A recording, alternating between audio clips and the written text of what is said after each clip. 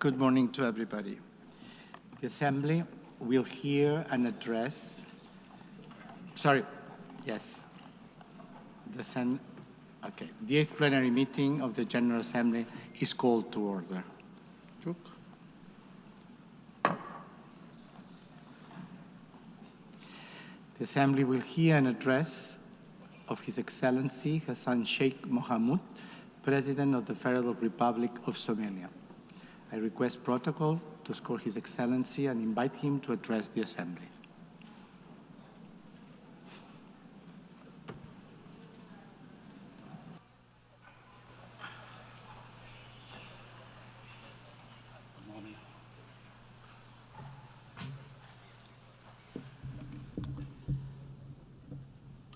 Bismillahir Rahmanir Rahim.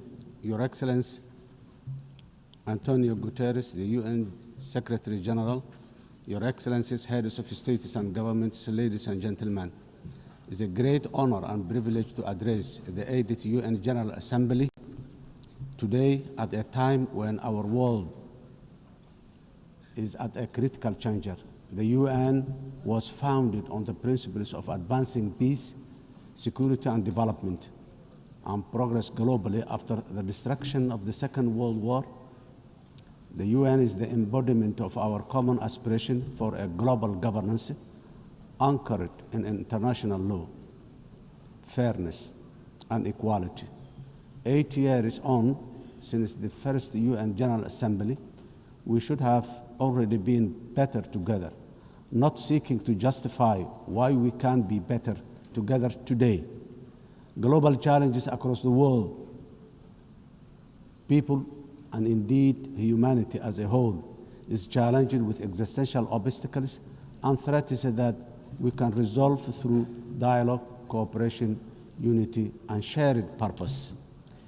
Yet, instead of seeking to strengthen existing and future partnerships and enhancing social solidarity to achieve this, we are in a world of adverse competition and increasing governance uncertainty.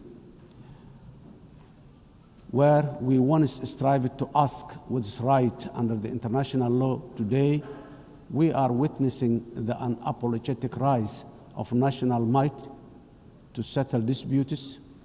This is a truly dark and dangerous path that threatens the hard-won, rules-based international order we collectively agreed on as UN member states.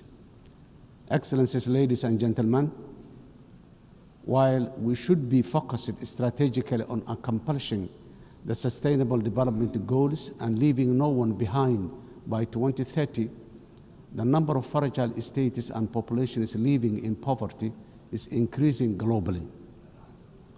Over 30 member states of the UN today, including my country, Somalia, are classified as a fragile, conflict-affected because of both conflict and social and institutional fragility.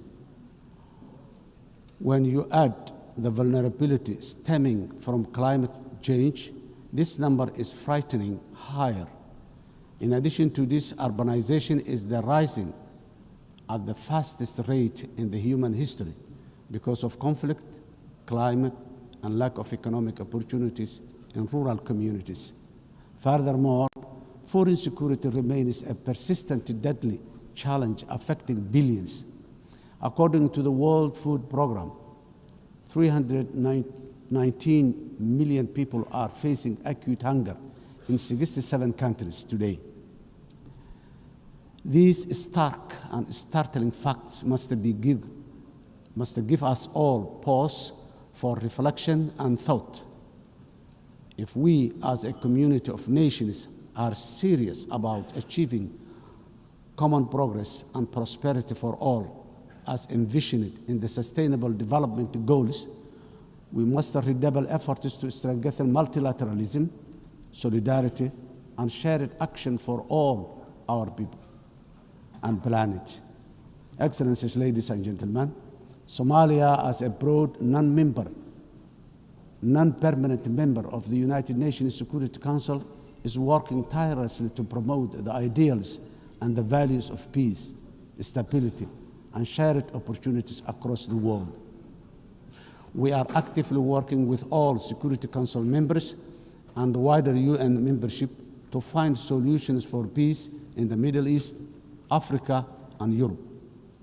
Somalia remains deeply concerned by the continued suffering of the Palestinian people. The ongoing violence, displacement, and deprivation faced in the occupied territories, including Gaza, demand our collective conscience and urgent action. We call for an immediate and lasting ceasefire, unhindered humanitarian access, and renewed commitment towards the two-state solution as the only viable path for a just and lasting peace in the Middle East today. Somalia Security Council, Excellencies, ladies and gentlemen, Somalia is a unique history of decisively transitioning from conflict to a brighter socio-economic and political and security future. Starting from 2012 is the history of a real national effort supported by truly committed international partners, many of whom are represented in this room today. In fact, Somalia is an evidence that multilateralism and global solidarity can make the world a better, safer, and progressive place. This lived experience is our own government's inspiration for a determinedly working for a more just, peaceful, and progressive world within the UN Security Council during our membership, because we know that we are truly better together.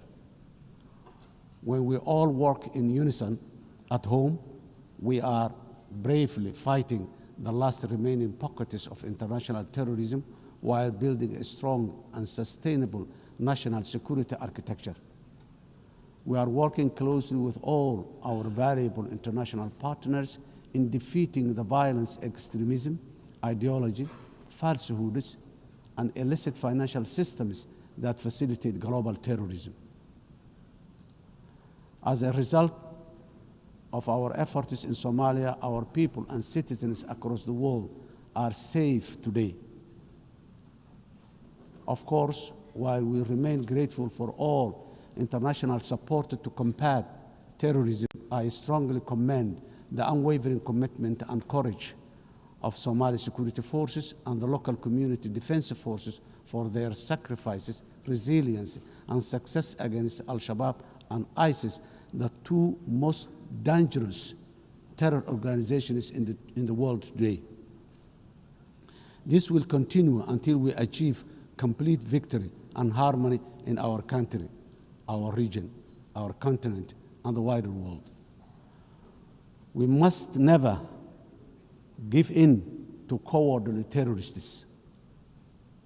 Excellencies, ladies and gentlemen, our government has embarked on a historic journey to undertake universal suffrage elections in Somalia for the first time in 57 years.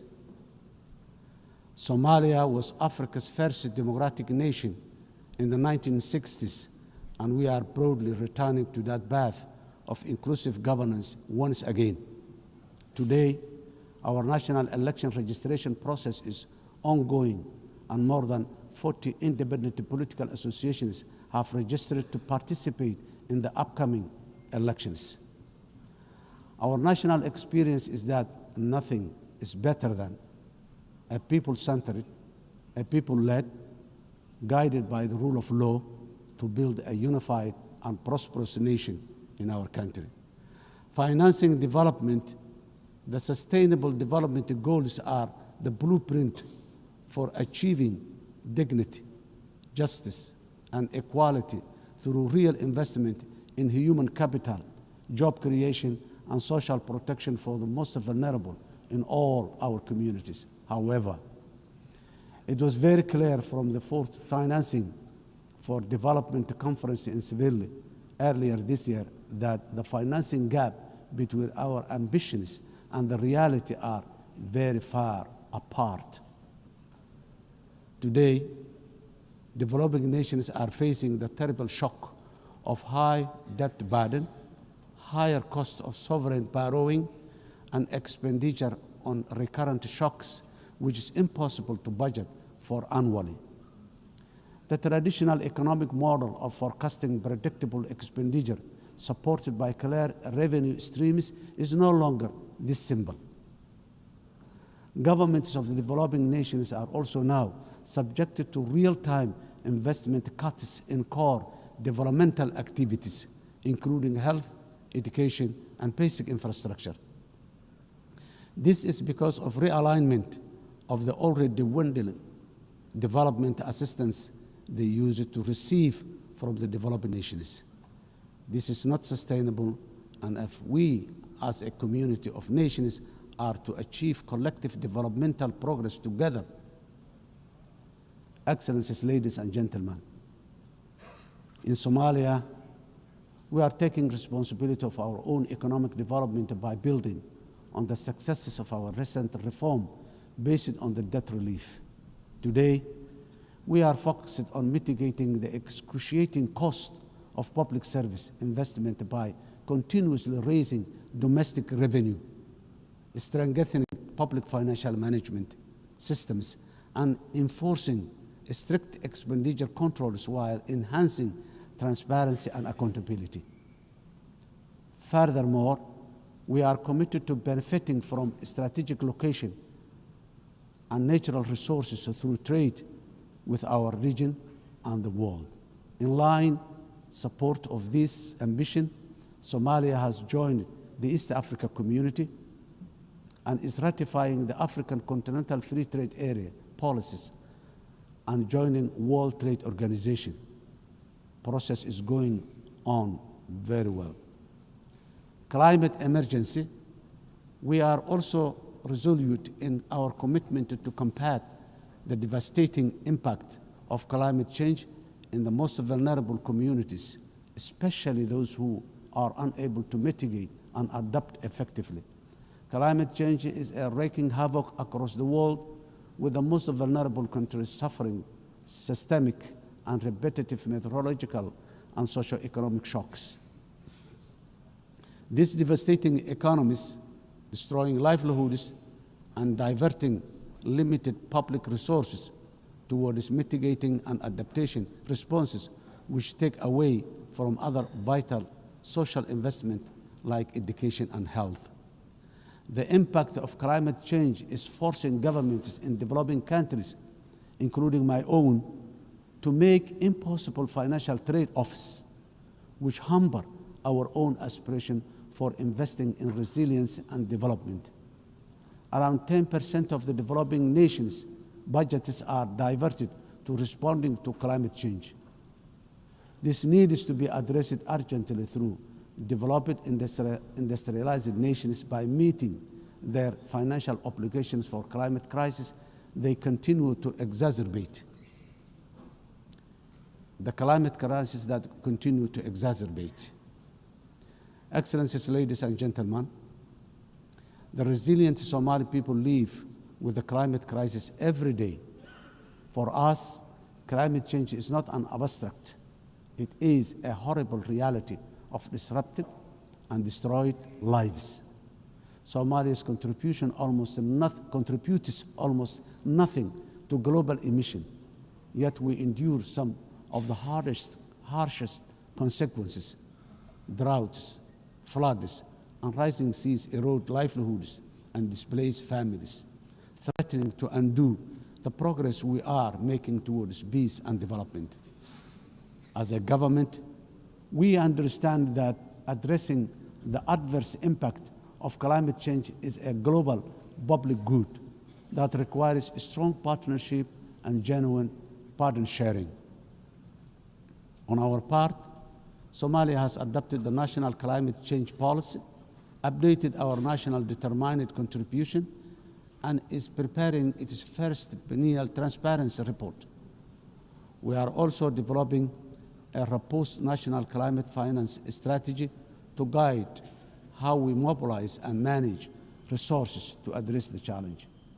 To ensure these resources are used effectively, we have established the National Climate Fund, a dedicated institution to channel climate financing transparently and directly to the communities on the ground, to the communities on the ground. We are restoring degraded lands, strengthening water security, and piloting nature-based solutions that protect both people and ecosystems. Despite our efforts, accessing climate finance remains too slow and complex. As our government strengthens its domestic revenue capacity and initiates the process for pre-arranging disaster risk financing, we call for financial support that is accessible, affordable, predictable, and just from the international financing institutions and capital markets. Nations on the front line, like Somalia, cannot be left to face this crisis alone, unsupported by the dominant global financial architecture, which is not fit for the purpose in this age of great challenge. Excellencies, ladies and gentlemen, in conclusion, the 80th anniversary of the UN General Assembly is the best possible opportunity to take stock of our global achievement as far as our common commitments to sustainable development are concerned. We quietly transitioned from the Millennium Development Goals to now the Sustainable Development Goals.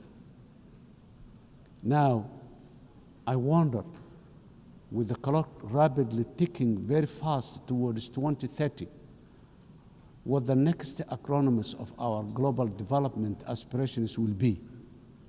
For us, being better together means common ownership, common responsibility, and genuine partner sharing on the global achievement of sustainable development through investment in a resilient and fair future for all. I thank you.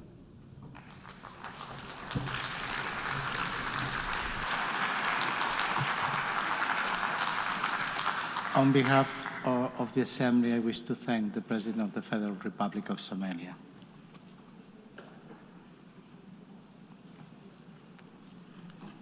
And now the Assembly will hear an address of His Excellency Jakob Mitovic, President of Montenegro. I request protocol to escort His Excellency and invite him to address the Assembly.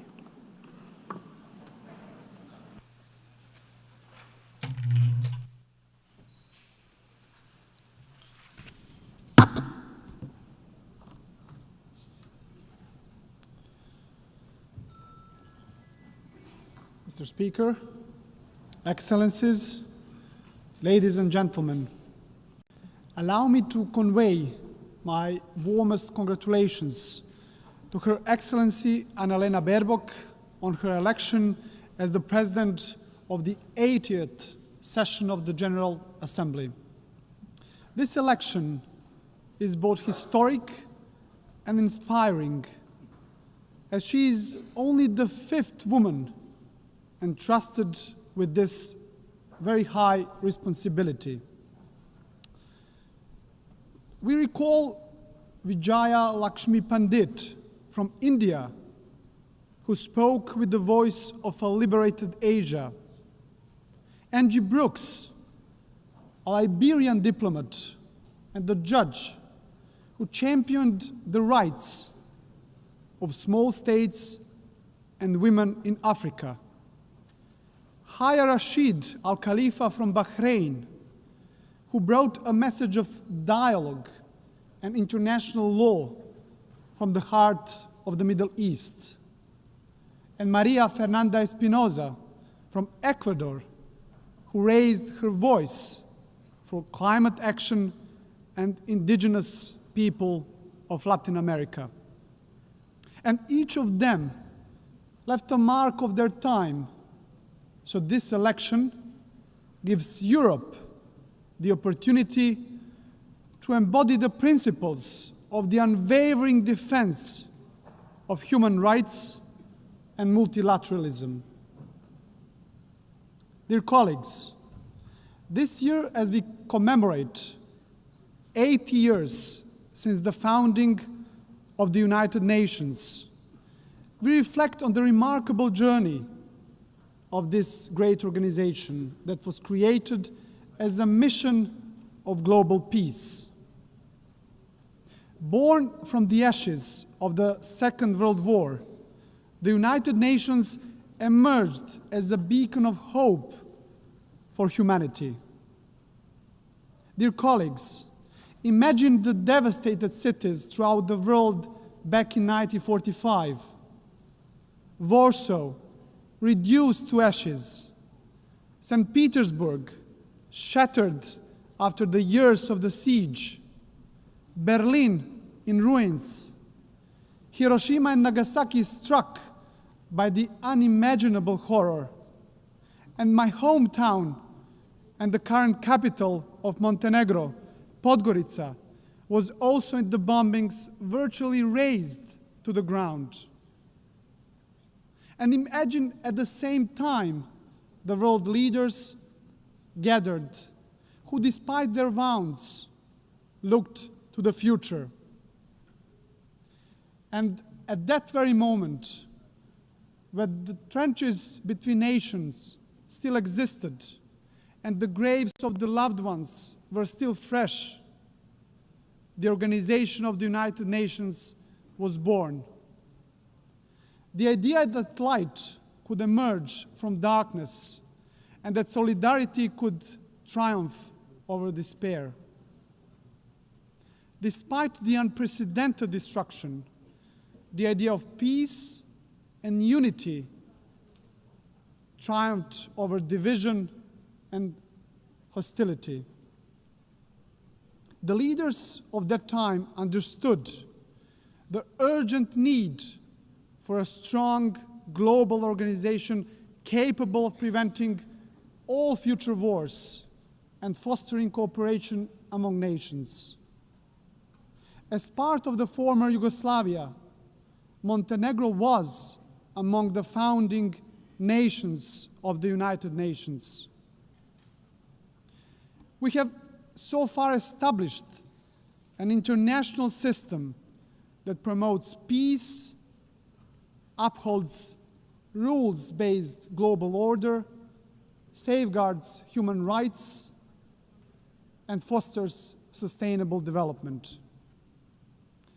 Dear colleagues, without the United Nations, much of our collective progress would have remained just a distant dream. Yet, even after 8 decades, we must also acknowledge a sobering truth. The absence of the World War has not always meant the presence of genuine peace and prosperity in the world. Today, multilateralism is being tested like never before, and our world is confronted with devastating conflicts, rising polarization, grave human rights violations, deep economic inequalities, and the corrosive spread of disinformation. Those challenges remind us of one essential fact: we cannot afford the marginalization of the United Nations, nor the silencing of the international law. Dear colleagues, now more than ever, we need to renew our commitment to the founding principles of the UN Charter. And despite its imperfections, the United Nations remains the only global organization where every nation has a seat and a voice, and where international law remains the basis for international legitimacy. And that makes the United Nations indispensable. Ladies and gentlemen, since regaining our independence back in 2006, Montenegro worked hand in hand with the United Nations to advance reforms in sustainable development, human rights and good governance, and in line with our European Union membership aspirations. Next year, we will proudly mark 2 decades of regaining our independence, as well as 2 decades of our UN membership. So over the past 20 years, Montenegro has evolved into a modern democracy. This transformation is also reflected in our economy, which has grown steadily, driven by key sectors such as tourism and energy. Our resilience has been tested by many global crises. Yet, Montenegro remains firmly committed to building a knowledge-based economy that fosters sustainable development and contributes to regional stability and regional prosperity. Montenegro's commitment to the United Nations and multilateralism remains a cornerstone of our foreign policy, fully in harmony with our European and Euro-Atlantic paths, and our dedication to good neighborly relations and regional cooperation. With NATO membership as the pillar of our security, our strategic focus is now on joining the European Union by 2028. It's an ambitious goal, dear colleagues, yet one that is now firmly within our reach. And as the most advanced EU candidate country, Montenegro remains steadfast in implementing structural reforms and fully aligned with the European Union's common foreign and security policy. We are convinced that the EU integration is a catalyst for lasting progress, stability, and ultimately security of the European continent. And in this process, Montenegro is not only a beneficiary, but also a contributor, demonstrating that enlargement strengthens the European Union as much as it strengthens the candidate countries. Your Excellencies, to strengthen multilateralism, we also must confront its weaknesses. The Security Council is increasingly paralyzed and unable to fulfill its mandate as the primary guardian of peace and security. The latest example is the war in Ukraine, which has brought unimaginable suffering to the people of Ukraine. And Montenegro welcomes recent diplomatic efforts of the international community led by the United States aimed at achieving a just and lasting peace. And we sincerely hope that these efforts will succeed. At the same time, Montenegro is deeply concerned about the unfolding humanitarian suffering of the Palestinian people in Gaza. And we call for an immediate ceasefire. Montenegro also strongly condemned the horrific terrorist attack by Hamas on October the 7th, 2023, and calls for unconditional release of all hostages. Montenegro has consistently supported a peaceful resolution of the Israeli-Palestinian conflict based on the two-state solution in full accordance with international law and relevant United Nations resolutions. And this is why we also endorsed the New York Declaration on the peaceful settlement of the question of Palestine and the implementation of the two-state solution. Dear colleagues, dear delegates, Montenegro fully supports the implementation of the UN Pact for the Future, as well as the Seville Compromise, a renewed global commitment for financing sustainable development, as important steps in strengthening our collective capacity to respond to global challenges. And we also believe that the upcoming second World Summit for Social Development must move decisively beyond reflection and analysis and deliver concrete, tangible solutions that will improve lives of people across the globe. Ladies and gentlemen, back in 1991, Montenegro proudly became the world's first ecological state, a milestone that proclaimed our commitment to the highest principles of environmental protection, the preservation of nature, and the pursuit of sustainable development. UN Agenda 2030 remains our guiding light for sustainable development, and Montenegro takes pride in being among the first countries in the world to integrate all the SDGs into its national framework almost a decade ago. A further important step in advancing the implementation of the 2030 Agenda was the creation of the SDG Acceleration Fund, a powerful mechanism for financing SDG goals. Ladies and gentlemen, for Montenegro, the priority is clear, which is to create conditions that will enable our young people to build their future at home, offering them equal opportunities to thrive. And by insisting on the value of knowledge and ensuring equal access to education, we strive to reduce inequalities and empower our citizens to reach their full potential. Ladies and gentlemen, climate change must be tackled globally and urgently. And it is no longer just warnings from the scientists. It is floods that swallow villages and cities, fires that destroy forests, fields, and homes, and delaying a more decisive action on the international scale means gambling with the lives of those who live today, but also of the future generations. Dear colleagues, rapid technological change, and particularly the rise of the artificial intelligence, must be harnessed in a safe, responsible, and inclusive manner. Technology should be an evolutionary gift to humanity, developed, founded, and guided with social responsibility, serving the greater good.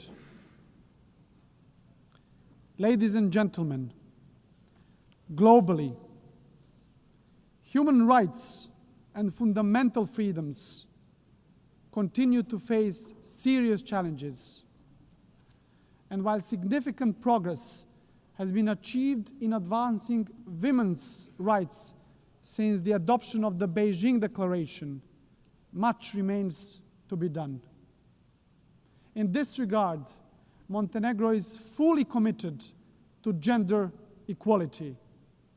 We have harmonized national policies with the best international standards, strengthened our institutions dedicated to the protection of women's rights, and promoted women's leadership in all spheres of our society. Your Excellencies, as we celebrate today 80 years of shared achievements, our collective task is to reform the United Nations and prepare it for the challenges and opportunities of the future.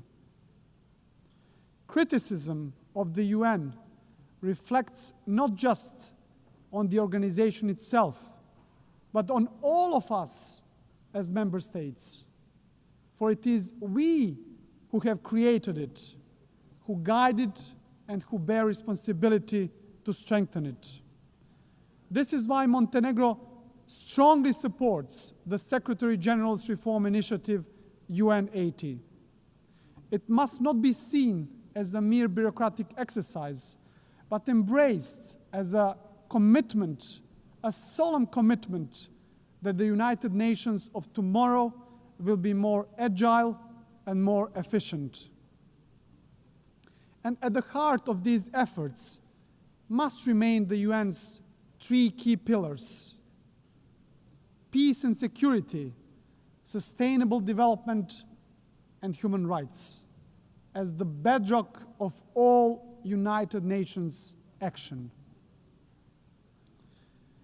To conclude, dear friends, Montenegro is firm in its conviction that the United Nations must remain the cornerstone of peace, international law must prevail over force, and the rule-based order must be further strengthened.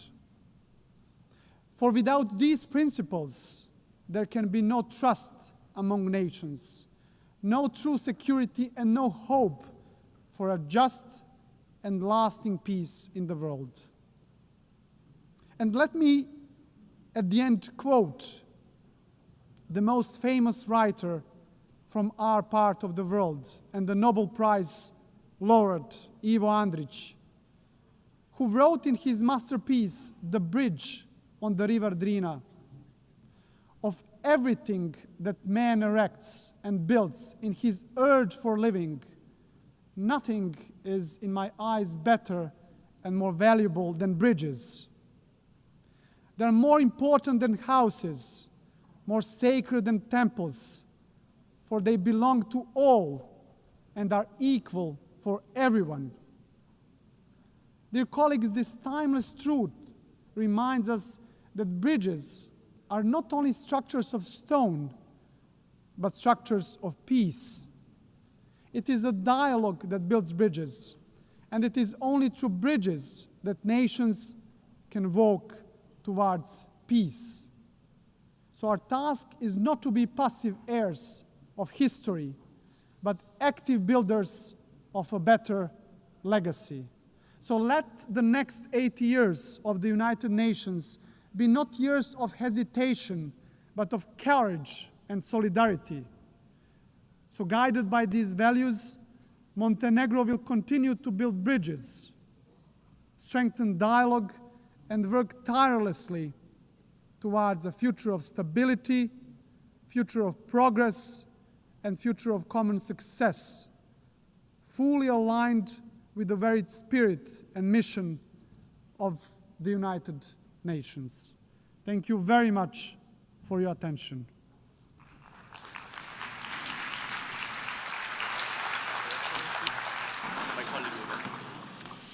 On behalf of the Assembly, I wish to thank the President of Montenegro.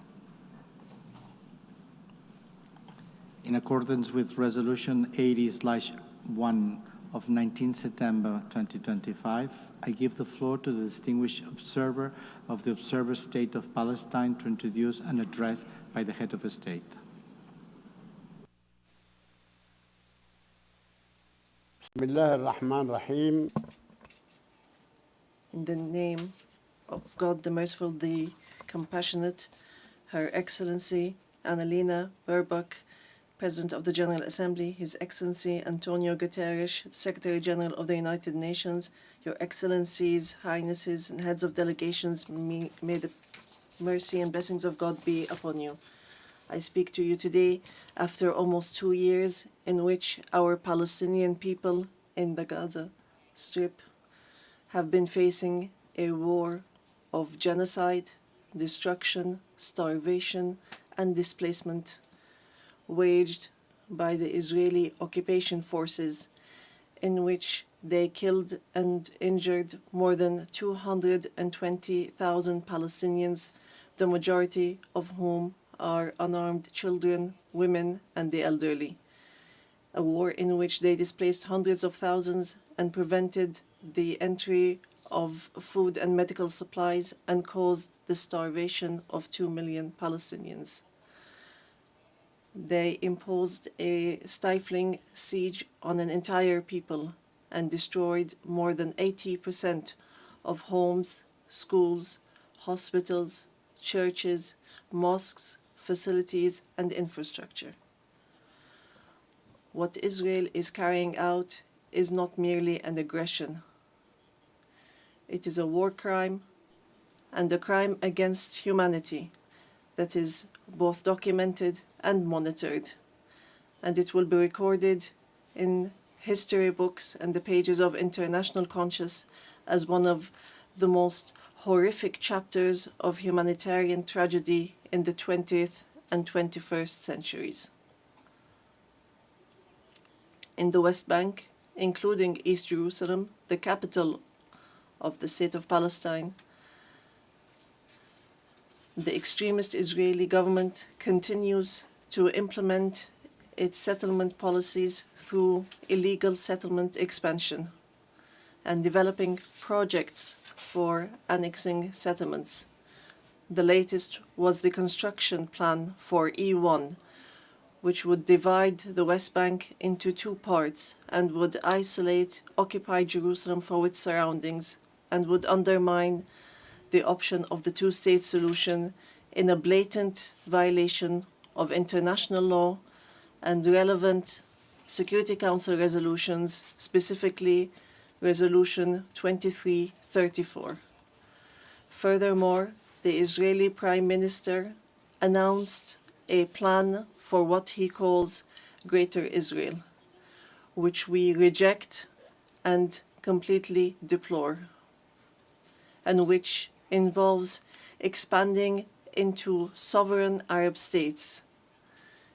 In addition to the brutal attack against the sisterly state of Qatar, which we condemn and see as an escalation that is grave and a blatant violation of international law, which requires a decisive intervention and deterring procedures and measures for such expansionary plans.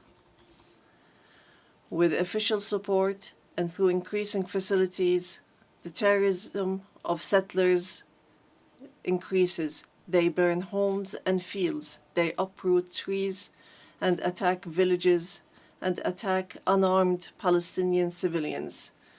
In fact, they kill them in broad daylight under the protection of the Israeli occupation army. Furthermore, the Islamic and Christian religious sites in Jerusalem, Hebron, and Gaza Strip have not been spared the attacks which have damaged the mosques, churches, and cemeteries in a blatant violation of the historic status quo and in a clear violation of the provisions of the international law. Despite all what our people have suffered, we reject what Hamas carried out on the 7th of October. These actions that targeted Israeli civilians and took them hostages, because these actions do not represent the Palestinian people, nor do they represent their just struggle for freedom and independence. We have affirmed, and we will continue to affirm, that the Gaza Strip is an integral part of the state of Palestine, and that we are ready to bear full responsibility for governance and security there. Hamas will not have a role to play in governance. Hamas and other factions will have to hand over their weapons to the Palestinian National Authority as part of a process to build the institutions of a one state, one law,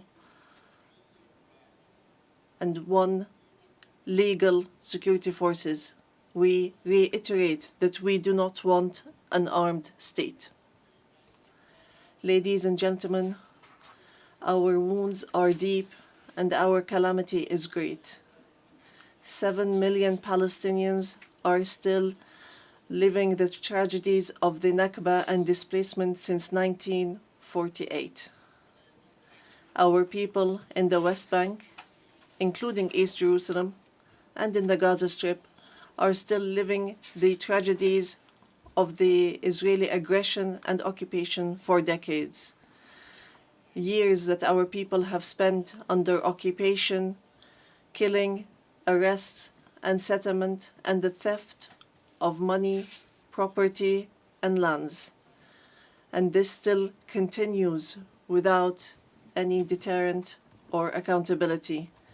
Years of oppression, deprivation, and the protection for the occupier, and enabling the occupier instead of protecting the people under the occupation, and more violations of the rights of our Palestinian people to self-determination, to freedom, dignity, independence, and sovereignty on the land of the occupied state, on the land of the State of Palestine occupied since 1967, including East Jerusalem.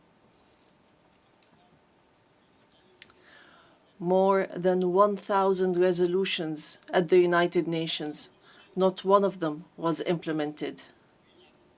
There have been many efforts, many international initiatives without reaching an end to this tragic situation that the Palestinian people are living under the yoke of occupation.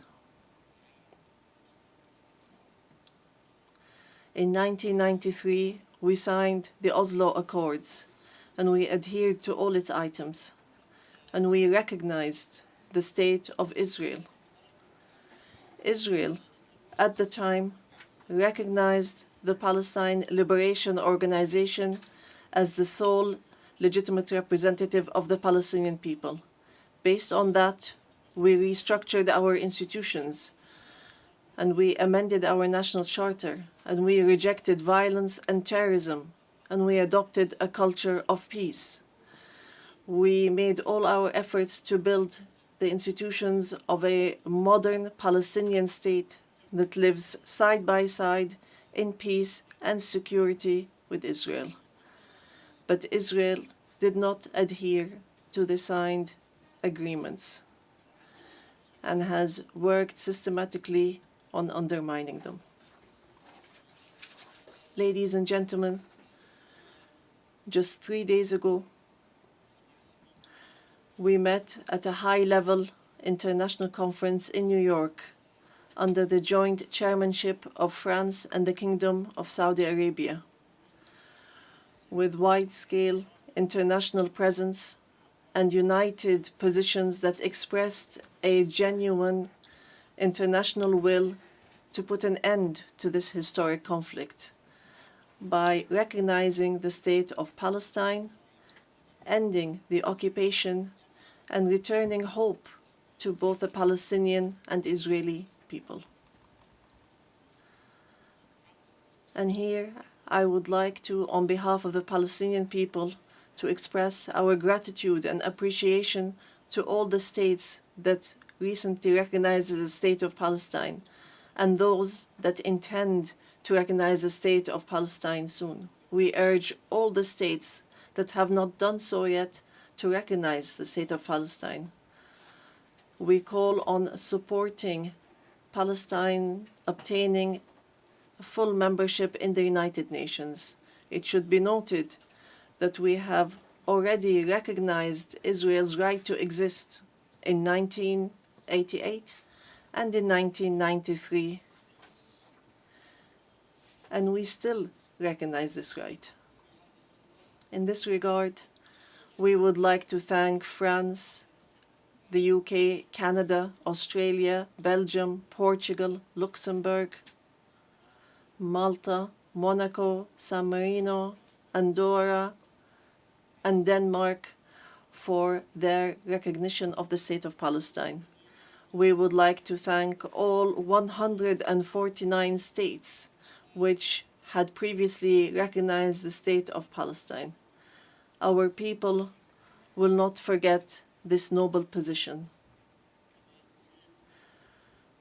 We would also like to commend the role of the chairmanship of this conference, the Kingdom of Saudi Arabia and France, and also the United Kingdom. We would also like to thank all the states that headed the various working groups and those which participated and continue to participate in the International Alliance for Peace.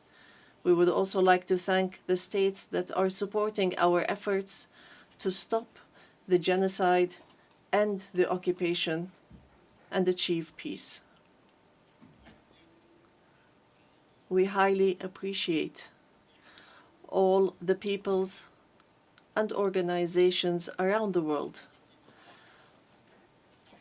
who protested in support of the rights of the Palestinian people to freedom and independence and to stop the war, destruction, and starvation. We reject confusing the solidarity with the Palestinian cause and the issue of anti-Semitism, which is something that we reject based on our values and principles. Within the framework of welcoming the outcomes of the International Conference for Peace, we reiterate today before the General Assembly the following points. First, the need for an immediate and permanent end to the war in Gaza. Second, the entry without conditions of humanitarian aid through United Nations organizations, including the UNRWA, and to stop using starvation as a weapon. And here we would like to thank the brotherly and friendly states and organizations that have been sending aids. Third, the release of all hostages and prisoners on both sides. Fourth, the complete withdrawal of the occupation from the Gaza Strip and the rejection of the plans for displacement and putting an end to settlement, the terrorism of settlers, and the theft of Palestinian lands and property under the headline of annexation, and stopping the aggression against the status quo in holy sites. These are all unilateral actions that undermine the two-state solution in Gaza, the West Bank, and Jerusalem. Fifth, the state of Palestine should take their full responsibility, starting with the Administrative Committee for the Gaza Strip, which is chaired by a minister in the Palestinian government, to manage the affairs of the Gaza Strip for a temporary period, and then to connect that with the West Bank, all through Arab and international support, and with Arab and international presence to protect civilians in Gaza and support the Palestinian forces under the umbrella of the United Nations, rather than being a replacement.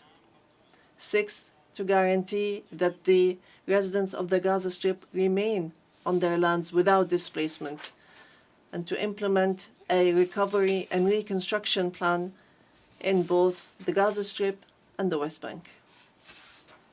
Seventh, releasing the Palestinian tax money that is being held by the State of Israel unjustly, and lifting the economic siege and the barriers from the Palestinian cities, villages, and refugee camps. Eighth, supporting our national efforts towards reform and conducting presidential and parliamentary elections within a year after the end of the war. The practical procedures has begun.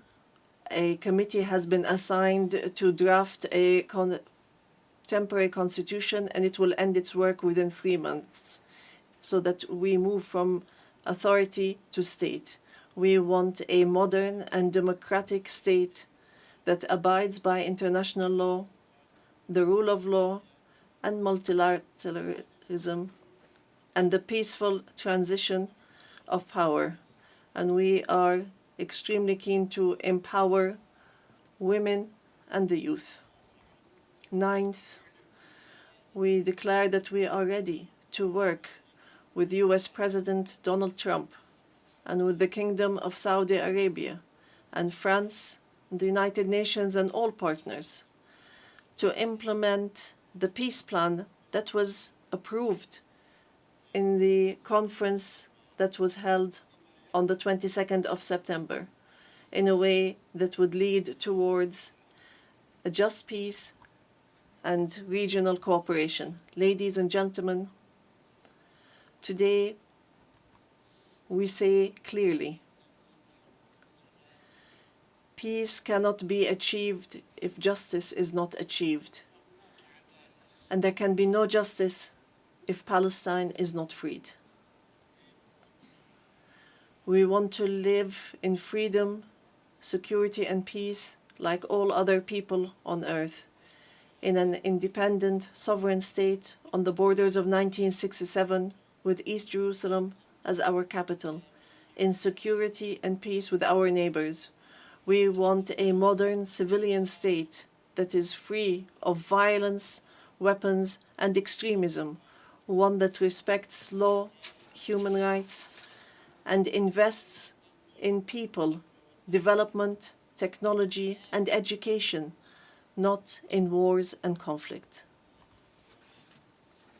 The time has come for the international community to do right by the Palestinian people so that they may obtain their legitimate rights to be rid of the occupation and to not remain a hostage to the temperament of Israeli politics, which denies our rights and continue in their injustice, oppression, and aggression. We are continuing to move forward, and we will continue our peaceful, legal, and diplomatic fight to obtain our rights. In conclusion, we say to our sons and daughters in the homeland, in the exile, and in the diaspora, no matter how much our wounds bleed, and no matter how long the suffering lasts, it will not break our will to live and survive. The dawn of freedom will emerge, and the flag of Palestine will fly high in our skies as a symbol of dignity, steadfastness, and being free from the yoke of occupation. Palestine is ours. Jerusalem is the jewel of our heart and our eternal capital. We will not leave our homeland. We will not leave our lands. Our people will remain rooted like the olive trees, firm as the rocks. We will rise from under the rubble to rebuild and to send from our blessed and holy land the messages of hope and the sound of truth and right, and build the bridges of just peace for the people of our region and the entire world. May the peace and mercy and blessings of God be upon you.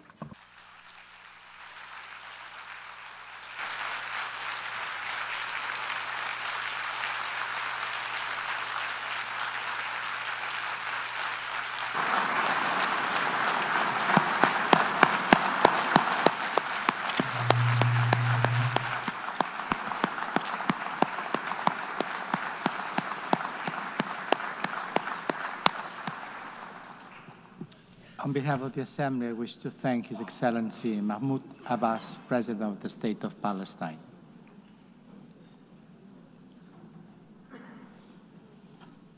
The Assembly will hear an address now by His Excellency Rashad Mohammed Al-Alimi, President of the Presidential Leadership Council of the Republic of Yemen. I request protocol to escort His Excellency and invite him to address the Assembly.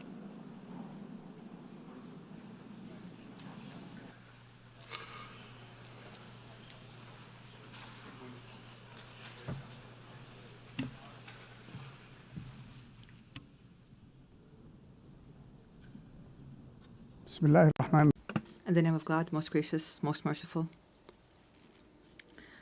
My statement today will be entitled, For Yemen, for the World. Your Majesties, Your Excellencies, Your Highnesses, Madam President of the General Assembly of the United Nations, Mr. Secretary General, ladies and gentlemen, distinguished delegates. I would first like to offer Madam Annalena Baerbock and her friendly country, the Federal Republic of Germany, I'd like to offer them our sincere congratulations on her election as President of the United Nations General Assembly. I wish her success in leading this session, which we attach great importance to as under the slogan, Better Together for Peace, Development and Human Rights. I would also like to commend the efforts of the Secretary General of the United Nations, Mr. Antonio Guterres. We look forward to working with these two leaders of the United Nations to champion peace and human rights in Yemen and to offer protection to the relief staff that have been kidnapped by the terrorist Houthi militias that are backed by the Iranian regime.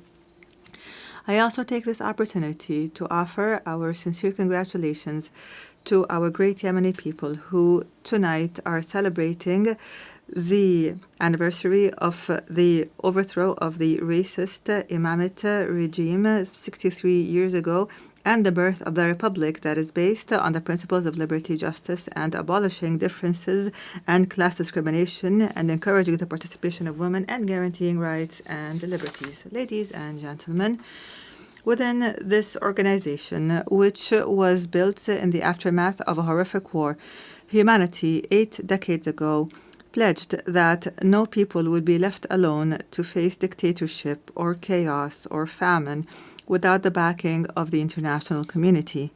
You pledged, and we pledged along, that this organization will safeguard human dignity and the rights of peoples to live in dignity, security, development, and peace. And today, after all these years have passed, we pose to you the same fateful question from the Yemeni people, whether these values and principles continue to exist or not, or else what would it mean for our country to be left hostage to the Iranian regime's expansionist schemes and its militias that use hunger as a weapon, religion as a tool, and maritime passages as a means of blackmail? What does it mean for this country with an ancient history to become one of the most dangerous hotspots of terrorism, cross-border terrorism in the world? Therefore, we are here today not simply to speak of the epic confrontation of the Yemeni people against the most violent and arrogant of terrorist organizations at all. Rather, we are here to build on what was achieved and to call on the world once again to take action and not simply to take note, and to achieve the salvation that we have promised our people, not simply a repetition of statements of the past. Ladies and gentlemen, Yemen today is not simply a domestic crisis. Rather, it is a test of the credibility of the international organization. After a decade has passed to the coup that was orchestrated by the Houthi militias supported by the Iranian regime against the national consensus, our people are living one of the gravest humanitarian crises, facing security threats that transcend our borders and spread to the region and the entire world. The Houthi militias are no longer a rebel group in a remote area in the country. Rather, the Houthi militias are an international terrorist organization armed to the teeth with an advanced Iranian arsenal, including ballistic missiles and drones and booby-trapped boats and sea mines and fissile projectiles and other qualitative weapons that are internationally banned. In addition, this outlaw group supports networks that smuggle drugs and utilize new technologies to disrupt communications and guidance systems in an attempt to transform Yemen into a laboratory to experiment with the weapons of its supporters. These are not simply tools of war. Rather, this is a scheme to redraw the map of Iranian influence in the region. And those who are lenient with this group today must imagine how tomorrow will be when the Red Sea and maritime passengers fall prey permanently to this terrorism.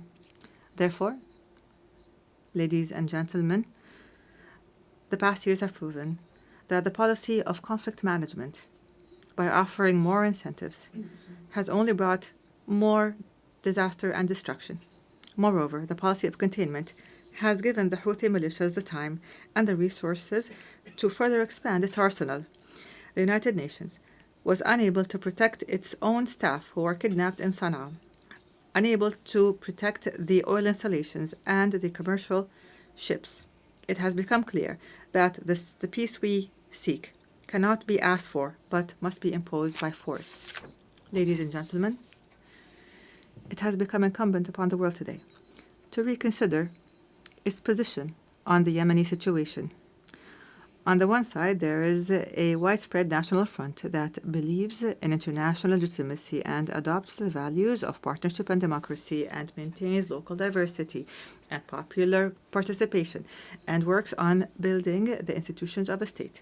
This is the front that I represent today, myself and my brothers, the members of the Presidential Council and the government, which is a member of the United Nations and represents all Yemenis, men and women alike.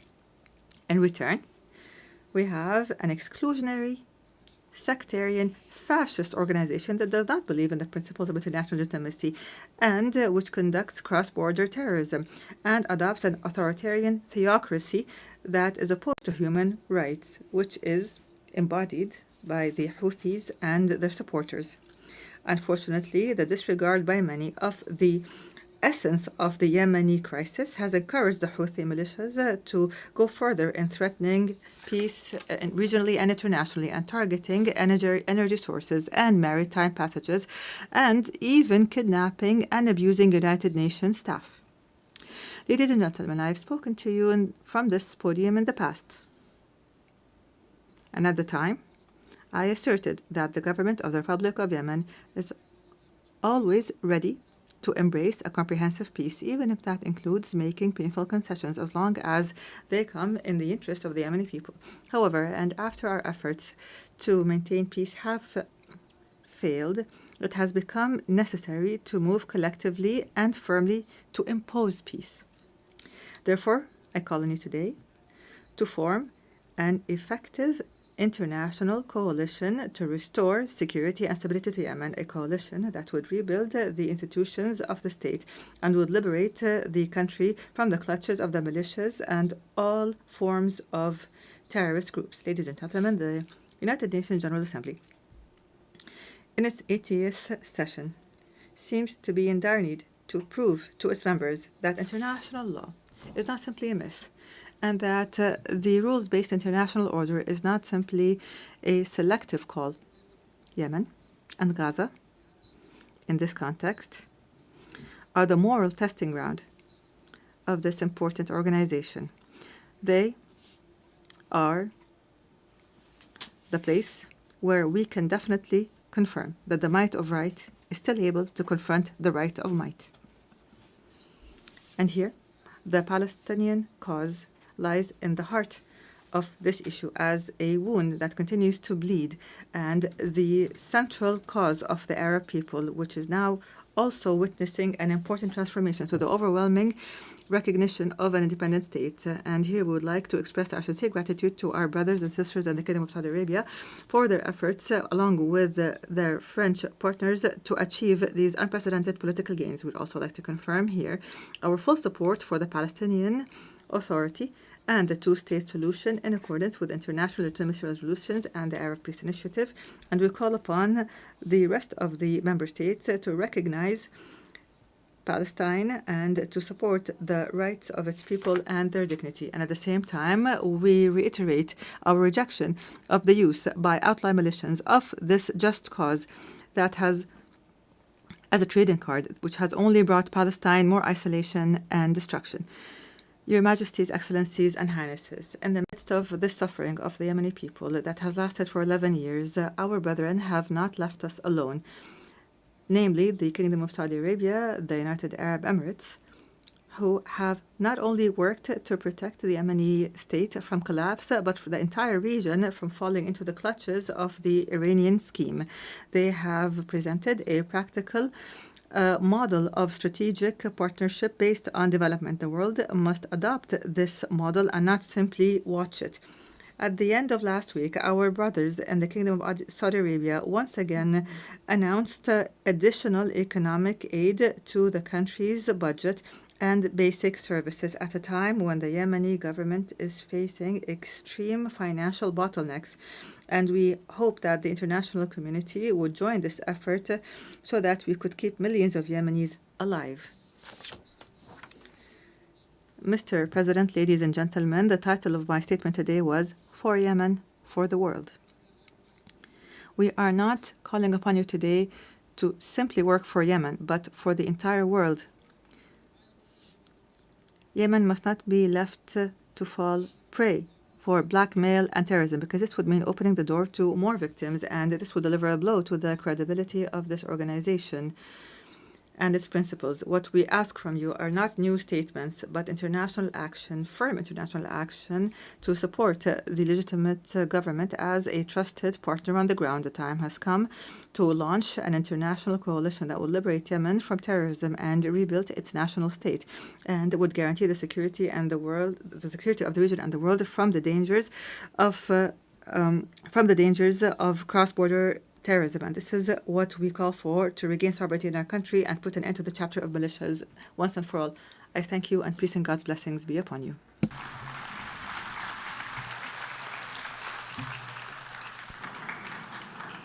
On behalf of the Assembly, I wish to thank the President of the Presidential Leadership Council of the Republic of Yemen. The Assembly will hear now an address by Her Excellency Gordana Dzizanowska-Davkova, President of the Republic of North Macedonia. I request protocol to escort Her Excellency and invite her to address the Assembly.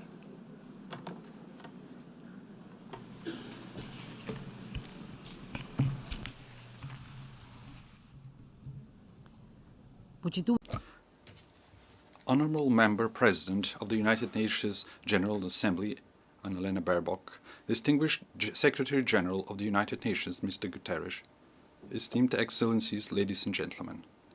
Being the foundation of international law and multilateralism, the United Nations have prevented another world war and numerous conflicts and have alleviated the consequences of many humanitarian crises. They have helped many nations embark on the path to sovereign equality, lifted millions of extreme poverty, and educated entire generations. They have inspired a global movement for rights and freedoms, for social justice and equality.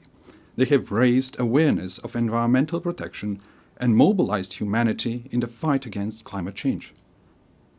For these and many other achievements, the United Nations, its agencies and leaders, have won no less than 12 Nobel Peace Prizes.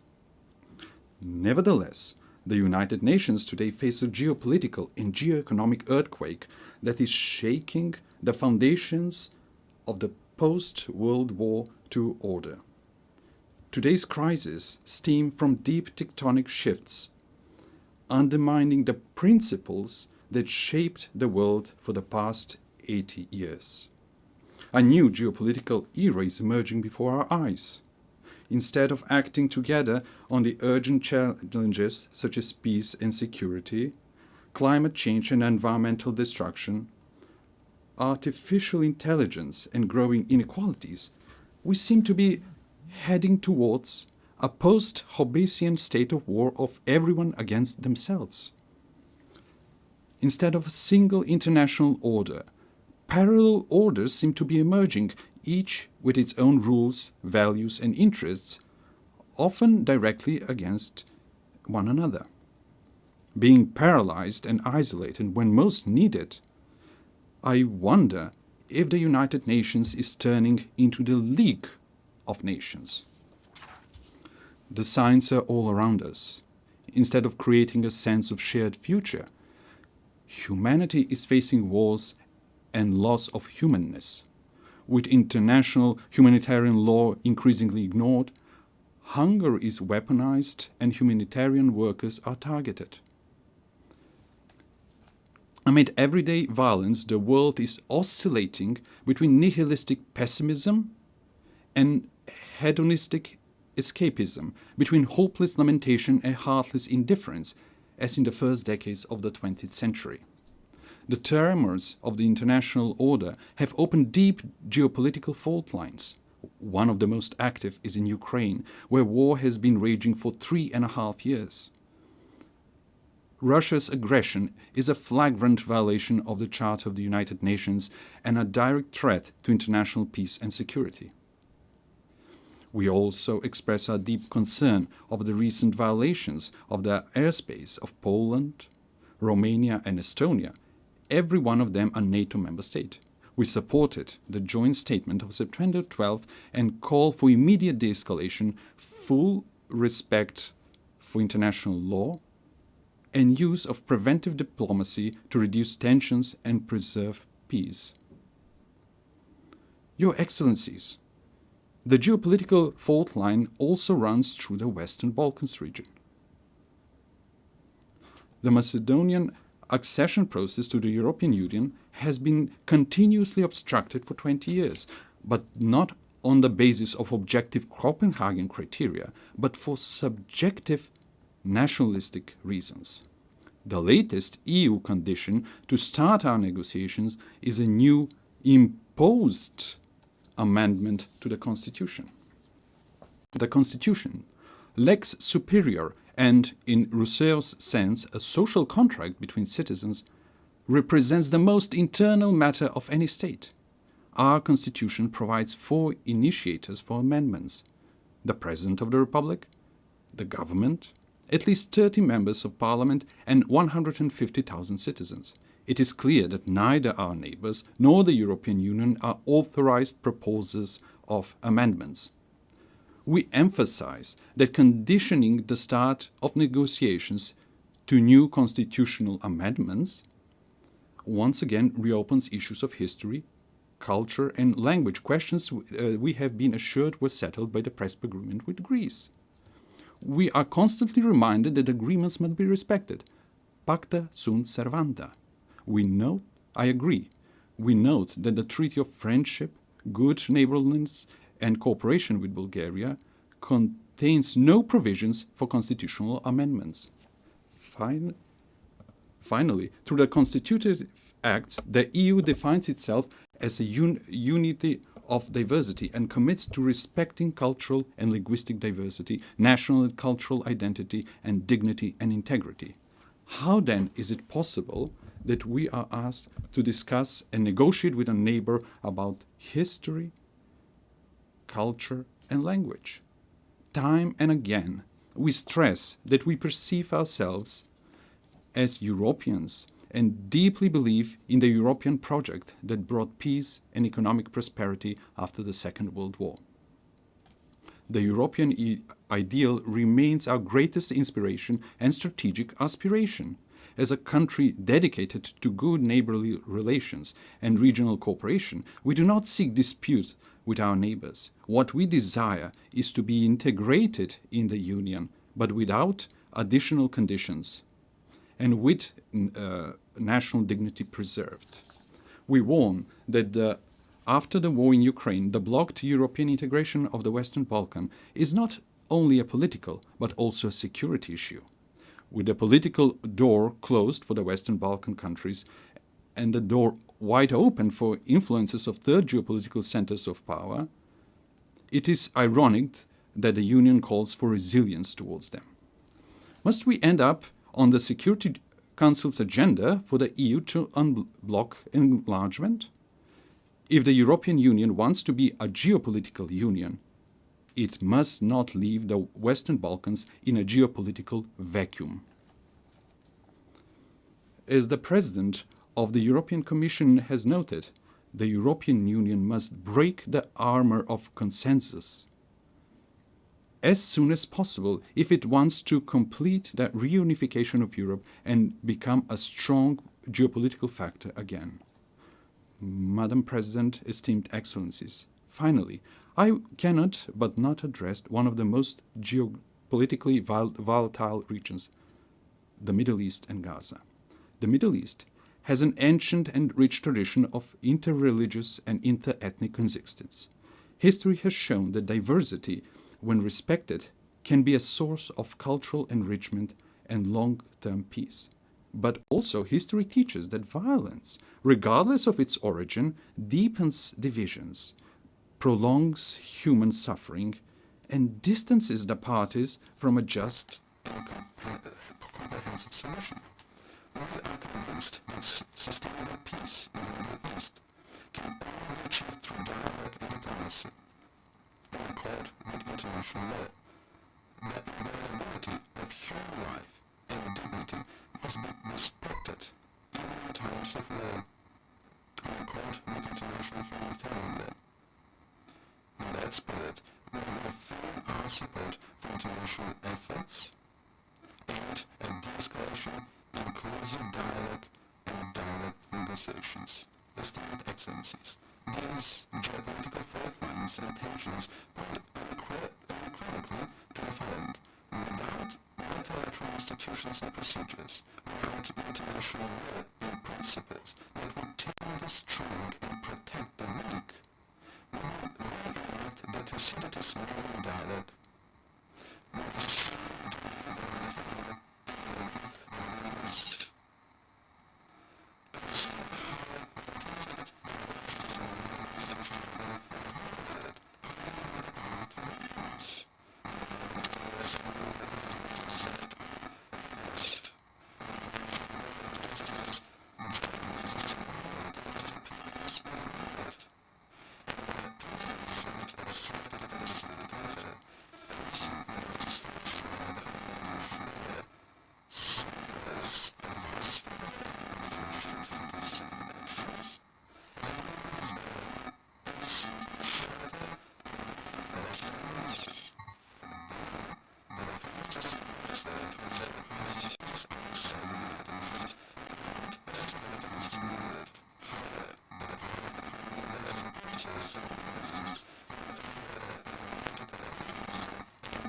reaching for ad hoc measures pushes us towards an uncertain future of growing geopolitical and geoeconomic competition and even confrontation in the race for resources.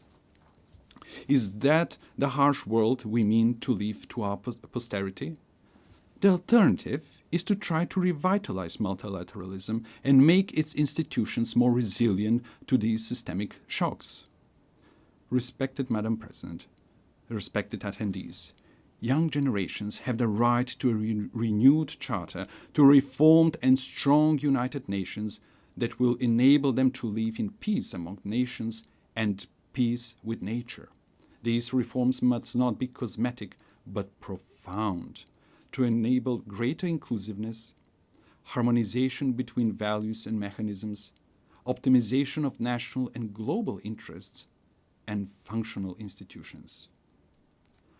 The UN reforms depend on whether they are seen as an opportunity to renew the rules-based international order or as a challenge to the privileges of some member states. Yet, what is the point of being a privileged member state of a dysfunctional, irrelevant, marginalized international organization? For effective United Nations, it is necessary for the Security Council to be reformed, to be more inclusive, accountable, and responsible for maintaining international peace and security. The General Assembly must evolve into a representative policy-making body rather than a debate club. The implementation of International Court of Justice judgments must become mandatory for all member states, ensuring the rule of international law. Reform is needed not only for all challenges, but also for new ones. Artificial intelligence brings enormous opportunities, but also incalculable risks for our civilization. It is not just a technological leap. Its impact may be greater than the industrial and digital revolutions. Aware of this, my country and I support the proposal to make artificial intelligence a priority of the 80th session. Next year, we will elect a new Secretary General of the United Nations. We need a person with leadership skills, with rich diplomatic experience, and ability to bring differences and build consensus, but also deeply humane and committed to the vulnerable. The next top diplomat of the world must possess knowledge, patience, and tact. After 80 years, it is high time for a woman to be a Secretary General of the United Nations. In a world dominated by strong men, often with weapons, we need strong women with wisdom and empathy. I believe that women who are, along with their children, are the greatest and most numerous victims of wars, have an inalienable right and obligation to prevent them. The anarchic international order is a threat to all, but especially to small states.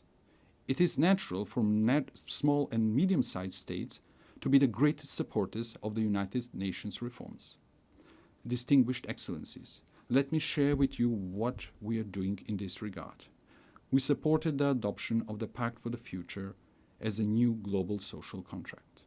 Living in one of the most climate-vulnerable regions in the world, the Mediterranean, Macedonian citizens are already experiencing the consequences of the climate crisis, such as extreme weather conditions.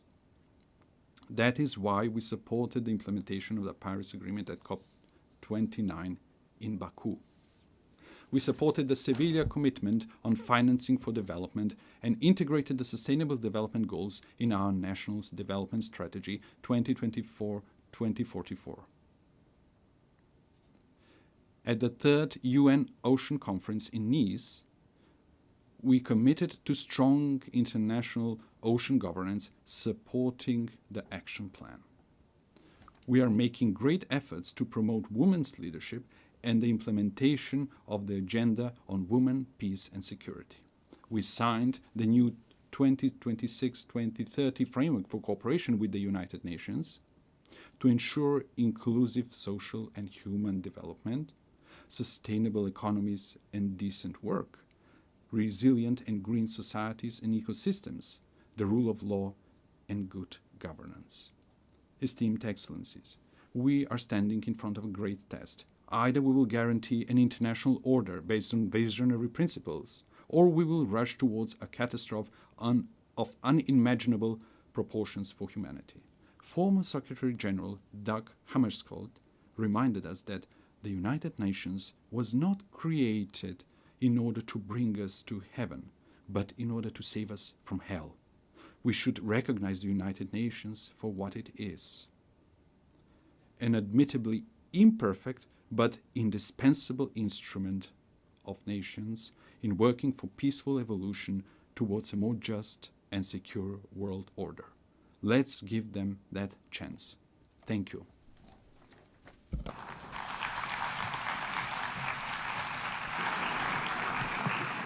On behalf of the Assembly, I wish to thank the President of the Republic of Macedonia.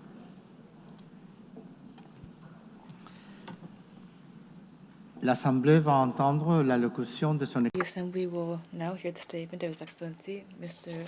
Anthony van Laurent Saint-Cyr, President of the Presidential Transition Council of the Republic of Haiti. I request Protocol to accompany His Excellency, and I invite him to speak before the Assembly.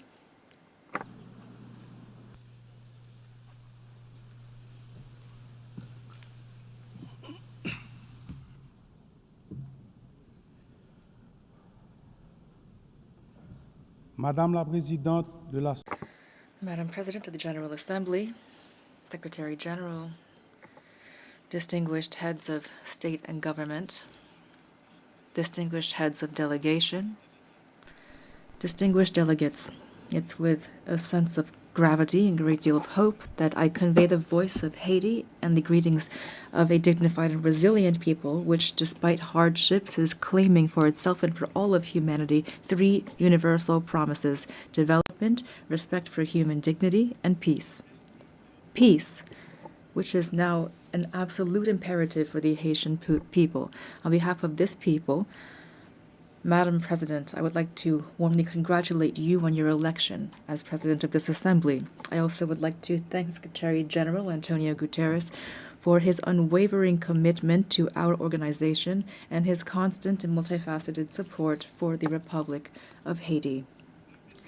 Ladies and gentlemen, the theme of this session, Better Together, 80 Years and More for Peace, Development, and Human Rights, honors the outstanding work carried out over the past decades. It also recalls the importance of remaining unified and resilient in the face of the unprecedented crises threatening the future of the planet, as well as international peace and security. Today, hunger is threatening millions of lives. Armed conflicts are multiplying and extreme poverty is deepening, causing forced migrations that jeopardize international stability and that put the solidarity between nations to the test.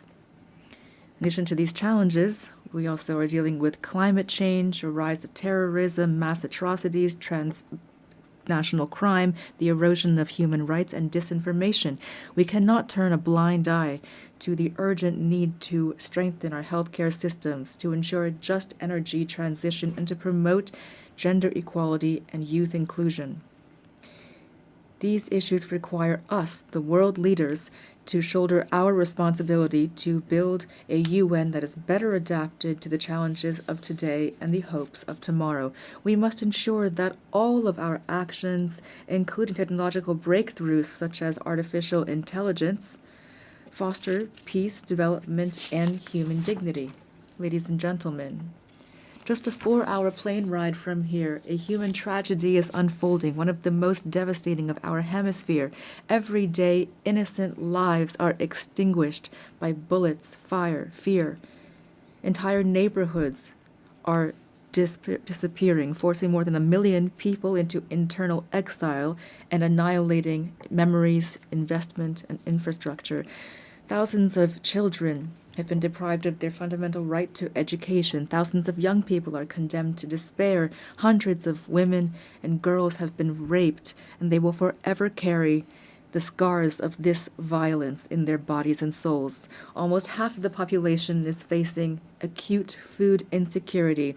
The healthcare system is collapsing. Hospitals are being vandalized, burned, or forced to shut down. Doctors are fleeing. Lives are being lost due to a lack of treatment. Even the treatment for persons living with HIV and tuberculosis is under threat. This is the face of Haiti today, a country at war, a modern-day Guernica, a human tragedy at the doorstep of America, only a 4-hour flight from here. It's important to say this. Haiti is experiencing war, a war between criminals that want to impose violence as their social order and a population, an unarmed population that is fighting for human dignity and freedom. The response must be firm and determined. Today, the international community must stand alongside Haiti and take large-scale measures, not half steps. A strong, coordinated, and immediate action is needed. Silence and inaction are not an option. We must act quickly to protect lives, to protect the innocence of children, to provide youth with a future, and to allow citizens to decide their own future at the voting booth. Every minute lost means human lives sacrificed and an erosion of democracy. Haiti wants peace. Haiti expects peace. Haiti has the right to peace. Yes, ladies and gentlemen, peace today is the most pressing need of the Haitian people. It is the raison d'etre behind our tireless battle, the battle between our security forces, led by our security forces and the multinational security support mission. Many policemen and soldiers have fallen in the war against criminal groups. We pay tribute to these heroes, Haitian and Kenyan, who have laid down their lives for their commitment to restoring peace and security in Haiti. Today, out of the 2,500 troops initially required and promised, there are only 1,000 members of the multinational mission on the ground. Their courage, combined with our own efforts, have not been sufficient to contain the security crisis. And yet we have increased by 40% the budget for our security forces. We've recruited new members. We have strengthened our troops and acquired more material and equipment. We must face the reality. Haiti is at the epicenter of an unprecedented regional threat. Powerful and heavily armed criminal networks are trying to destabilize our country and take over the economies of our entire common space. The new front lines of this battle are in our country, in Haiti. If we lose this battle on our soil, it will be futile to try to contain it in the rest of the region. That is why we must show the same determination, the same resolve, and the same unity that we showed in the fight against terrorism. Haiti could never overcome this challenge single-handedly. Today, it is crucial to mobilize a strong force with a clear mandate and with adequate material, logistical, and financial resources. In this regard, the lessons of the MMS and recommendations of Haitian experts must be taken into account. We also need heightened international cooperation based on intelligence sharing and on rigorous border control to curb the flow of arms, ammunition, drugs, and financing toward these gangs. Peace cannot be restored unless our regional partners take concrete measures to ensure their territories do not serve as a starting point or a transit hub for this kind of trafficking. Approaches that failed yesterday will not save Haiti today. It is critical to listen to the voice of the Haitian people, to try new solutions that are stronger and more adapted to the realities on the ground. In this regard, we fully support the efforts made to transform the multinational security support mission. We also call for solidarity from the entire international community, especially for the commitment of members of the Security Council for a vote in favor of a resolution establishing a gang suppression force. That is why I would like to express on behalf of the Haitian people my profound gratitude to the United States and to Panama for this initiative, the implementation of which will mark a turning point in our fight against insecurity, which is suffocating our nation. I thank the administration of President Trump for the efforts made to provide support and resources in our common fight against the gangs, these enemies that are threatening both Haiti and the entire region. Today, the complexity of the Haitian crisis cannot serve as a pretext for endless talk, for drawn-out negotiations, or for stalemates caused by geopolitical considerations. Every day that we hesitate, criminal groups benefit. We urgently need to be proactive, to transcend divisions, to act together, to promote the values that bring us together, peace and human dignity. Haiti would welcome the holding of a high-level meeting to overcome obstacles and to make tangible progress. In this regard, we welcome the countries of the region and thank them for their constant support, especially through declarations in various regional organizations, including the Organization of American States and CARICOM. We appreciate their support and advocacy with partners in the Security Council for a real solution to the security crisis in Haiti. We also pay tribute to all of those states which during previous crises stood by our side and express the hope to be able to count once again on their commitment. Together, we can and we must resolve this crisis which has lasted for too long already. 12 million women, men, and children are expecting this of us. Ladies and gentlemen, the Presidential Transition Council was born of a political consensus that stemmed from intense negotiations between the nation's political parties. This council, establishment which was supported by various international partners and facilitated by leaders of CARICOM, has a clear agenda which centers on holding free and credible elections. I repeat, free and credible elections. Despite the many challenges caused by the security crisis, the electoral process, for which the PTC and the government have shown real political will, has made real headway. The Electoral Council, Provisional Electoral Council, has already identified more than 85% of the voting centers, mobilized more than 70% of the elections personnel, and national financing to the tune of $65 million is guaranteed. The Presidential Transition Council is working closely with the MMS, the OAS, CARICOM, and BNU to ensure free, transparent, and inclusive elections reflecting the sovereign will of the Haitian people and guaranteeing the full and effective participation of young people, women, people with disabilities, and marginalized groups. To ensure productive political cooperation, constant efforts are being made and will continue to expand dialogue with the various political parties to strengthen consensus and to prevent a power vacuum which would be fatal for democracy and stability. The Haitian people must be able to choose its own leaders. The state wants credible elections. Our greatest challenge remains restoring security. The urgent and solemn call that we have once again issued to resolve the security crisis in Haiti must not be left to languish on paper nor be lost amid rhetoric and unkept promises. In Haiti, peace can no longer wait. Ladies and gentlemen, the transitional period does not allow us to launch all of the major structural reforms the country needs, but the humanitarian crisis we are currently experiencing must be overcome. To this day, the Haitian state has provided 72% of emergency assistance for IDPs and is assisting families to relocate. We are profoundly grateful to our international partners that have assisted us in the humanitarian response, and we are keenly interested in the promising initiatives put forward by those which, like the Association of Caribbean States, have chosen to join our effort. But our strategy is not limited to immediate assistance. We must move from assistance to investment.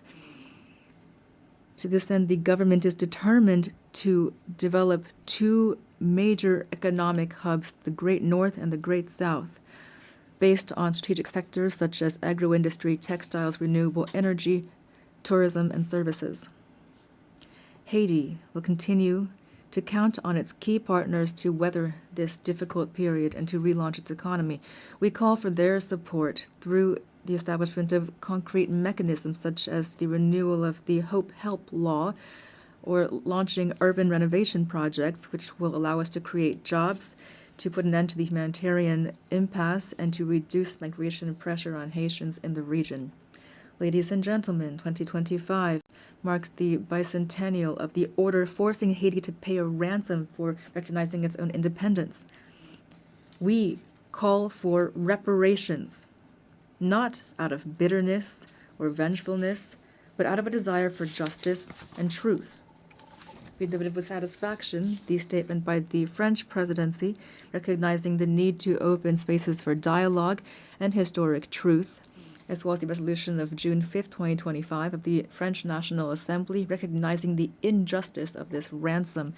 Haiti has established a National Reparations and Restitution Committee. We call for this progress to be accompanied by concrete action. France, which is the cradle of human rights, today has the opportunity to write a new chapter in its history with Haiti by honoring the ideals of freedom, equality, and fraternity that unite us. Ladies and gentlemen, I must underscore the invaluable support provided by the Haitian diaspora throughout the world, who are often living in hardship. Whether in America, in Europe, in Africa, or elsewhere, the millions of Haitians living abroad contribute to the development of Haiti.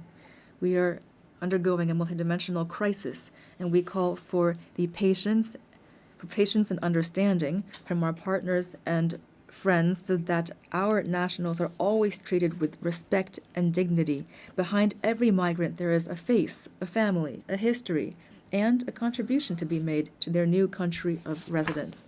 Haiti reaffirms its commitment to dialogue and to bilateral cooperation in the spirit of neighborliness and mutual respect to identify balanced and long-term solutions to Haiti's problems. The safe and orderly circulation of goods and of people, especially through air transport, is crucial for a shared future and common prosperity. Ladies and gentlemen, the Haiti of tomorrow deserves peace and prosperity, a future based on an independent judiciary, universal education, affordable health care for all, and an economy that provides every citizen with the same chance at success. This future also requires bold reforms, independent justice, and an end to impunity. On April 16, 2025, we enacted a decree establishing two specialized judiciary bodies, one to litigate crimes and complex financial infractions, and another to prosecute mass atrocities and sexual violence. We're making progress toward making these bodies operational. We are prepared to continue down this path. This is not the time for Haiti fatigue. The international community does not have the right to turn away from Haiti's situation. In light of this crisis, silence would not be neutrality, it would be complicity. Ladies and gentlemen, allow me to pay tribute to the Haitian people. Representing them here is the greatest honor of my life. Beyond my functions as president of the Presidential Transition Council of Haiti, I am a real, active Haitian citizen with a profound love for my homeland, a land of freedom and dignity, a land of courage and talent. Haiti is not a nation that has given up. We are a great people, a people that stands together, men and women who have sacrificed for their homeland and for humanity. Haiti is not a playground for armed criminals, but rather it is a nation on its feet, comprised of dignified, resilient families who every day, despite terrible adversity, are fighting for a better future. I pay tribute to my fellow countrymen and women who are, without a doubt, among the most resilient people on earth. They deserve better. Giving them new hope is my only mission, and that is why now I call upon you to stand side by side with Haiti. We must build peace in Haiti, for the Caribbean, for the Americas, for all of humanity. Thank you.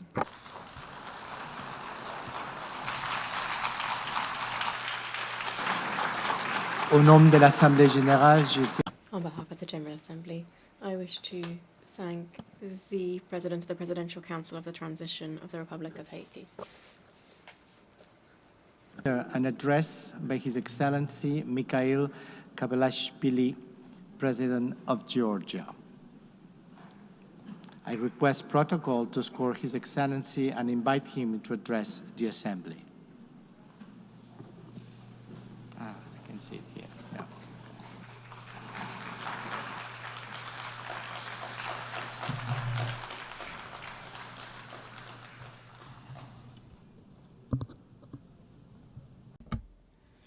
Madam President, Mr. Secretary General, distinguished colleagues, ladies and gentlemen, I represent a country with a 3,000-year history, the cradle of one of the world's most ancient civilizations and the brave Georgian people, filled with pride and dignity, a country that possesses a unique alphabet, an ancient language, and 17th century-long Christian traditions.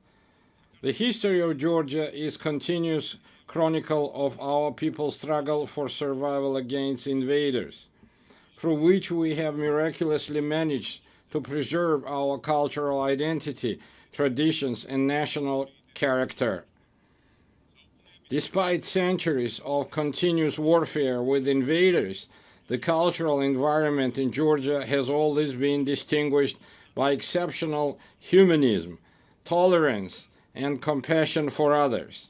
Tolerance, openness to others, harmonious coexistence, and diversity form the cornerstone of our ancient culture, which is brilliantly reflected in Georgian polyphony, in our national traditions, and in the world-renowned Georgian epic Shota Rustaveli's The Knight in the Panther's Skin. Georgia is a place where, throughout history, no human has ever been oppressed or persecuted on ethnic or religious grounds. Quite the opposite. We have always been known for our profound sense of justice.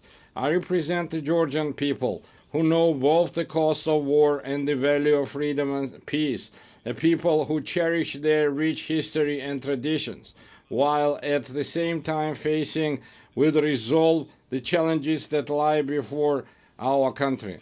Amid a rapidly changing geopolitical landscape and unprecedented global challenges, such as ongoing conflicts, climate change, ideological polarization, cultural alienation, and war-driven humanitarian crisis, Georgia stands firmly as a guardian of dialogue, peace, stability, and sustainable development. Despite the many challenges surrounding us, we have managed to ensure the security of our people. The fundamental philosophy of the Georgian government remains to preserve peace, and no matter the cost, to spare our people from war. For the fourth year now, a horrific, bloody war has been raging in Ukraine, bringing catastrophic consequences and immense human suffering.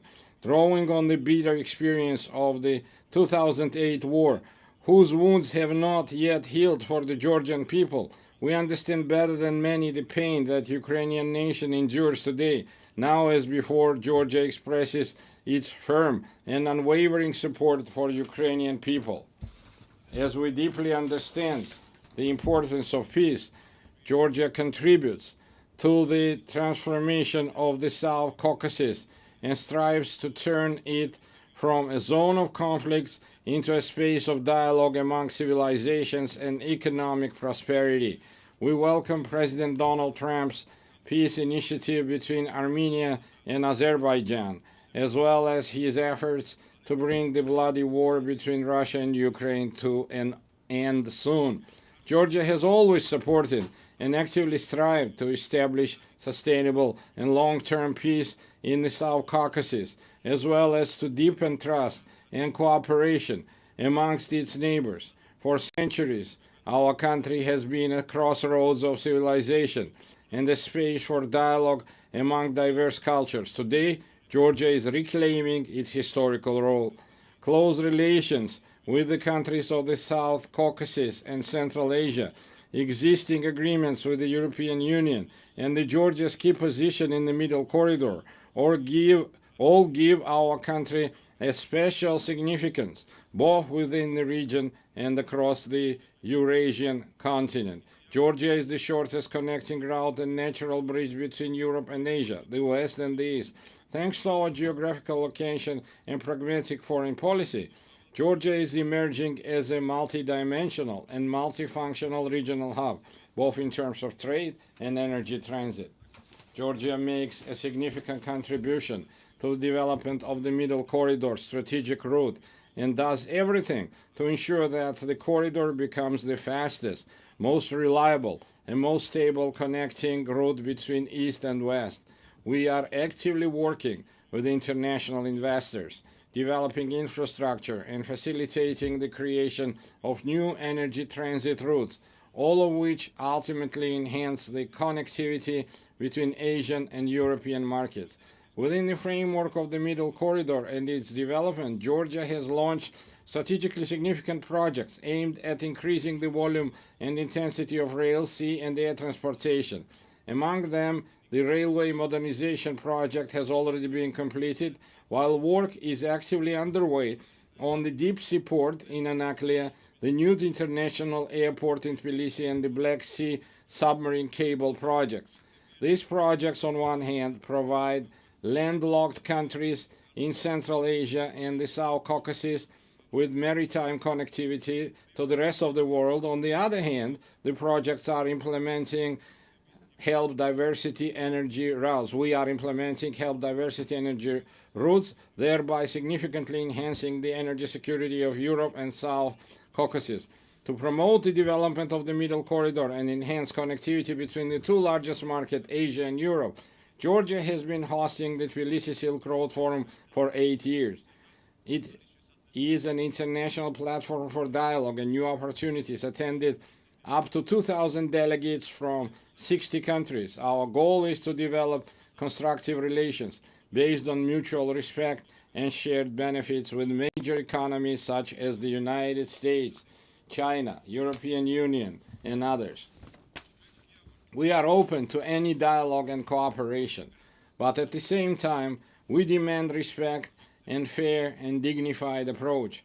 What the Georgian people will never accept is being spoken to in the language of ultimatums, blackmail, or intimidation. Georgia is a faithful adherent to the fundamental principles of values of the United Nations and a dignified, responsible member of the international community, as evidenced by the considerable efforts by the current government of Georgia to improve the protection of human rights.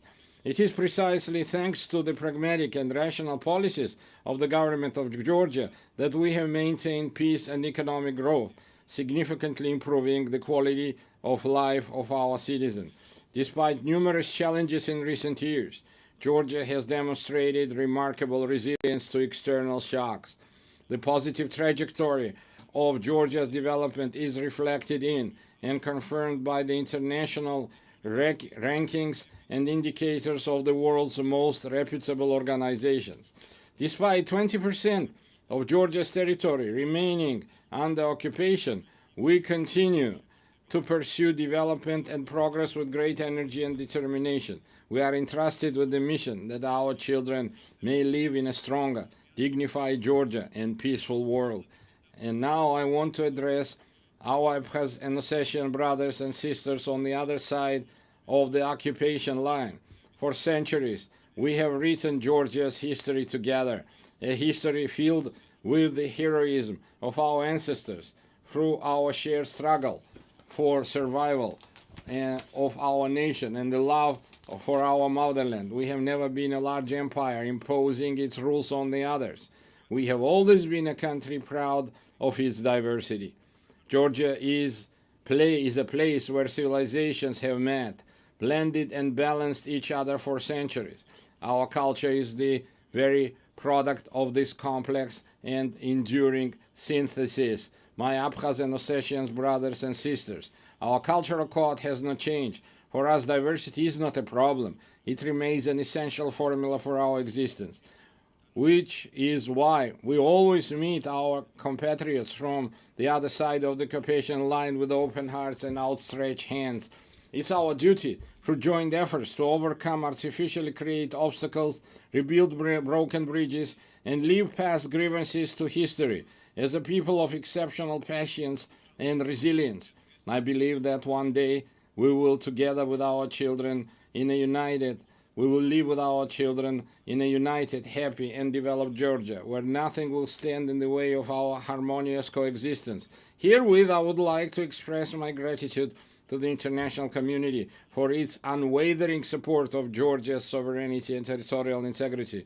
Georgia, like the entire world, is going through a pivotal moment in modern history. We live in a transitional era where the future of the international order remains uncertain. The United Nations must ensure our planet's transition to a peaceful, stable, and fair, multipolar international order.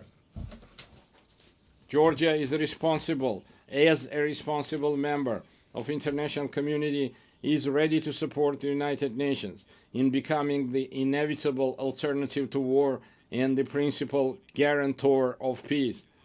I would like to reiterate that we are prepared and open, taking into account our national interests, to engage in dialogue with all parties on issues of global and regional significance. The current reality requires us to face difficult issues and initiate an open, pragmatic, and result-oriented dialogue. I believe that only in this way we can overcome common global challenges and unlock new opportunities for the benefit of our countries, peoples, and future generations. Thank you very much for your attention. May God bless humanity. On behalf of the Assembly, I wish to thank the President of Georgia. La Asamblea escuchará. The Assembly will now hear an address by His Excellency Luis Alberto Arce Catacora, Constitutional President of the Plurinational State of Bolivia. I request protocol to escort His Excellency and invite him to address the Assembly.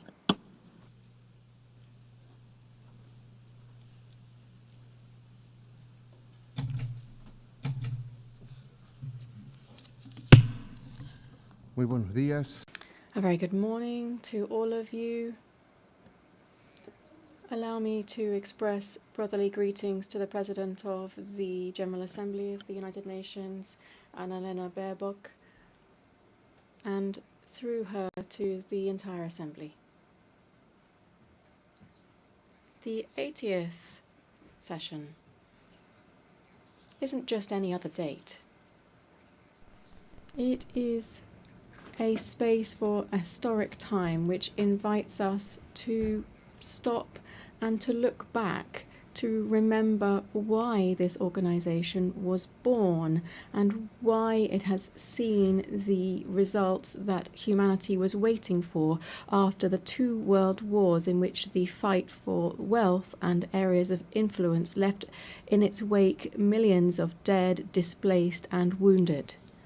We are living with a wound that we're trying to overlook. Over 8 decades,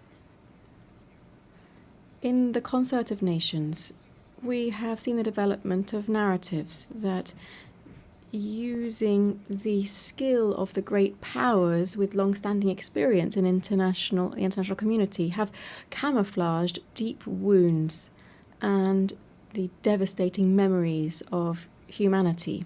They've done so using smart normative texts that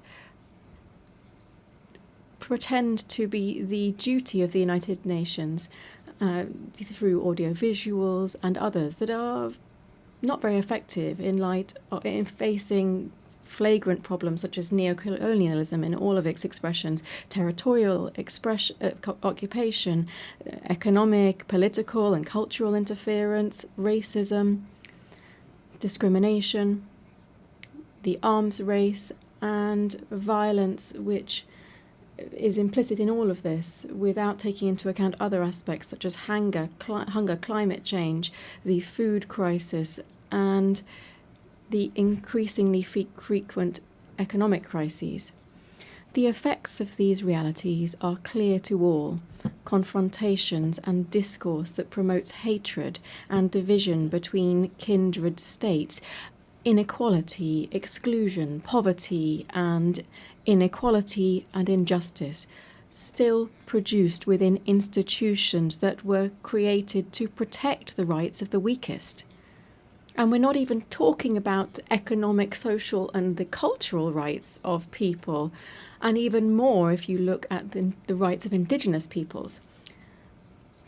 A sincere assessment leads us to confirm that in 80 years, we have not met the expected results. Consequently, we are not in a good position. The world remains divided and confronted against itself more than 80 years ago. Today in the world, there is greater inequality in the distribution of wealth than there was 80 years ago. The poverty figures, inequality and injustice, rather than being curbed, is on the increase. The risk that any remaining peace should disappear and the Third World War would overtake the entire planet is very close if we don't react in time. The danger here is that the unstoppable force of capitalism with the misuse of artificial intelligence would increase the climate change, would liquidate the planet, and would convert the immense majority of the population into unnecessary beings is also something that we can't completely rule out. We're not in a good place. The UN was established on the basis of the foundations of the skeletons of the Holocaust and the not only physical but also moral ruins left by the fascist racism and also increasing neocolonialism with the use of 2 atomic bombs. One of the goals that gave rise to the United Nations was to not repeat the barbarity of war. Today we hear the echoes of the drums of war on all continents. We see the practice of genocide on the sole decision of 2 countries. We deny the right to be free and sovereign to a people. Sophisticated weapons are used against a sovereign country, and increasing militarization is being promoted within a region with double standards in combating the war on drugs. And at the same time, we maintain a criminal blockade against its people and the state for the sole crime of having claimed its own independence more than 6 decades ago. Wars are not the same as we had 80 years ago. Wars now are multidimensional. They use economic, financial, media, information, cyber warfare, without even taking into account military warfare, which now encompasses biological warfare, war from space, and other technologies that continue to be developed with impunity on the basis of technology of war. It would be nothing new to have climate wars that would have an impact on sovereignty and food security, jeopardizing strategic resources such as water. We are putting at risk the very survival of the human race on Earth and of life itself on the planet. Just taking off the mask from all of these tragedies, we can see that the cause of all of this is the wild capitalist system that places the greed of the few over the rights and lives of the majority on the planet. The cause of this is the current capitalist development, which tries to resolve its own crisis and ends up returning to the original forms of accumulation and increasing rates of profit. Capitalism and its imperialist face is once again using the deployment of violence, plundering natural resources from sovereign states, and with bloodletting to lead to the political and economic power and take that away from another. Added to that, we have a third cause of the current wars, which is more immediate. That is the obsessive zeal of the new Trump administration to give the United States back its position as a hegemonic power at the cost of the liberal system, free trade, globalization, and to cause pain and death. Why? For what? To take ownership over natural resources, to take control over commodities for the benefit of an imperialist system, and to subordinate the majority of countries for their insatiable thirst for privilege and wealth, and to try to maintain a unipolar order at any cost. The recent publication of the US Strategic Defense Policy sets out a deployment of its troops around the world to in its areas of influence, Canada, Central and South America, among others. The recent history with our neighbours has made us realise this is nothing else but a new way of implementing Monroeism, which was a doctrine which said that America is for the North Americans, generating conditions for a new era of neocolonialism. Madam President, distinguished heads of state and government, from the indigenous name for Latin America and the Caribbean, we can say that we are a zone of peace, and we did so at the second summit of CELAC in Havana in 2014. The nations in our region are complying with this mandate that we set ourselves, still bearing in mind our political and ideological differences on various topics and with regard to border and territorial occupation-based disputes that remain ongoing. We can say, when we invert the equation of the Pentagon, that it is peace rather than war that guides our international relations. In hearing this statement in 2022 in this same place, I came to appeal to the United Nations for a General Assembly to declare to the world that it would be an entire territory of peace. And 11 years have passed since that historic declaration of CELAC, and 3 years since I made that statement in this assembly. Not only have we not declared the world as a zone of peace, rather we are facing the harsh reality of seeing how death is becoming increasingly normalized in international relations. We also feel the threat of fascism in all of its variants to try to exploit and dominate peoples at the current time.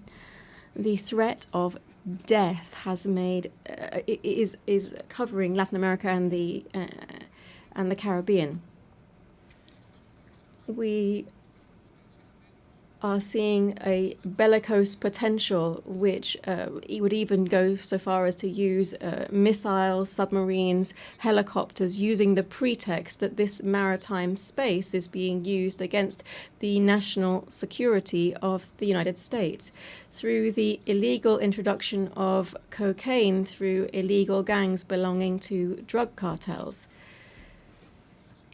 Beyond violations of international law, this provocative action of imperialism has two intentions. First, to intervene into our kindred Bolivarian Republic of Venezuela that since 1999 has been raising high the flags of the freedom of its people and the sovereignty of its state, and which possesses considerable natural resources, particularly in oil, which the North wishes to appropriate and claim. Secondly, to try to reconquer the Latin America and the Caribbean on the basis of it undermining liberal democracy, to impose militarization and to use other colonialist practices that we should call out. Imperialism is said to be used to combat drugs trafficking. This is a fallacy, because if this were true, it would actually be taking effect within their own country, where the demand for this type of drugs is high, and where, in its origins, where we see different types of organized crime. What the United States is trying to do is to give our region the role of holding back the edification of a multipolar world and to submit it to its own interests. Added to these military actions, the images of which have been seen around the world, we see other types of devastating actions, such as those aimed at strengthening the economic blockade against Cuba. Billions of dollars are owed by the United States to the Cuban state due to these unilateral coercive measures, which are explained on the basis of rejecting the first communist revolution, which will never be destroyed. The threat of death is also afflicting the Middle East. In the Middle East, the pain of millions of families and the death of hundreds of thousands of Palestinians finds no consolation. All of this history tells us, has the unconditional support of the United States, which wants to speed up the displacement of the Palestinian people as quickly as possible. Peace will be an empty world while the Palestinian people continues to face practices of genocide and does not have its own land and full sovereignty with East Jerusalem as its capital. But in this region, that's not the only thing that's happening. The fragile political and geopolitical stability is threatened by preventive attacks against the Islamic Republic of Iran and against the small nation of Yemen, very similarly to what is happening, what was done by ex-President George Bush. The threat of death is also clear in Eurasia. In Eurasia, despite the intermittent attempts to achieve a political outcome, the expansionist ambitions of NATO, which is nothing else than the military arm of concentrated capital, is trying to protract the military conflict by using Ukraine as a launch pad against the Russian Federation. The threat of death also hangs over Asia. The East China Sea, which is an area of great geostrategic and economic importance, is facing two problems that could have an impact not only on the region but also the entire world. The overcoming of the sovereignty of Taiwan by the People's Republic of China is another example of explicit neocolonialism that is encouraged by the United States, as well as the dispute on the Senkaku Islands, the sovereignty of which is disputed between Japan, Taiwan, and China. It appears that these islands are home to important hydrocarbon resources. Furthermore, the constant tension between North Korea and South Korea could not only become a problem that affects these two countries, but also the entire security of the world. Heads of state and government, I've been referring to this entire world to say that in this new imperialist intervention, we should call it what it is, neocolonialism. And what should we do? I'm asking this because it's led to one of the most outstanding strategies of the fight for the emancipation of labor over capital. This is also the fight of life over death.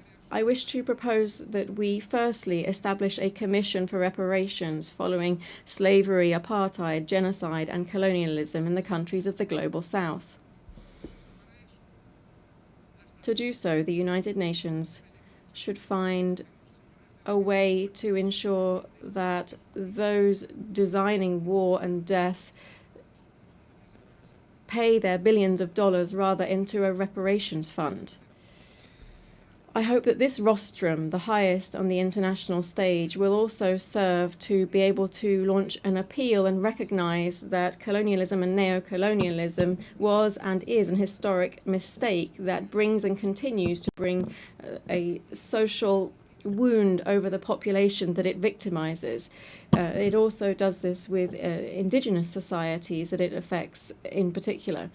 Today, on behalf of the construction of a fair future, we have to condemn the devastating impact of colonialism in the past and the present. I appeal to the heads of state of CELAC and the African Union to join forces and to oppose the adverse consequences of colonialism.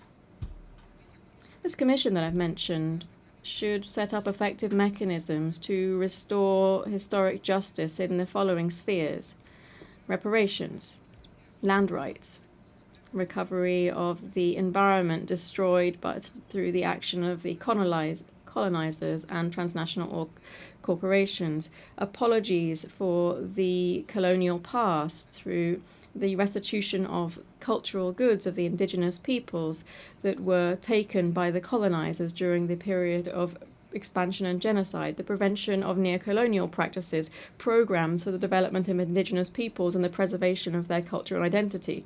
We should also provide compensation to people who have resisted the military occupation of their territories and those that are suffering under unilateral sanctions and economic blockades. Secondly, we should convert the UN General Assembly into a body with binding power so that it can be an effective voice for all peoples and not a space where we simply realize the will of the most powerful. We need this forum to be an ethical nucleus, a political heart, and the living spirit of a new era guided by the culture of life. We need the resolutions adopted within the UN General Assembly to not be vetoed by any superpower and to be truly complied with. This means ensuring that multilateralism is truly valid and not just a formality. We should declare the world as a zone of peace and promote demilitarization as far as possible. The immense majority of the population in the world refuses to accept that the revitalization or overcoming the cyclical crises of capital should be done on the basis of investment in billions of dollars to manufacture all types of conventional and unconventional weapons. Just 1/3 of military expenditure would give us better and greater education, health, and housing guaranteed for everyone. The UN has to become a pact for peace and for life as the shared destiny of everyone who believes in living together. 4, we need to undertake a profound reform of the Security Council that would prevent one of 2 countries holding up global stability. We need to ensure this reform and ensure the reform that the countries of the Global South have been insisting on for several years. Democratizing the Security Council would be giving effect to the principle of the legal equality of states and democratizing the future. It would be to ensure that the voices of Africa, Latin America, and the Caribbean, Asia, and the historically marginalized peoples would also count. 5, we should move towards the Universal Declaration of the Rights of Mother Earth. Bolivia, together with the Amazonian peoples, speaks up to recall the urgent need for international cooperation to strengthen the conservation of the Amazon. We should do so through strengthening the sovereignty of Amazonian countries over this strategic biome for the world. Defending the Amazon means defending life. 6, we must reject all forms of commercial war and work to reduce economic and social divides between the countries of central capitalism and the countries on the periphery. Trade wars not only affect companies, but also the immense world of work. It also lessens to alarming levels the possibility for lower classes to access acceptable food. The hegemonic and capitalist interests don't have any right to overtake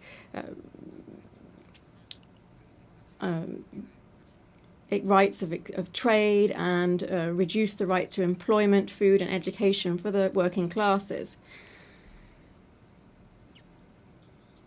Dear guests here at the 80th session of the UN General Assembly, I'm very grateful that on this occasion of the 80th anniversary of the establishment of the United Nations, having listened to the analysis and the outlook of the plurinational state of Bolivia over critical problems facing us today, and as we look ahead to working together for peace, development and collective human rights, the Bolivian people, to whom we have guaranteed a democratic transit that we have not seen in 28 years in our country, is looking forward to seeing the changes that we must see within the United Nations in order to guarantee global peace.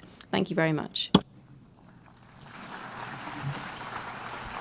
Gracias.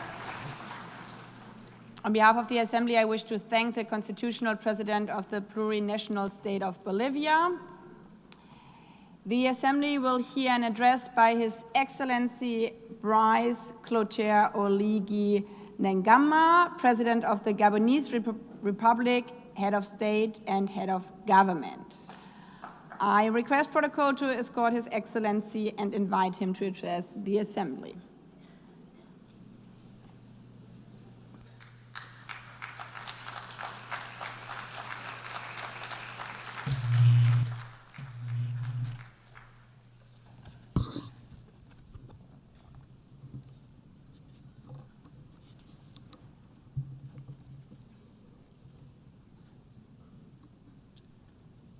Madame la Présidente, Madam President of the General Assembly, distinguished heads of state and government, distinguished Secretary General of the United Nations, distinguished delegates, ladies and gentlemen, at the outset, I would like to most warmly and sincerely congratulate Her Excellency Annalena Baerbock on her election as President of this 80th session of the General Assembly of the United Nations.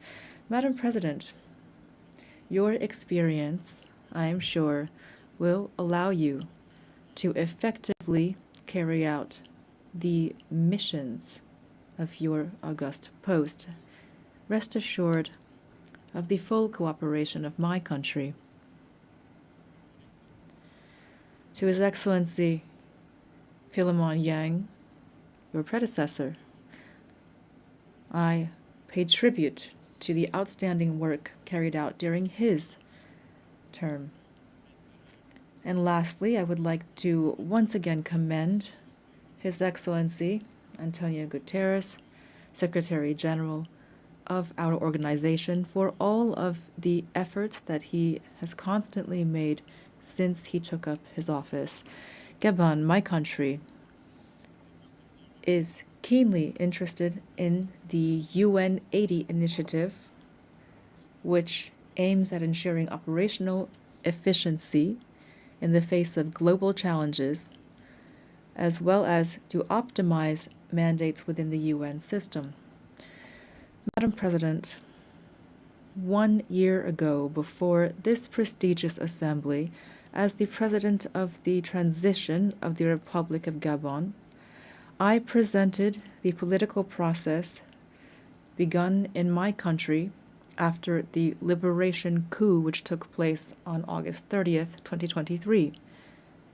After the presidential election of April 12th, 2025, for which the process and outcomes were unanimously endorsed by the international community, this transition culminated with my inauguration on May 3rd, 2025, as the first elected president of the Gabonese Republic, thus establishing the foundations of democratic order. As you know, Gabon has undergone a peaceful and exemplary transition that included all of the political parties in our nation. This smooth transition led to an inclusive national dialogue and a constitutional referendum in accordance with the agreed-upon timelines, and it will continue through the holding of legislative, local, and senatorial elections that are free and transparent. To this end, the first and second round of combined legislative and local elections will take place on September 27th and October 11th, 2025. With regard to the election of senators, this will take place on November 8th, and the second round is scheduled for November 29th, 2025, with a view toward a definitive restoration of constitutional order by January 2026. We believe that this peaceful and historic process can serve as a lesson and a model in many other spheres. The people of Gabon have drawn this success from its history, its culture of peace, and its shared vision of the future. Here I would like to express on behalf of the Gabonese people and on my own behalf our sincere gratitude to the United Nations for its multifaceted assistance. I know that I can count on the support of the UN as we implement our National Growth and Development Plan. This plan focuses on bolstering our energy capacity, on strengthening infrastructure, developing the digital sector, and on enhancing youth employment. Ladies and gentlemen, Gabon is standing before you again with a clear message. Our country has changed. After decades of tensions and political and economic missteps, the Gabonese people has chosen the path of reconciliation and renewal, thus becoming the symbol of and testament to the transformation of hardship into hope, of dependency into dignity, of division into unity, and all without bloodshed. Today, Gabon is no longer a country in limbo.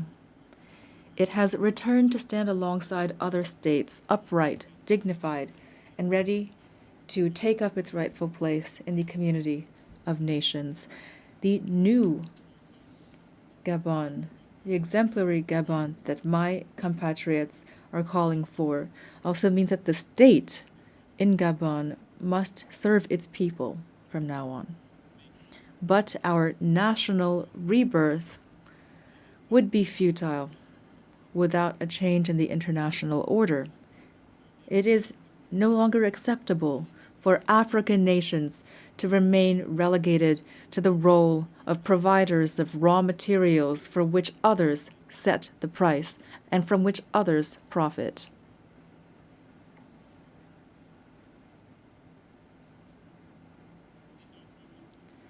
Therefore, I would like to invite public and private investors to support us through win-win partnerships. We have decided to process our resources on our territory, to create jobs at home, to develop African industries, and to interact with the world on the basis of equity, integrity, and mutual respect as we strive toward happiness. In its path toward development, Gabon, a country of peace and opportunity, will continue to welcome all those who commit to upholding our laws, our Republican values, and to contributing positively to our national rise. Distinguished delegates, ladies and gentlemen, this 80th session of the General Assembly has the theme, Better Together, 80 Years and More for Peace, Development, and Human Rights. It takes place in an international context characterized by economic environmental and security crises that call for more sustained and more staunch collective engagement. This is an urgent call to tackle these concerns in accordance with the spirit and the values of the UN Charter. Ladies and gentlemen, today the world has a radically different face. Humanity has never had so much technological prowess to ensure its well-being, and yet international peace and security have never seemed so fragile and so under threat. It is high time that peace reign on earth, and especially in Africa, which has so long suffered under conflicts that have been stoked and financed from outside the continent. Let the guns at last fall silent in the DRC, in Sudan, in the Horn of Africa, and in the Sahel. In this regard, instead of constantly stigmatizing and condemning the states of the Sahel, the international community would benefit from supporting them in their battle against the many-headed threat of terrorism. Ladies and gentlemen, on December 12, 1988, Gabon officially recognized the State of Palestine. Then, as now, we support the two-state solution, the only way, in accordance with UN resolutions, to guarantee a just and lasting peace between Israelis and Palestinians, as well as to guarantee international security. In this vein, Gabon must reaffirm its position in favor of lifting the embargo imposed on Cuba due to its negative effect on the well-being of Cuba's people.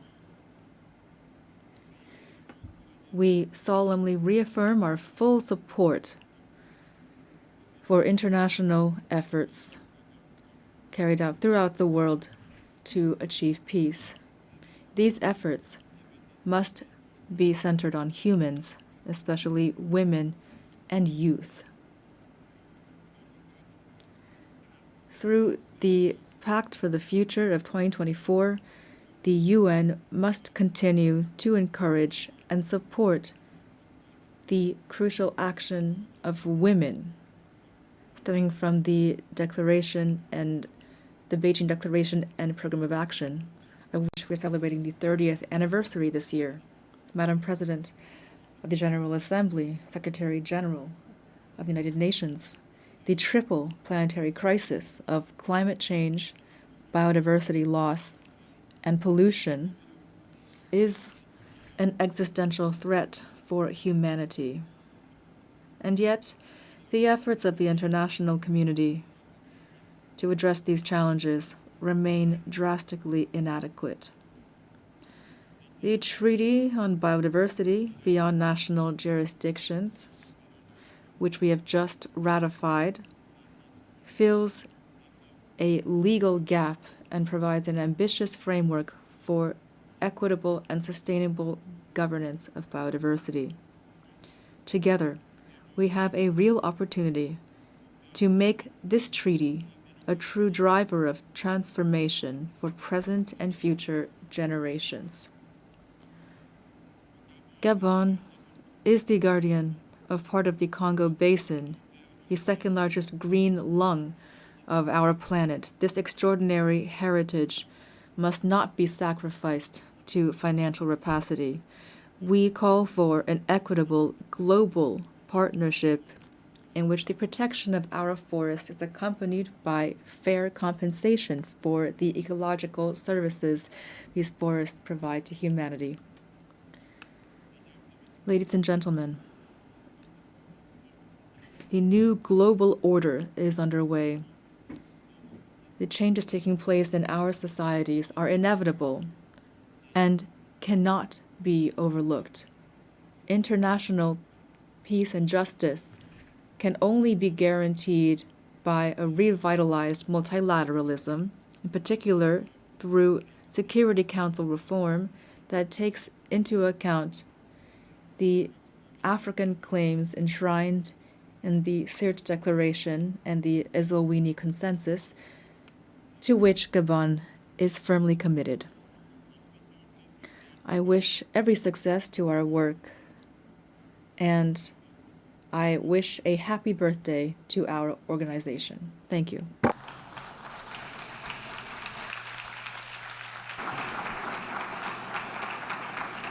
I thank you and happy birthday to all of us. On behalf of the Assembly, I wish to thank the President of the Gabonese Republic, Head of State and Head of Government. The Assembly will hear an address by His Excellency John Dramani Mahama, President of the Republic of Ghana.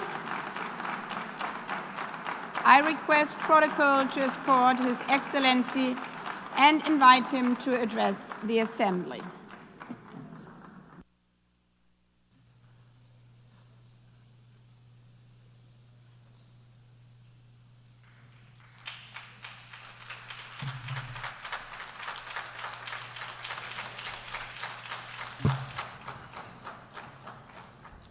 Thank you, Madam President, Mr. Secretary General, Excellencies, ladies and gentlemen.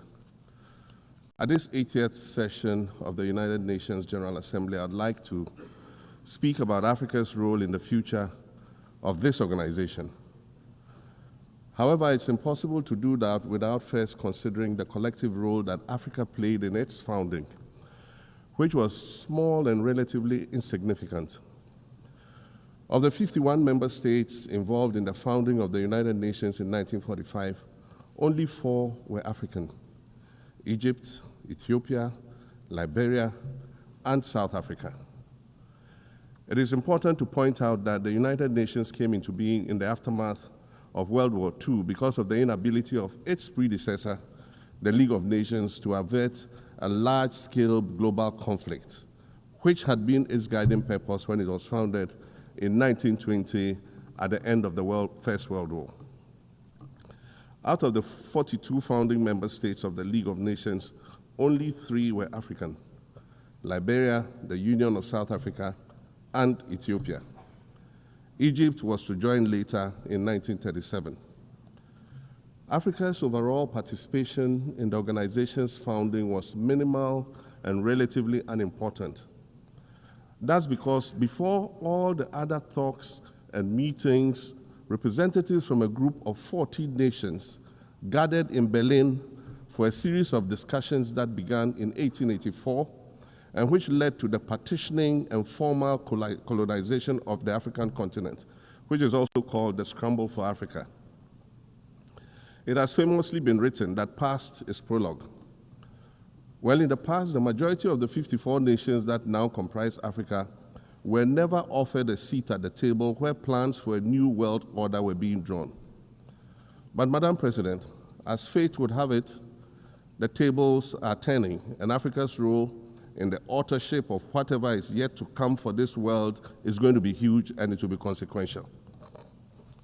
According to this organization's own projections, by the year 2050, more than 25% of the world's population is expected to come from the African continent. Additionally, by 2050, 1/3 of all young people aged between 15 to 24 will be residing on the African continent. So you see, the future of this world is African. Allow me to say this once again a little louder for those of you in the back. The future is African.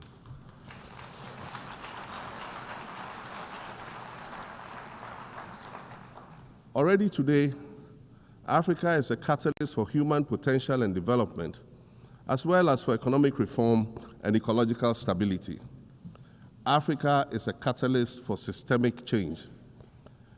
If this reality, which is fact-based and straightforward, seems provocative or unsettling, perhaps it's because you are viewing it through the lens of centuries of filters, colonialism and imperialism, and the resulting implicit bias.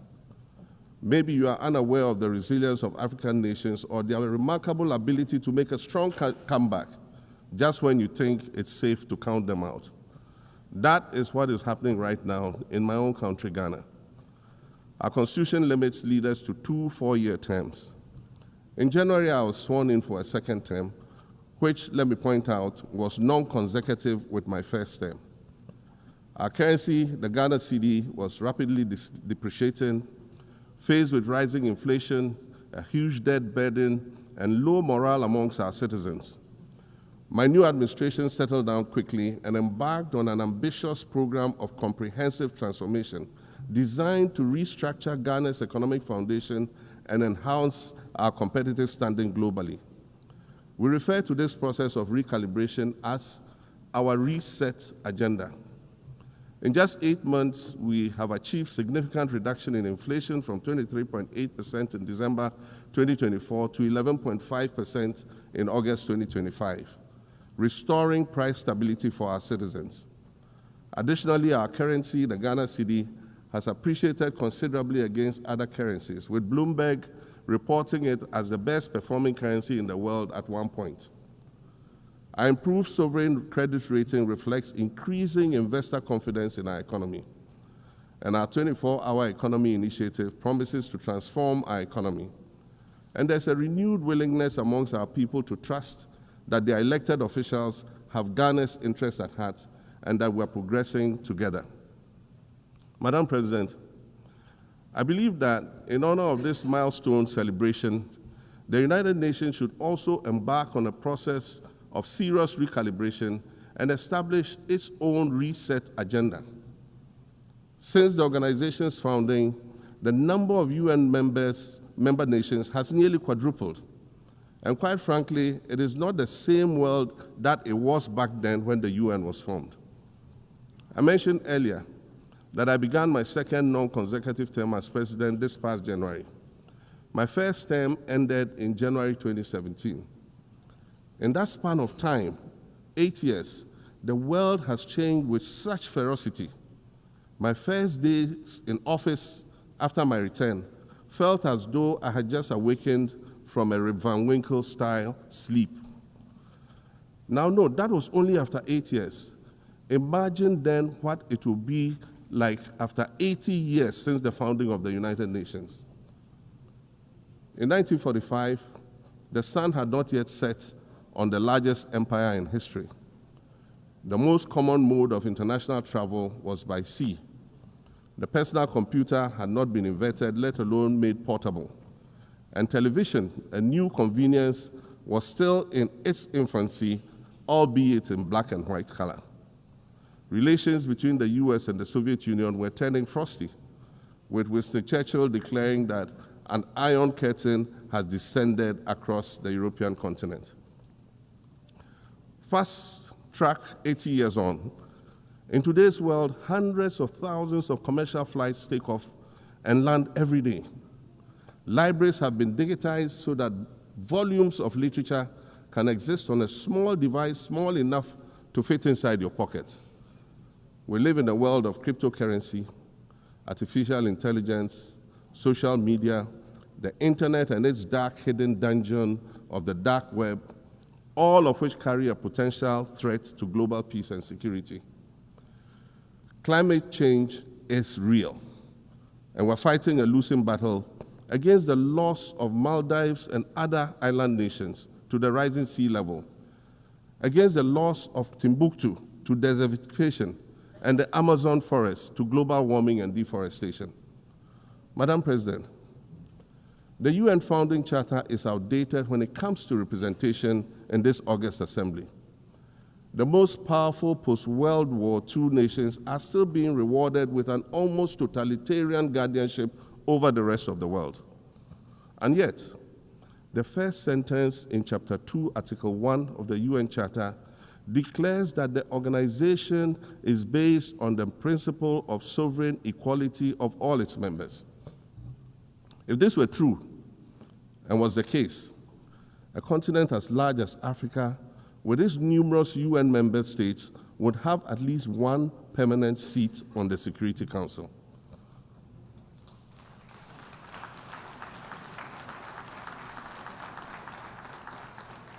Furthermore, we believe that veto power should not be restricted to only 5 nations, nor should it be absolute.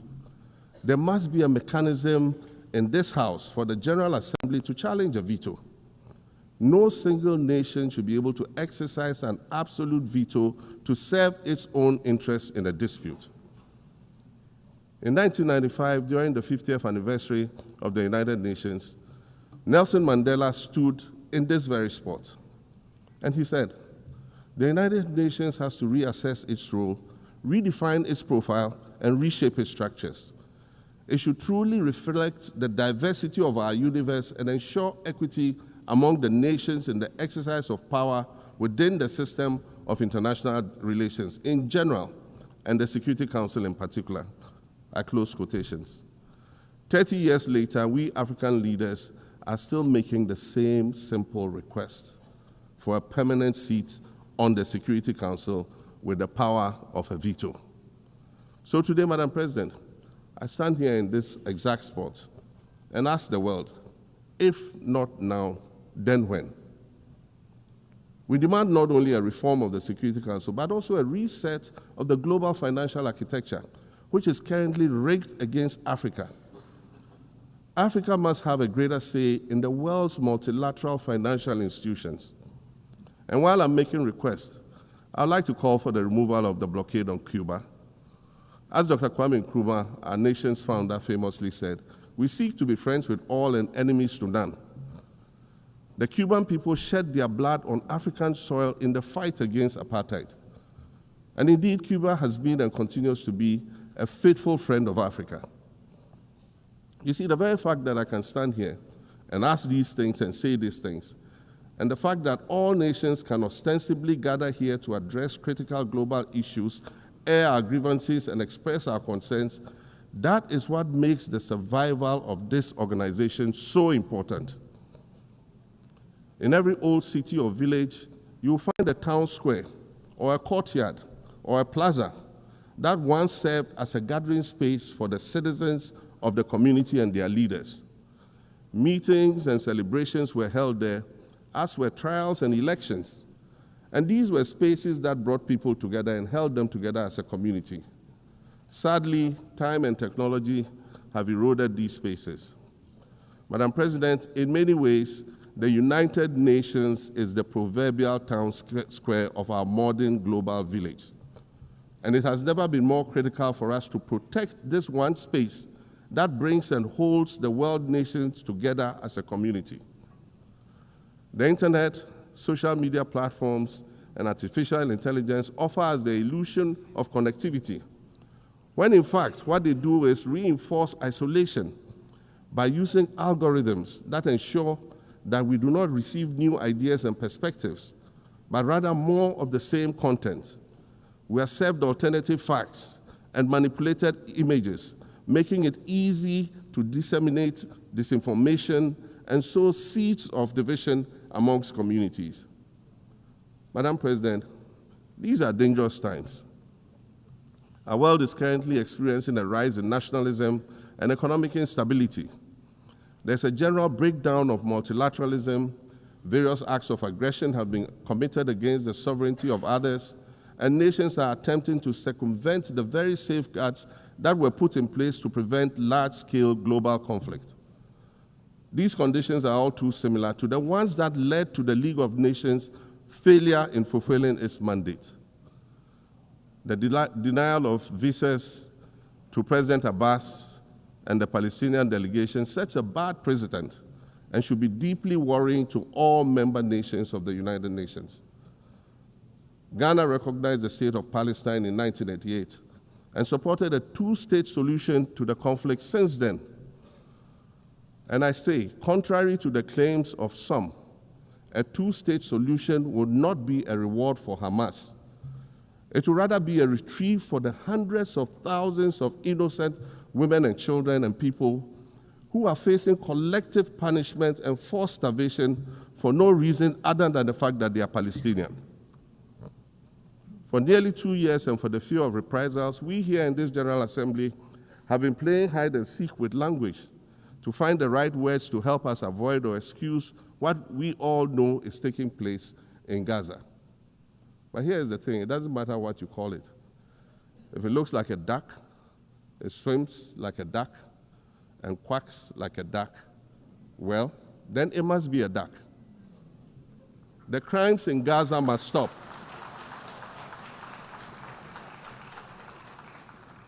The crimes in Gaza must stop. Madam President, I also want to draw particular attention to the conflict in Sudan, which this body has described as the world's largest humanitarian crisis. 12 million people have had to flee their homes.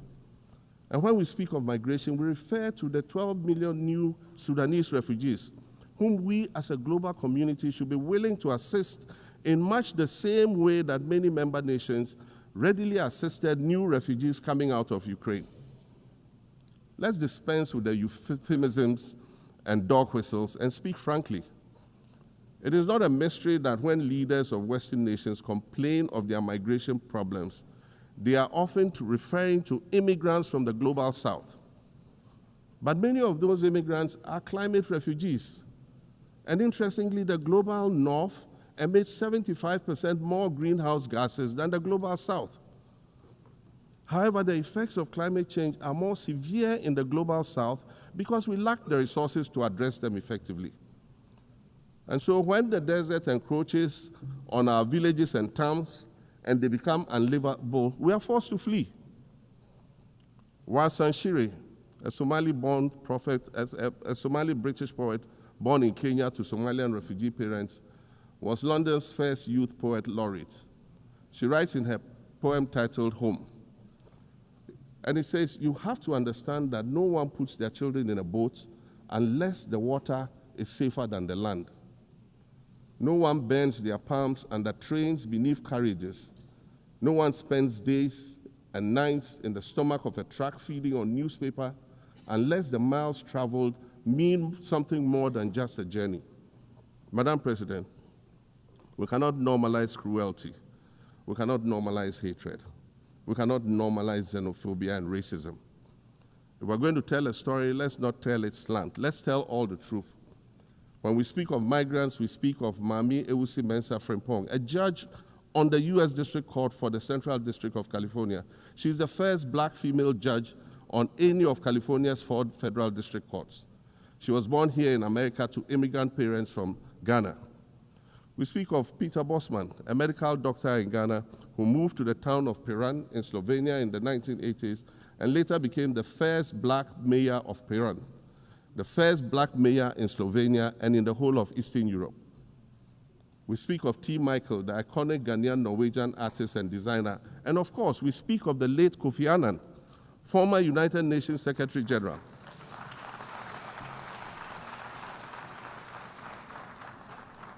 Former United Nations Secretary General and Nobel Peace Prize recipient, who was born in Ghana but spent his adulthood in various places in America and Europe. These are people who have brought great distinction to the countries that they decided to call home. Just as the migrants and the children of migrants before them did, I dare say these are not invaders. These are not criminals. Madam President, the slave trade must be recognized as the greatest crime against humanity. As the African champion on reparations, Ghana intends to introduce a motion in this August body to that effect. More than 12.5 million Africans were forcibly taken against their will and transported to create wealth for the powerful Western nations. We must demand reparations for the enslavement of our people and the colonization of our land that resulted in the theft of our natural resources, as well as the looting of artifacts and other items of cultural heritage that have yet to be returned in total. We recognize the value of our land and the value of our lives, as did our colonizers, as well as the governments that happily paid reparations to former slave owners as compensation for the loss of their property, in quotes, and that property for which they received compensation was paid referred to enslaved people who had been freed. Madam President, an increasingly insecure world is witnessing upward spending on defense budgets of bilateral partners and steep cuts in official development assistance. Since July 2024, it is estimated that there's been a 40% drop in humanitarian aid globally. In this era of global uncertainty, Africa must exercise sovereignty over its natural resources to raise the necessary funds to ensure the well-being of its citizens. The days of parceling out vast concession areas to foreign interests for exploitation must come to an end. We'll continue to welcome foreign investment, but we must negotiate better for a bigger share of the natural resources that belong to us.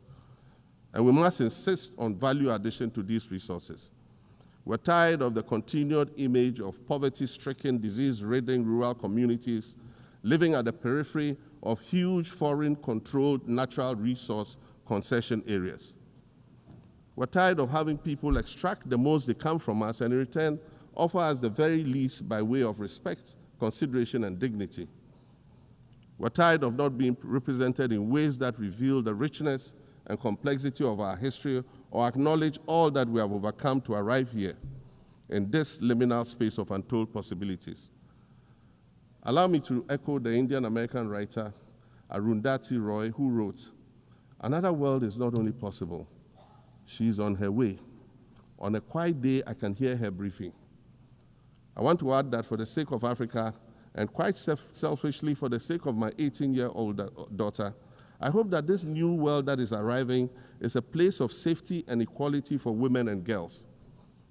To succeed, we must empower everyone, including women and girls, to reach their full potential. In closing, Madam President, I'd like to congratulate you on your election to preside over this historic 80th General Assembly and on being the 5th woman to hold this distinction.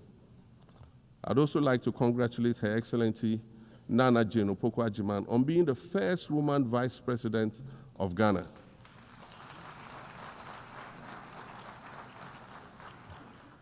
Now every Ghanaian girl knows the heights to which she can ascend. Words matter, but issues of representation matter even more, which is why Ghana looks forward to the appointment of a woman as Secretary General of this organization in the near future. Madam President, Your Excellencies, I thank you for your kind attention.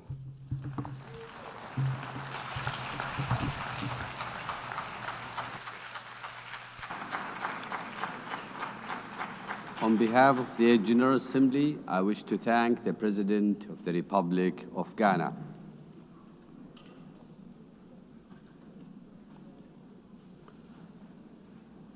The Assembly will hear an address by His Excellency Omaho O.C. Sohkan Embalo, President of the Republic of Guinea-Bissau. I request protocol to escort His Excellency and invite him to address the Assembly.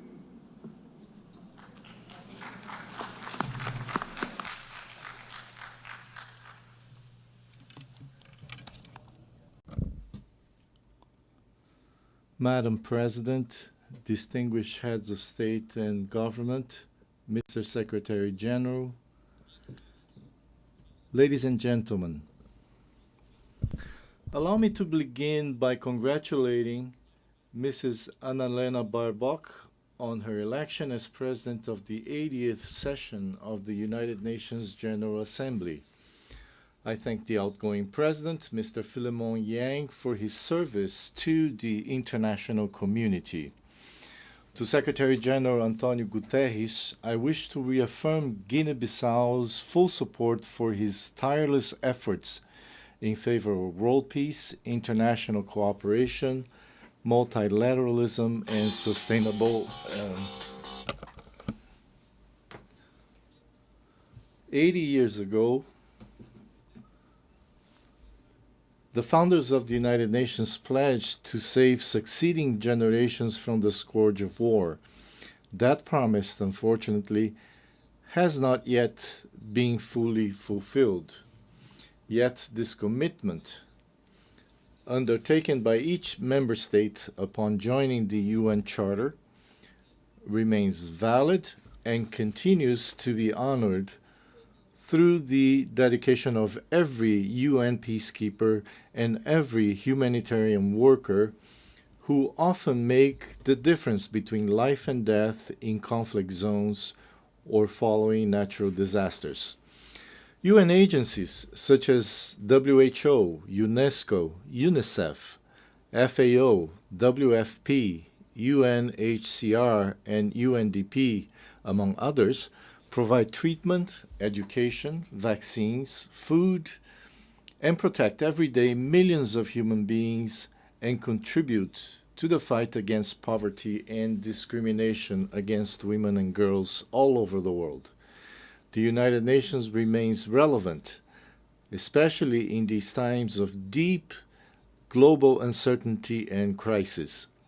It continues to be the only forum where all nations, large and small, have a seat and a voice. Excellencies, ladies and gentlemen, we live in a world confronted by multiple crises. We are witnessing what Secretary General Antonio Guterres has called polycrisis. Conflicts in Ukraine, Gaza, Sudan, and other regions persist. Socioeconomic inequalities, environmental shocks, political instability, and humanitarian emergencies disproportionately affect developing countries, with the greatest impact on small island developing states. Progress towards the Sustainable Development Goals has slowed significantly or even stalled. The sovereign debt burden of poor countries is increasing, while development assistance is declining. Guinea-Bissau welcomes the UN80 initiative, and we hope it will contribute to strengthening the organization, especially in promoting peace, international security, and the achievement of the SDGs. The Pact for the Future offers a roadmap and an action plan that must not remain on paper. Madam President, Excellencies, ladies and gentlemen, last July, Guinea-Bissau hosted the 15th Conference of Heads of State and Government of the Community of Portuguese-Speaking Countries, CPLP. I have taken on the presidency of the CPLP for the 2025-2027 term. The CPLP places high importance on its cooperation with the United Nations and its specialized agencies. During our term, we will continue to work with all partners and multilateral organizations toward the implementation of global commitments, especially concerning the Paris Agreement on Climate Change, the 3rd UN Ocean Conference, and the 4th UN Conference on Financing for Development, held last June-July in Seville. We are convinced that two major international meetings scheduled for November, namely COP30 in Belém, Brazil, and the 2nd World Summit for Social Development in Doha, Qatar, will serve as key platforms and opportunities to strengthen our cooperation and to advance our shared goals.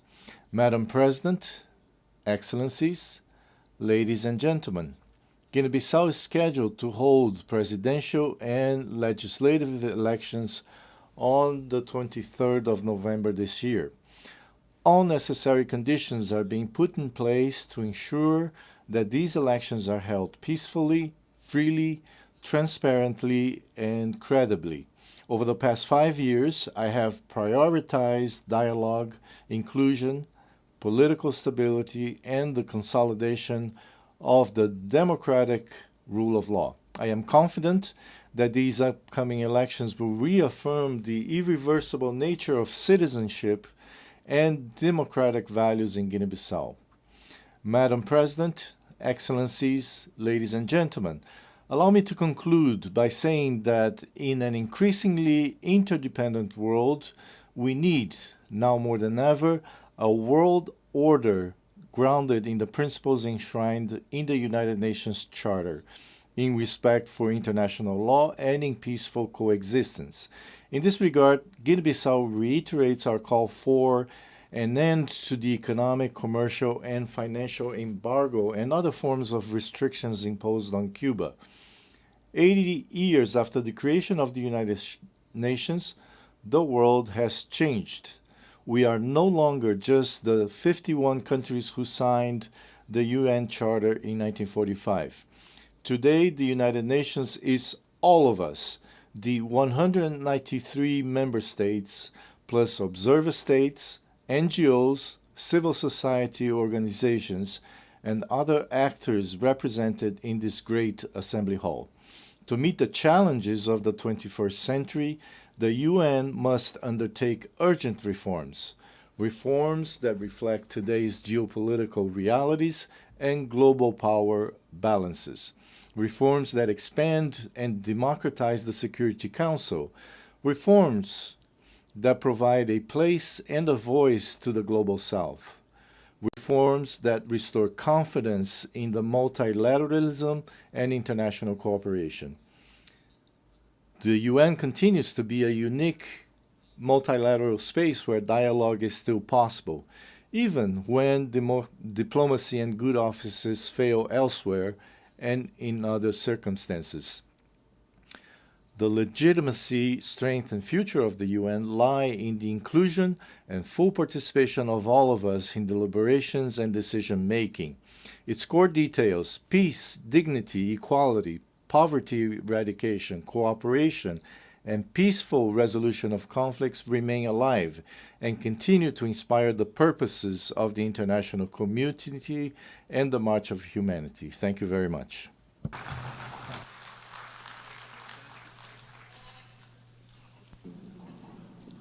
On behalf of the Assembly, I wish to thank the President of the Republic of Guinea-Bissau.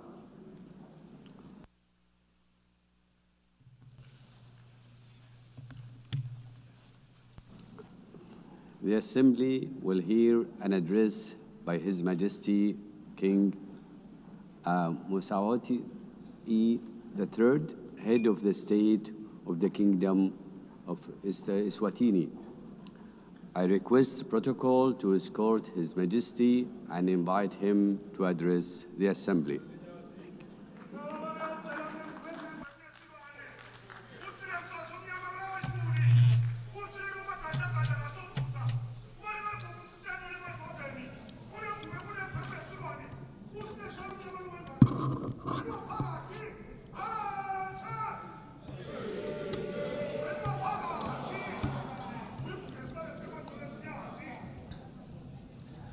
Your Excellency, Madam President of the General Assembly, Your Majesties, Excellencies, Heads of State and Government, UN Secretary General, distinguished delegates, ladies and gentlemen. It is a great pleasure to address the 80th session of the United Nations General Assembly under the theme Better Together, 80 years and more for peace, development, and human rights. At the outset, we wish to assure you, Madam President, of Eswatini's unwavering support during your tenure. We also commend the UN Secretary General and the Secretariat for their steadfast leadership in navigating our world through unprecedented challenges. As we gather today, mankind is confronted with many challenges, including conflicts around the world.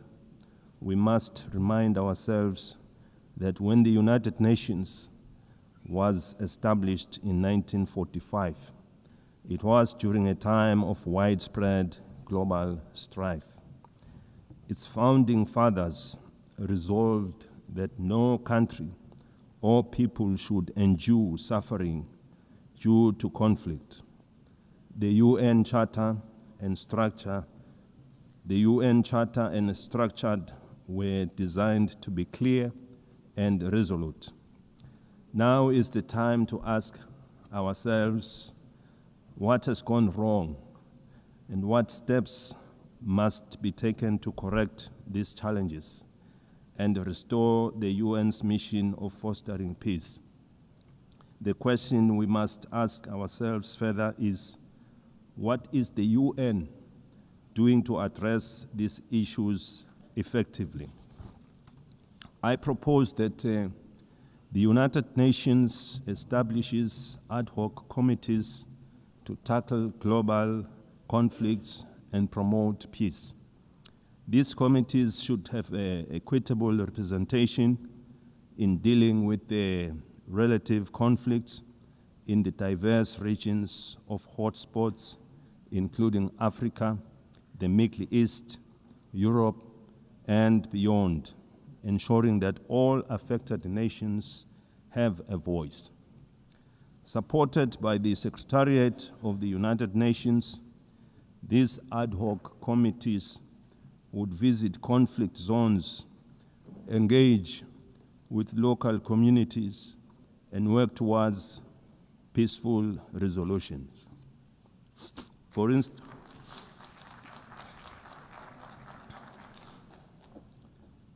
instance, in Africa, the conflicts in Sudan, South Sudan, Somalia, the Sahel, and the Great Lakes need the intervention of these ad hoc committees. In the Middle East, they should facilitate dialogue with all parties involved.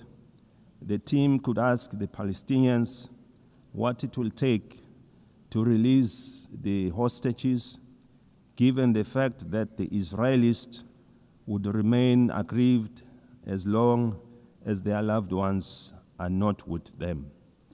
Similarly, the ad hoc committee should engage the Israelis to ascertain what it will also take for them to stop the bombardment, to avoid loss of more innocent lives, widespread destruction of property, and a growing refugee crisis. By engaging directly with the affected communities, these communities could help broker solutions that address the concerns of all sides to reduce tensions, suffering, and foster stability. In the conflict between Russia and Ukraine, these ad hoc committees could mediate discussions to identify pathways to peace. Their role would be to engage in meaningful dialogue and report back to the United Nations with actionable recommendations on what it would take to end the war. In Eswatini, we encourage that yield positive outcomes proving that dialogue is the cornerstone in nation building. We thank those countries already making means in finding solutions. This suggested approach is not meant to undermine their efforts, but it would complement them as they are already working towards peaceful resolutions. We must avoid actions that could escalate tensions further and instead focus on saving innocent lives. Millions of lives have already been lost during the COVID-19 pandemic. We therefore cannot afford to lose any more to conflict.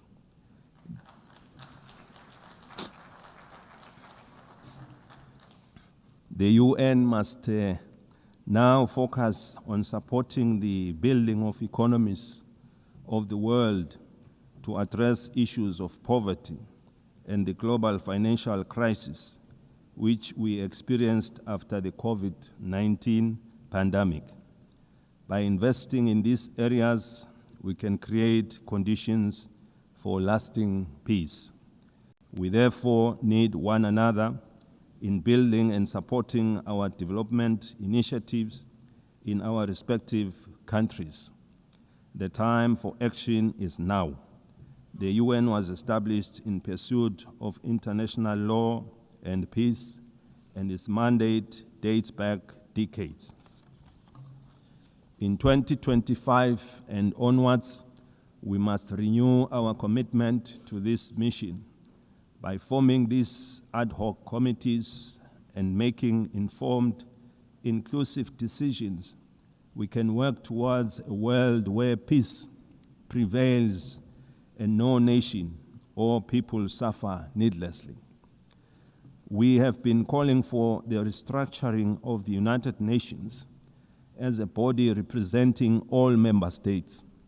It must lead with decisions that are inclusive and widely respected, as no one will question the process taken. These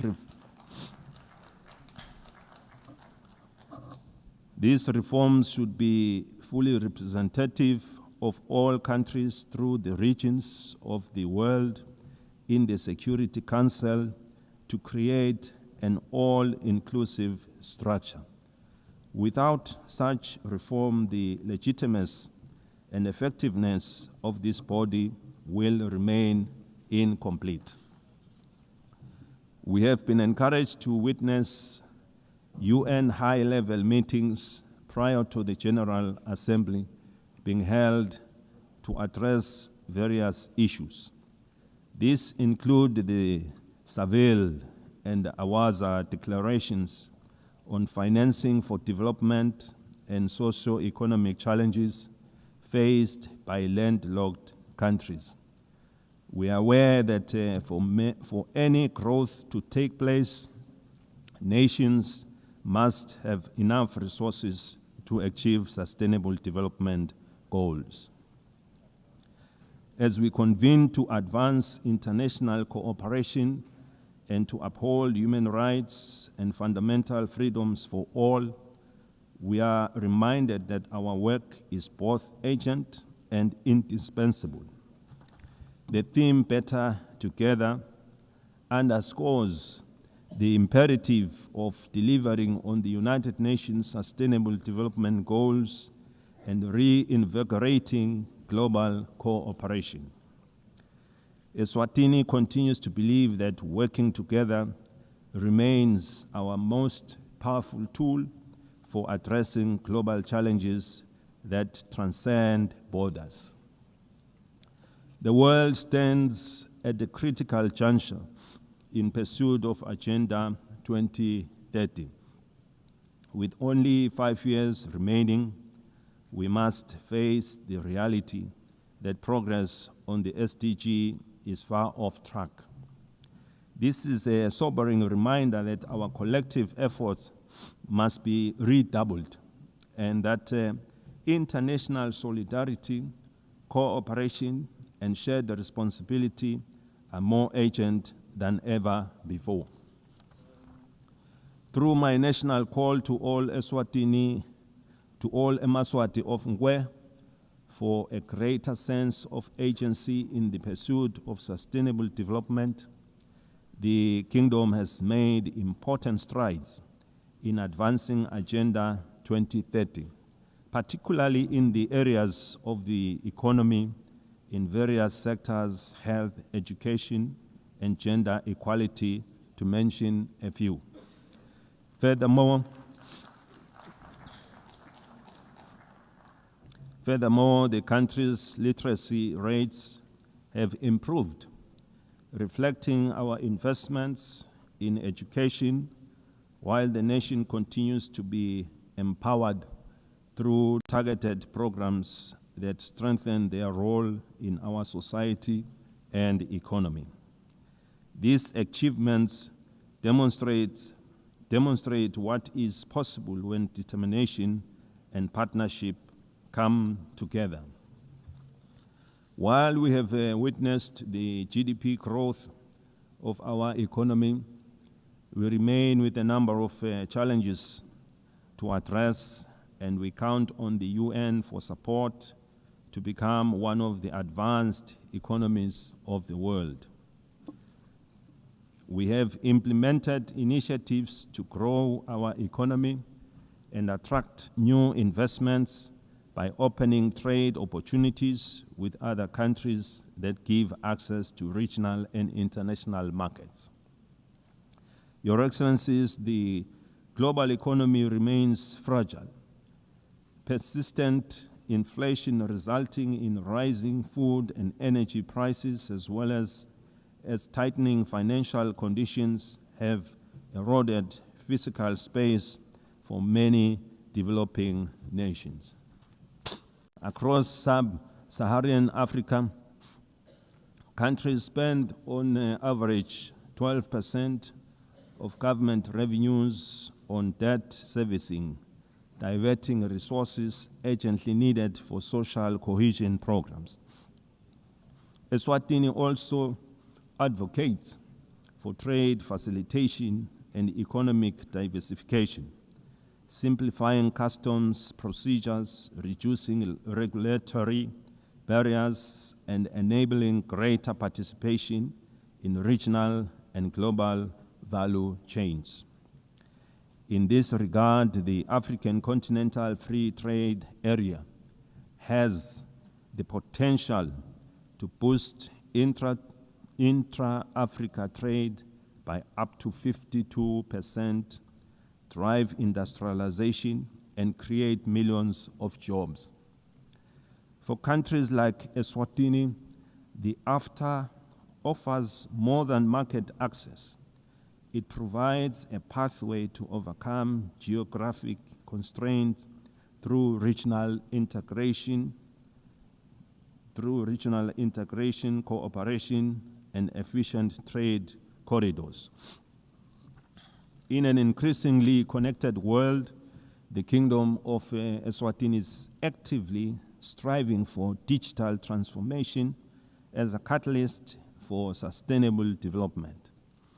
Eswatini is open for business in technology and looks forward to partnering and sharing experiences with other developed countries in advancing our technologies. Eswatini is proud of the significant progress achieved under Sustainable Development Goal 3. We welcome the progress made in the ratification of the Pandemic Treaty. This landmark agreement is essential for strengthening preparedness and resilience against future health emergencies, fostering effective and equitable cooperation. We remain deeply concerned about the decline in bilateral and multilateral support for global health priorities. Weakening our joint efforts threatens to erode decades of progress in this sector, as health is a global security. The Kingdom of Eswatini recognizes that the increasing frequencies and intensity of natural disasters, emergencies, and protracted crises highlight the urgent need for integrated responses that bridge humanitarian relief, long-term development, and peace building. We urgently need to strengthen disaster preparedness, build resilient communities, and integrate emergency responses with sustainable development.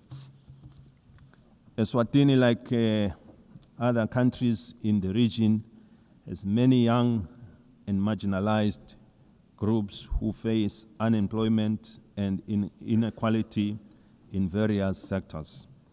Ensuring empowerment, capacity building, and employment is our priority, and with the support of the UN programs, we are taking deliberate steps to provide a more enabling environment to guarantee their future. We equally recognize the rights and potential of persons with disabilities who continue to face disproportionate barriers to education, employment, and social participation so that they can fully contribute to and benefit from national development. The United Nations General Assembly Resolution 2758, adopted in 1971, did not address the issue of Taiwan's representation in the United Nations, and it does not preclude their participation in the UN system. The United Nations must seek suitable ways of including Taiwan so that she can better contribute to realizing the UN Sustainable Development Goals. In that way, this will fulfill the UN mandate to ensure that no country is left behind.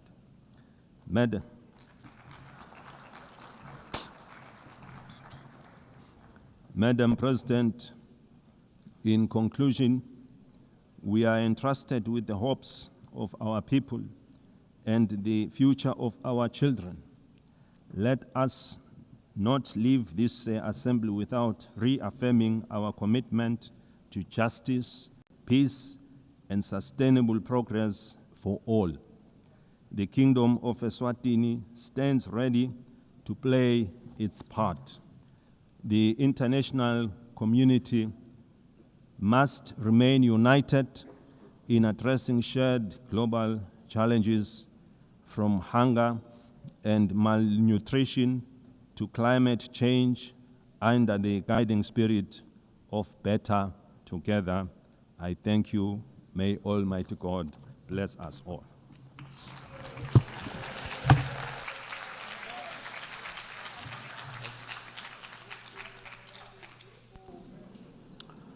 On behalf of the Assembly, I wish to thank the head of the state of the Kingdom of Eswatini.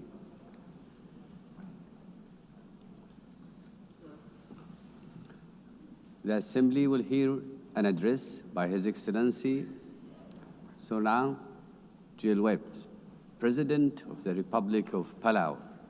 I request protocol to escort His Excellency and invite him to address the Assembly.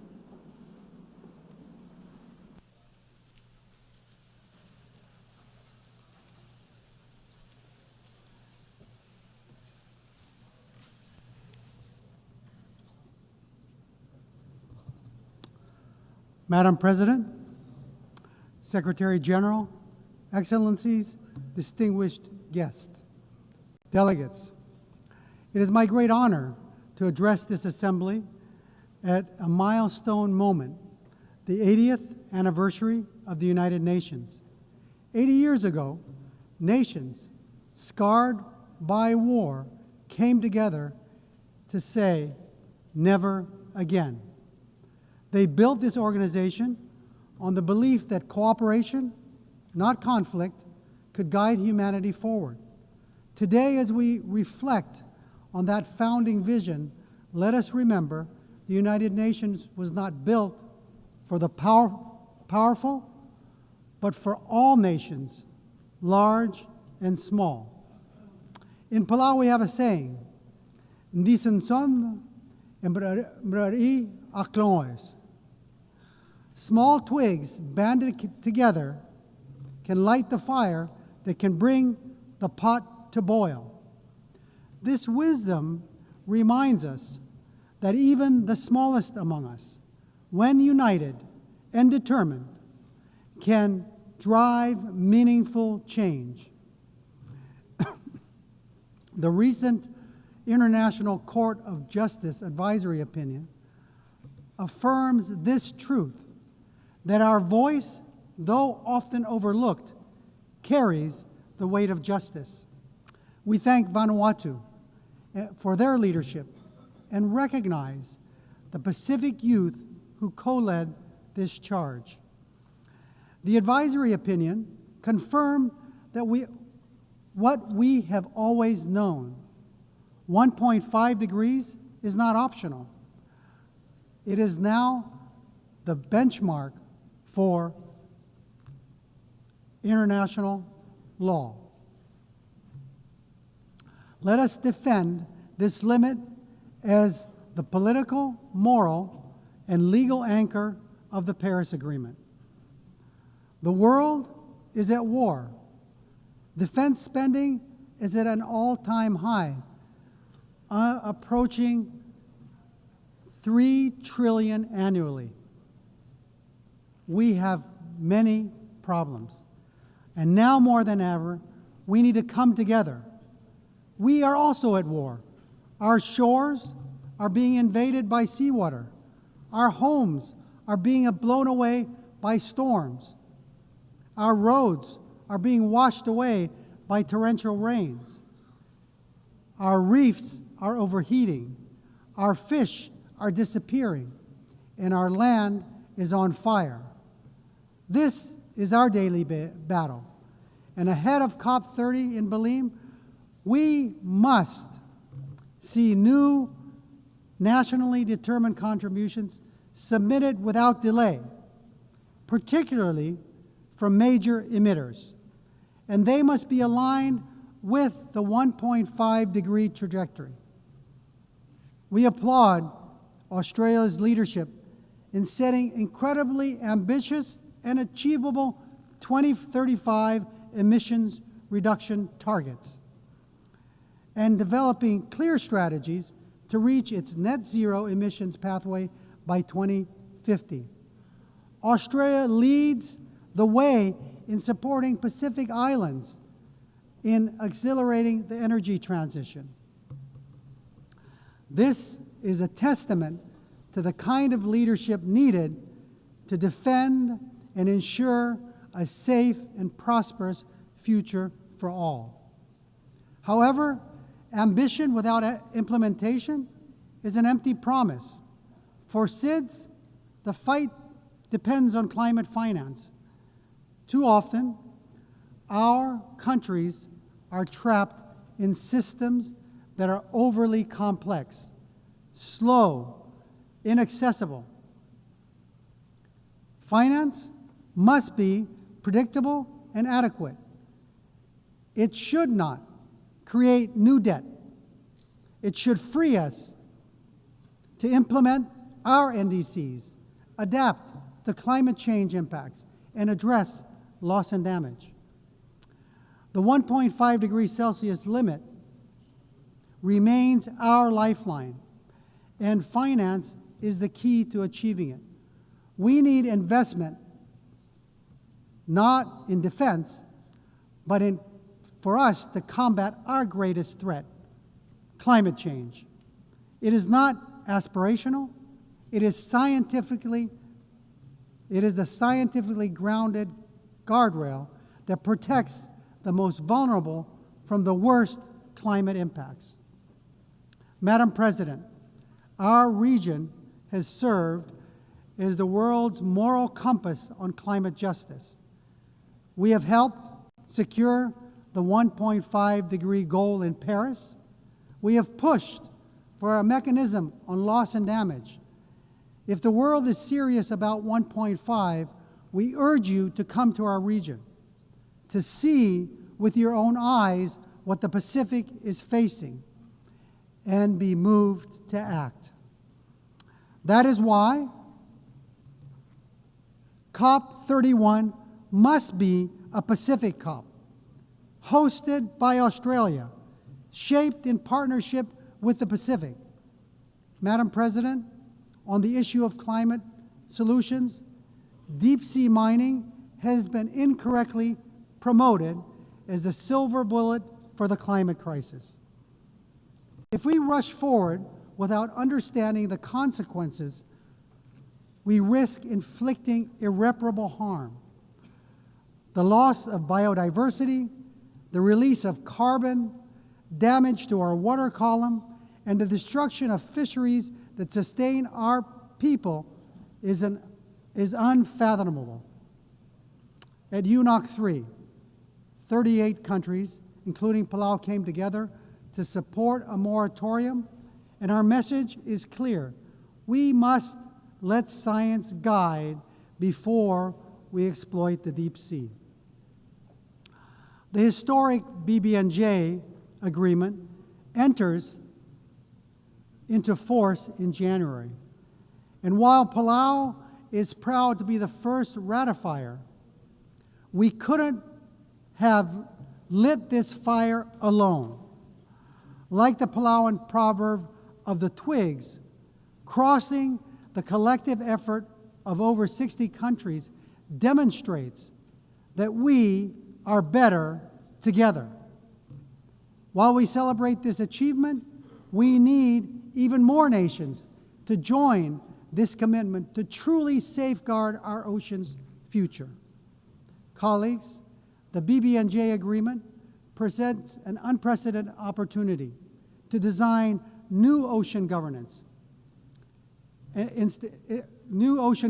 institutions where SIDS have a voice from the start. We are big ocean states, and we call on our partners, including the EU, to support a SIDS seat in the BBNJ governance structure. Excellencies, the stakes for SIDS could not be higher. Our economies are small, our vulnerabilities are acute, and our physical space is painfully narrow. The Antigua and Barbuda agenda for SIDS gives us a blueprint for resilient prosperity, but it cannot stand without tools. That is why the Seville commitment matters. The world has finally recognized that the financial system cannot be fair if it measures only income and ignores vulnerability. Multilateralism is our only shield, yet too often it is sidelined, blacklisted, and cut off from finance and boxed in by rules we did not write. We demand a seat not as bystanders, but as equal architects of our shared future. We call for the full and immediate integration of the multidimensional vulnerability index into the policies and frameworks of international financial institutions, multilateral development banks, and international organizations. It is time that we move the MVI from theory to practice. As we commemorate 80 years of this United Nations, we must look honestly at the strengths and its shortcomings. We welcome the Secretary General's UN 80 initiative, but let me be clear, reform cannot be cosmetic. This UN must be more responsive, more equitable, and more focused on delivery. Madam President, Palau knows too well the heavy cost of war, having endured the devastation of World War II on our islands. That history reminds us not only of the suffering left in the wake of conflict, but also the sacred value of peace. Palau has always stood for dignity of every human life and for the peaceful resolution of disputes through dialogue and respect for international law. Our positions, whether in support or restraint, are always guided by a deeper purpose, the pursuit of peace that is just, lasting, and stable. We believe that a durable solution, one that envisions two peoples, Israelis and Palestinians living in two democratic states, side by side, in peace and in dignity and security, within mutually recognized borders, is essential for lasting peace. Russia's unprovoked war against Ukraine is a stark reminder that when international law is disregarded, peace everywhere is placed at risk. It is only through respect for the rules-based order that all nations, large and small, can live securely. Continuing in that spirit of respect for life and stability, I must raise an important issue of principle. Years ago, China wrongly interpreted UNGA Resolution 2758. And today, it continues to claim that Taiwan is a part of the People's Republic. The end result has been Taiwan been silenced. The 23 million people's voices have been kept unheard, keeping Taiwan out of fully participating in the UN system and contributing to the world. Palau believes that inclusivity, which includes Taiwan, strengthens the United Nations, and that no community should be barred from contributing to the solutions of our world that it so desperately needs. Madam President, let me close with another Palauan proverb. It's about tides. Dol raidis. An incoming tide should lift everyone. The choices we make together are about lifting all of us, ensuring the next generation inherits a world that sustains them just as it has sustained us. As we face today's greatest challenges, climate change, ocean decline, debt, inequality, wars, and conflict, no nation can carry the weight alone. But together, guided by the spirit of the UN's founding and strengthened by 80 years of hard-learned lessons, we can turn the tide. Let this assembly be remembered not only for the words we speak, but for the actions we take and for the resilience we build, the justice we uphold, and the future we secure for the generations yet to be born. We are better together. God bless you. Sulang, thank you.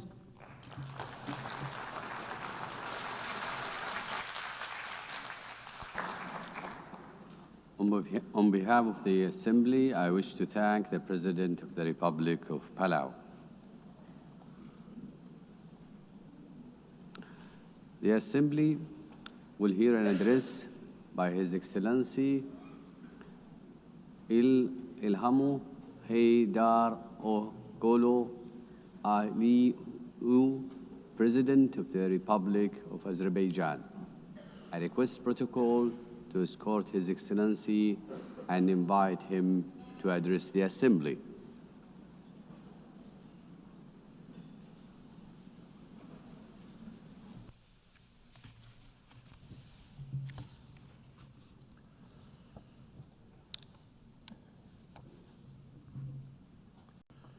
Ladies and gentlemen, for many years, I spoke from this tribune about tragedies of aggression, occupation, and injustice experienced by Azerbaijan.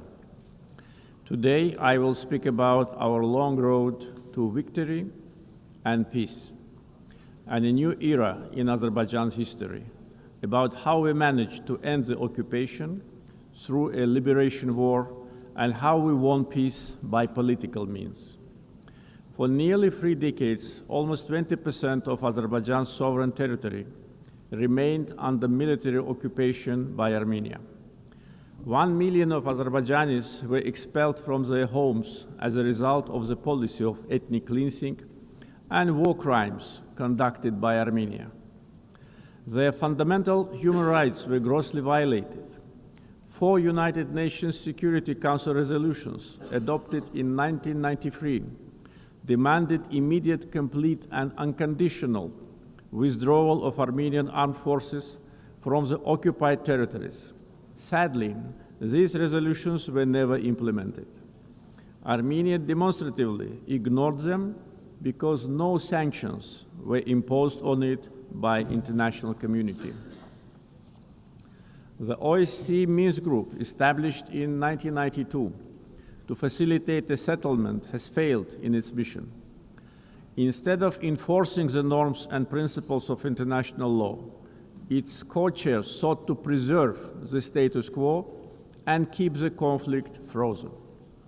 In 2020, after almost 30 years of ineffective negotiations, Azerbaijan was forced to exercise its legitimate right to self-defense under Article 51 of the UN Charter.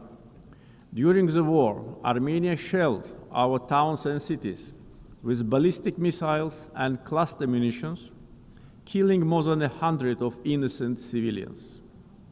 Azerbaijan, in its turn, conducted the war in strict compliance with international humanitarian law. We ensured protection of civilians and refrained from targeting non-military infrastructure. In 44-day patriotic war, our armed forces liberated occupied territories and restored Azerbaijan's territorial integrity in accordance with international law and relevant UN Security Council resolutions.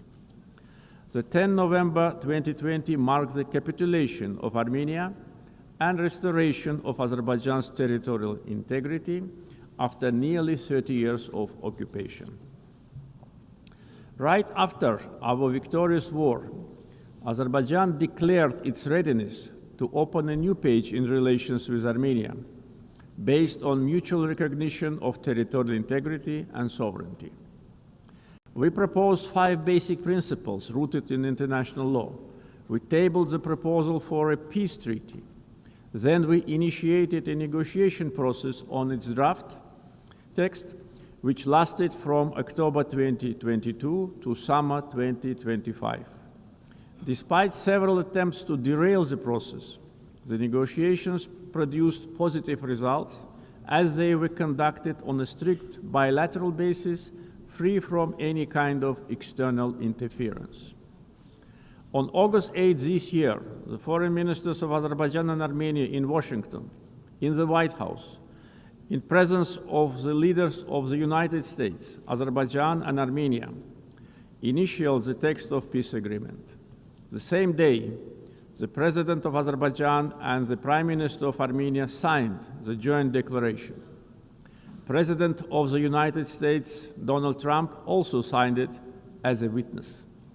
Moreover, Azerbaijan and Armenia jointly appealed for the closure of the OSCE Minsk Group and related structures as an obsolete mechanism no longer relevant to the peace process. Accordingly, on 1 September, the OSCE adopted a decision to permanently close these structures. Regional connectivity has been at the core of our vision for lasting peace. Another key outcome of the Washington summit is the Trump Route for International Peace and Prosperity, TRIP, which will ensure unimpeded access through the Zangezur corridor and foster regional connectivity. The recent Washington summit has also signaled a new phase in Azerbaijan-US relationship. Together with President Trump, we signed the Memorandum of Understanding between the two governments regarding the establishment of a strategic working group to develop a charter on strategic partnership between Azerbaijan and the United States. It opens new horizons for partnership in political, economic, energy, regional connectivity, defense, security, and other fields. The waiver by President Trump of the sanctions imposed on Azerbaijan in 1992 in the form of the Section 907 of the Freedom Support Act is a historic step as well. The permanent removal of Section 907 by the US Congress would eliminate a legacy of double standards and help strengthen trust and cooperation at a time when Azerbaijan is contributing to global security and stability. Overall, the agreements reached during my August visit to the United States carry historic significance. I want to express my gratitude to President Donald Trump for opening a new chapter in the US-Azerbaijan relationship, for his decision to elevate it to the strategic partnership level, and for his support to the peace process between Azerbaijan and Armenia. Right after the victory in the patriotic war of 2020, Azerbaijan started large-scale reconstruction program in the liberated territories.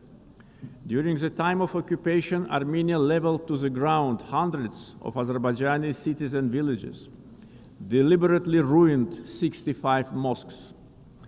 That was a policy of Armenia which was ruled by war criminals for almost 30 years. We are rebuilding villages and cities razed to the ground. Under the Great Return Program, already more than 50,000 people live, work, and study in the liberated territories. One of the gravest humanitarian challenges facing Azerbaijan in the post-conflict period is landmine contamination during the time of Armenian occupation. Since November 2020, more than 400 Azerbaijani civilians and military personnel were killed or seriously injured by landmine explosions. This massive contamination obstructs the safe return of displaced persons and delays reconstruction projects. Similarly, the tragic fate of nearly 4,000 Azerbaijanis who went missing during the Armenian aggression and occupation since the early 90s continue to require close attention and action. Ladies and gentlemen, coming to the global challenges we are facing, we believe that response must be inclusive, fair, and universal. Through its many initiatives, Azerbaijan has shown its clear commitment to advancing sustainable solutions. Azerbaijan is proud to have hosted COP29 last year, where we achieved important outcomes in advancing climate action, the green transition, and equitable access to financing. As a host of COP29, we guided negotiations towards ambitious and balanced outcomes, ensuring that all voices, particularly those of the developing world, were heard.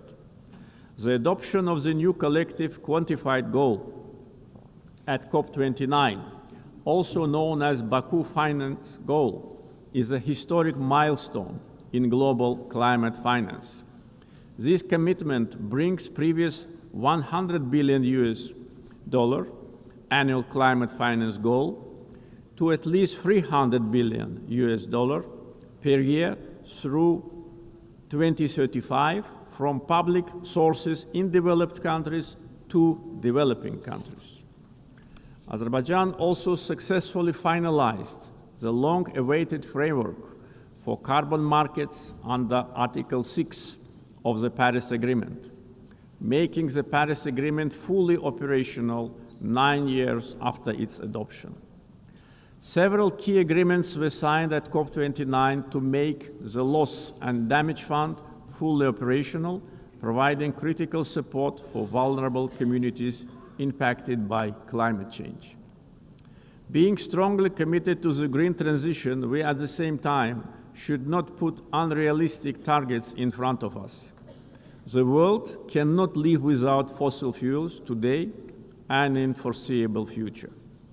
Energy security is closely linked to peace, regional connectivity, and economic development. Azerbaijan continues to play a proactive role in advancing these objectives globally. Azerbaijan has established itself as a reliable and indispensable partner in providing energy security to many countries. We play a strategic role connecting the Caspian region with international markets through diversified oil and gas pipeline systems. As of today, we are supplying natural gas to 14 countries.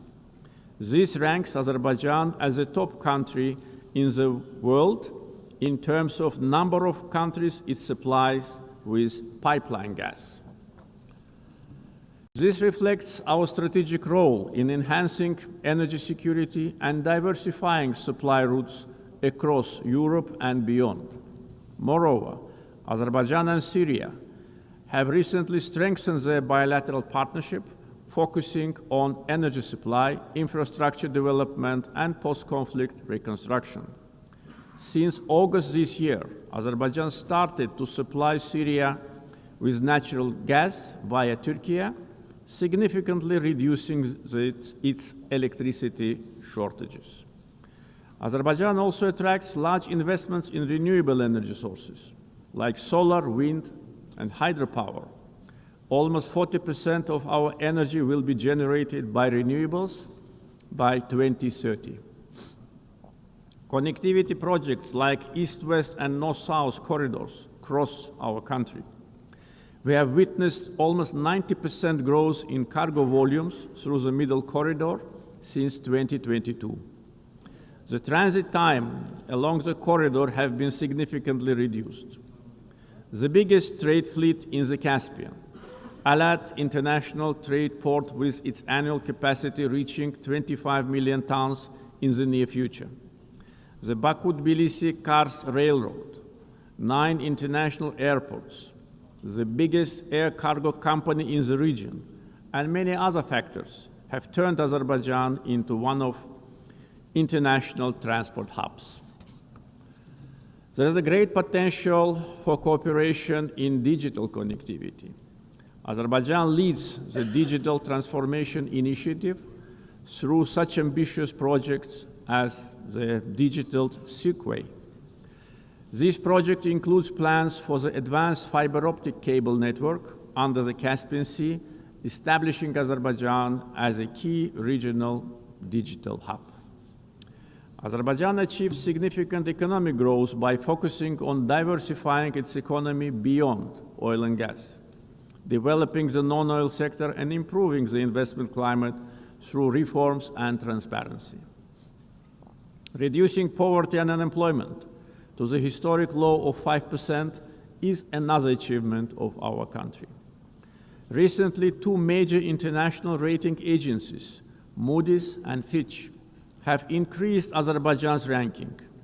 Azerbaijan was provided with favorable investment grade status, citing very strong external balance, low public debt, and substantial sovereign wealth assets as a key strengths. This underscores our economic resilience, strong fiscal discipline, and favorable investment climate. Our foreign debt is only 6.5% of GDP, which is one of the lowest in the world. Azerbaijan's foreign exchange reserves exceed its foreign debt almost 16 times. Back in 2022, at the summit of the Caspian littoral states, I raised the issue of environmental degradation of the Caspian Sea. Today's situation is much worse. Caspian Sea is shrinking rapidly. The main reason is not climate change. Joint efforts of littoral states are needed to stop ecological catastrophe with unpredictable consequences. Azerbaijan is also ready to cooperate closely with the UN to tackle this problem. Ladies and gentlemen, Azerbaijan is proud of its global humanitarian assistance efforts. We are providing aid to countries affected by natural disasters, conflicts, and public health emergencies.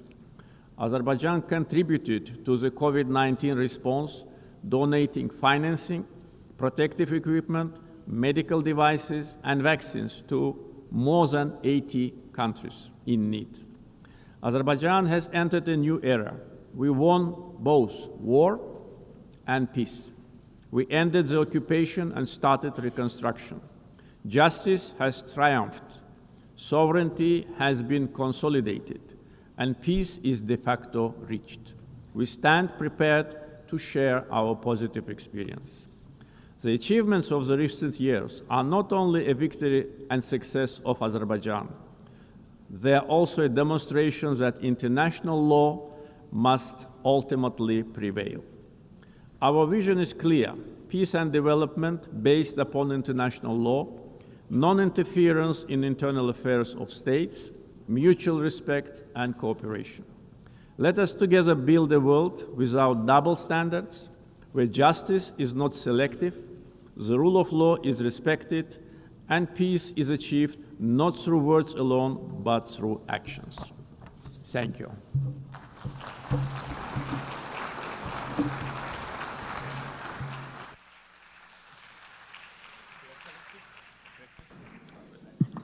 On behalf of the Assembly, I wish to thank the President of the Republic of Azerbaijan.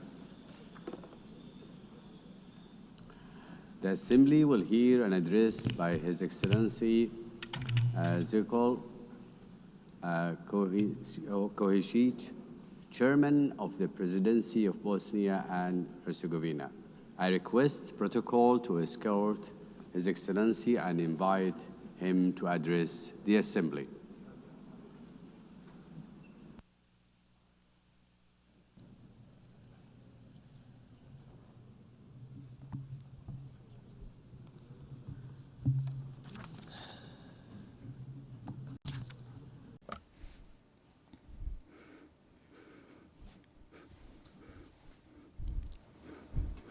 Dear Chairperson, Secretary General, dear colleagues, ladies and gentlemen. To start with the theme of this year's session of the United Nations General Assembly, Better Together, 80 Years and More for Peace, Development and Human Rights, allow me to express my congratulations to the United Nations from this important place on behalf of Bosnia and Herzegovina and all its citizens. The UN is celebrating 80 years since its founding, and at the same time 80 years of continuous work on the fundamental goal of this organization. That goal is to secure and maintain peace in the world. History will give the final judgment on how successful the UN has been in the past, as well as on the results of the work and participation of several generations in the United Nations itself, its bodies and organizations. At the same time, I believe it is important to clearly express our common position today. Peace in every part of the world has no alternative. We must continue to work together persistently on this. I would like to believe that we all share the same positive opinion, that we must protect peace in every part of the world.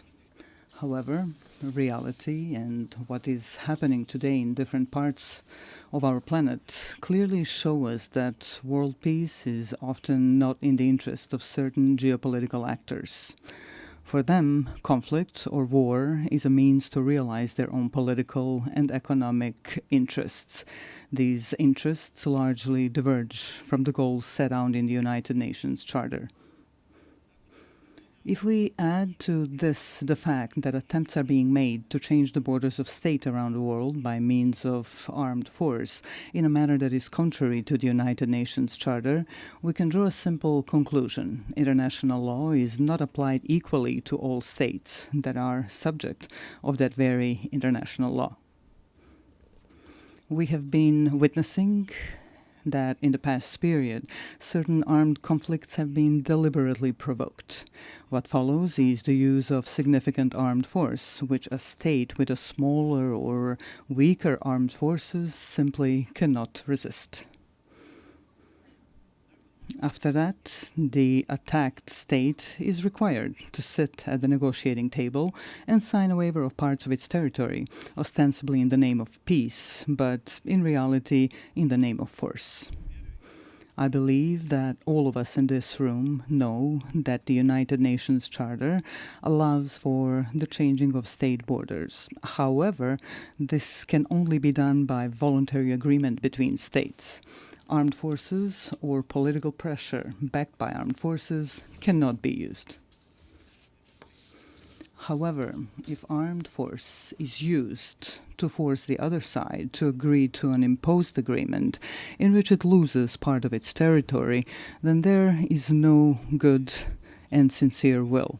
Only coercion is present, which is contrary to several acts of international law. In this particular case, I'm speaking of Ukraine and the pressures it is under as a sovereign state. These pressures require Ukraine to give up parts of its territory in order to achieve a supposedly lasting and sustainable peace. Are we, in this particular case, participants in a change in the world order? In such an order, peace is not set as the ultimate goal. On the contrary, war and armed force appear as a legitimate means to achieve the political goals of major geopolitical actors. Changing international borders through the use of armed force creates political pressure to force a state to give up parts of its territory. This creates a dangerous precedent in international law, which can easily become the rule. Ultimately, it means living in an unstable world in which peace no longer has value. This is certainly not the desired outcome. Such a thing cannot be justified by any provision of the United Nations Charter or other acts of international law. Today, we have an equally unwanted situation in the Gaza Strip. There, such violence is perpetrated against the local population, which in its form indicates the existence of several elements of genocide, as established in the Convention on the Prevention and Punishment of the Crime of Genocide.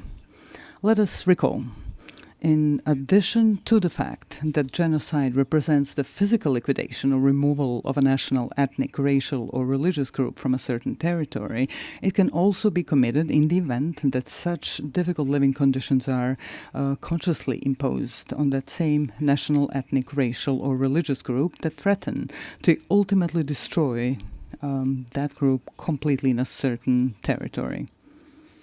Ultimately, such an aggressive genocidal approach is used as a means to forcibly occupy and take over territory. Under international law, these territories cannot belong to those who initiate and produce aggression. However, this is exactly what is happening in the Gaza Strip today. In Gaza, the people of Palestine face these two elements of genocide prescribed by the aforementioned Convention on the Prevention and Punishment of Genocide. A part of the world's political public closes its eyes and keeps silent about this extremely terrible fact. And there is no political interest or even economic interest motivated by the intention to exploit natural resources such as oil or natural gas in that part of the Mediterranean, which could justify such a high level of genocidal violence against the local Palestinian population. Such violence is unjustified and unacceptable. Equally unacceptable is the silence and occasional approval that comes from various political circles around the world. What kind of peace, development, or protection of human rights can we even talk about if this kind of violence is allowed? Violence with forms of genocide against the Palestinian people.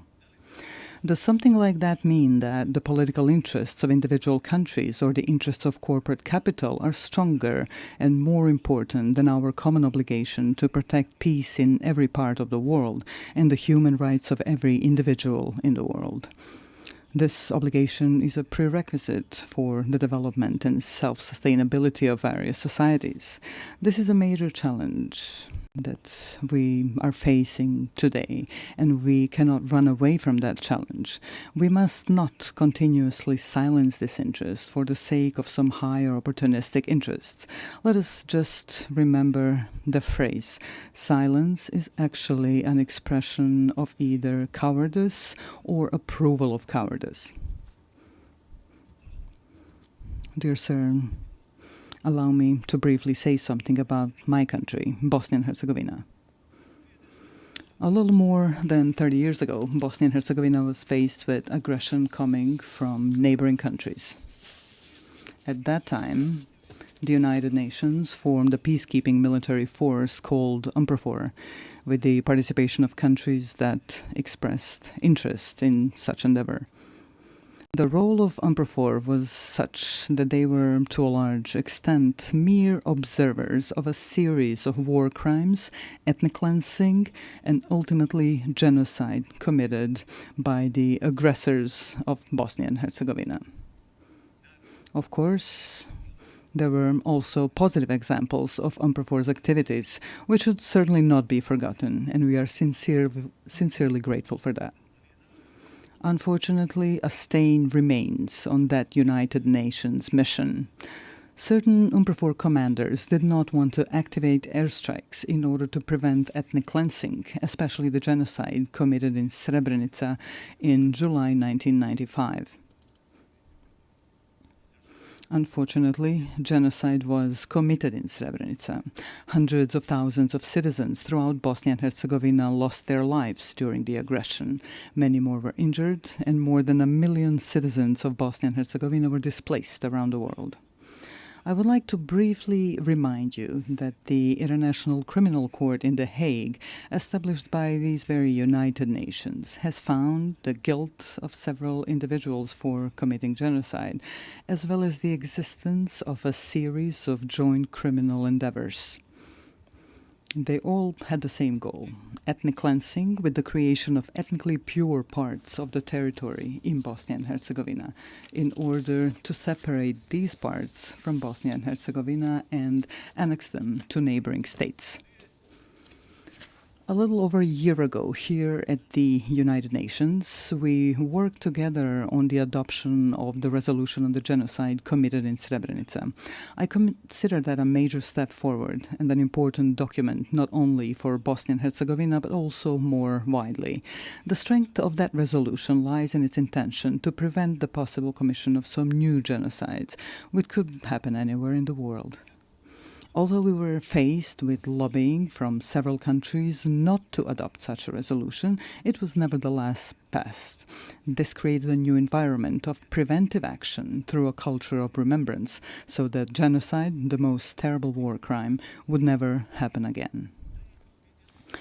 This is when we realized that there were states that, for their own political reasons or political convenience, were not ready to support the text of that resolution.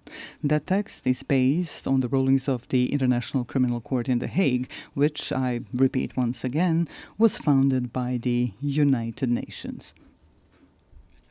May such a refusal to support the text of the resolution serve to honor of those who lobbied against its adoption and those who did not give clear support to the resolution. I would like to remind you that during that period, in the 90s, the international community, through the United Nations, imposed an embargo on Bosnia and Herzegovina on the purchase of defensive weapons.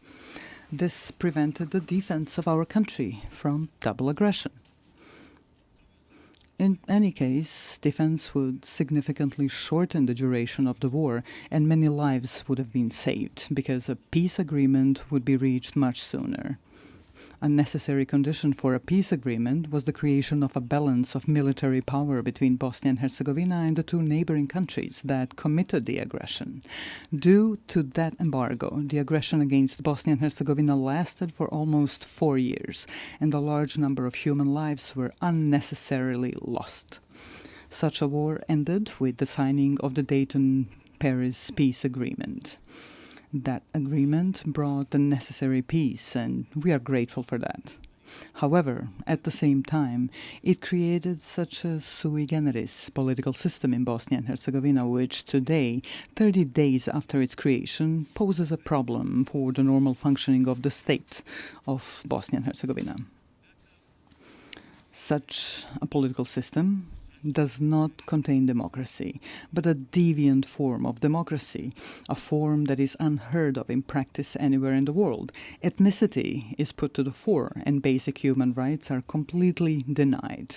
At the same time, democracy is undermined to such an extent that it almost no longer exists. We can call this political system an incident political system, which is constantly destabilizing the state of Bosnia and Herzegovina.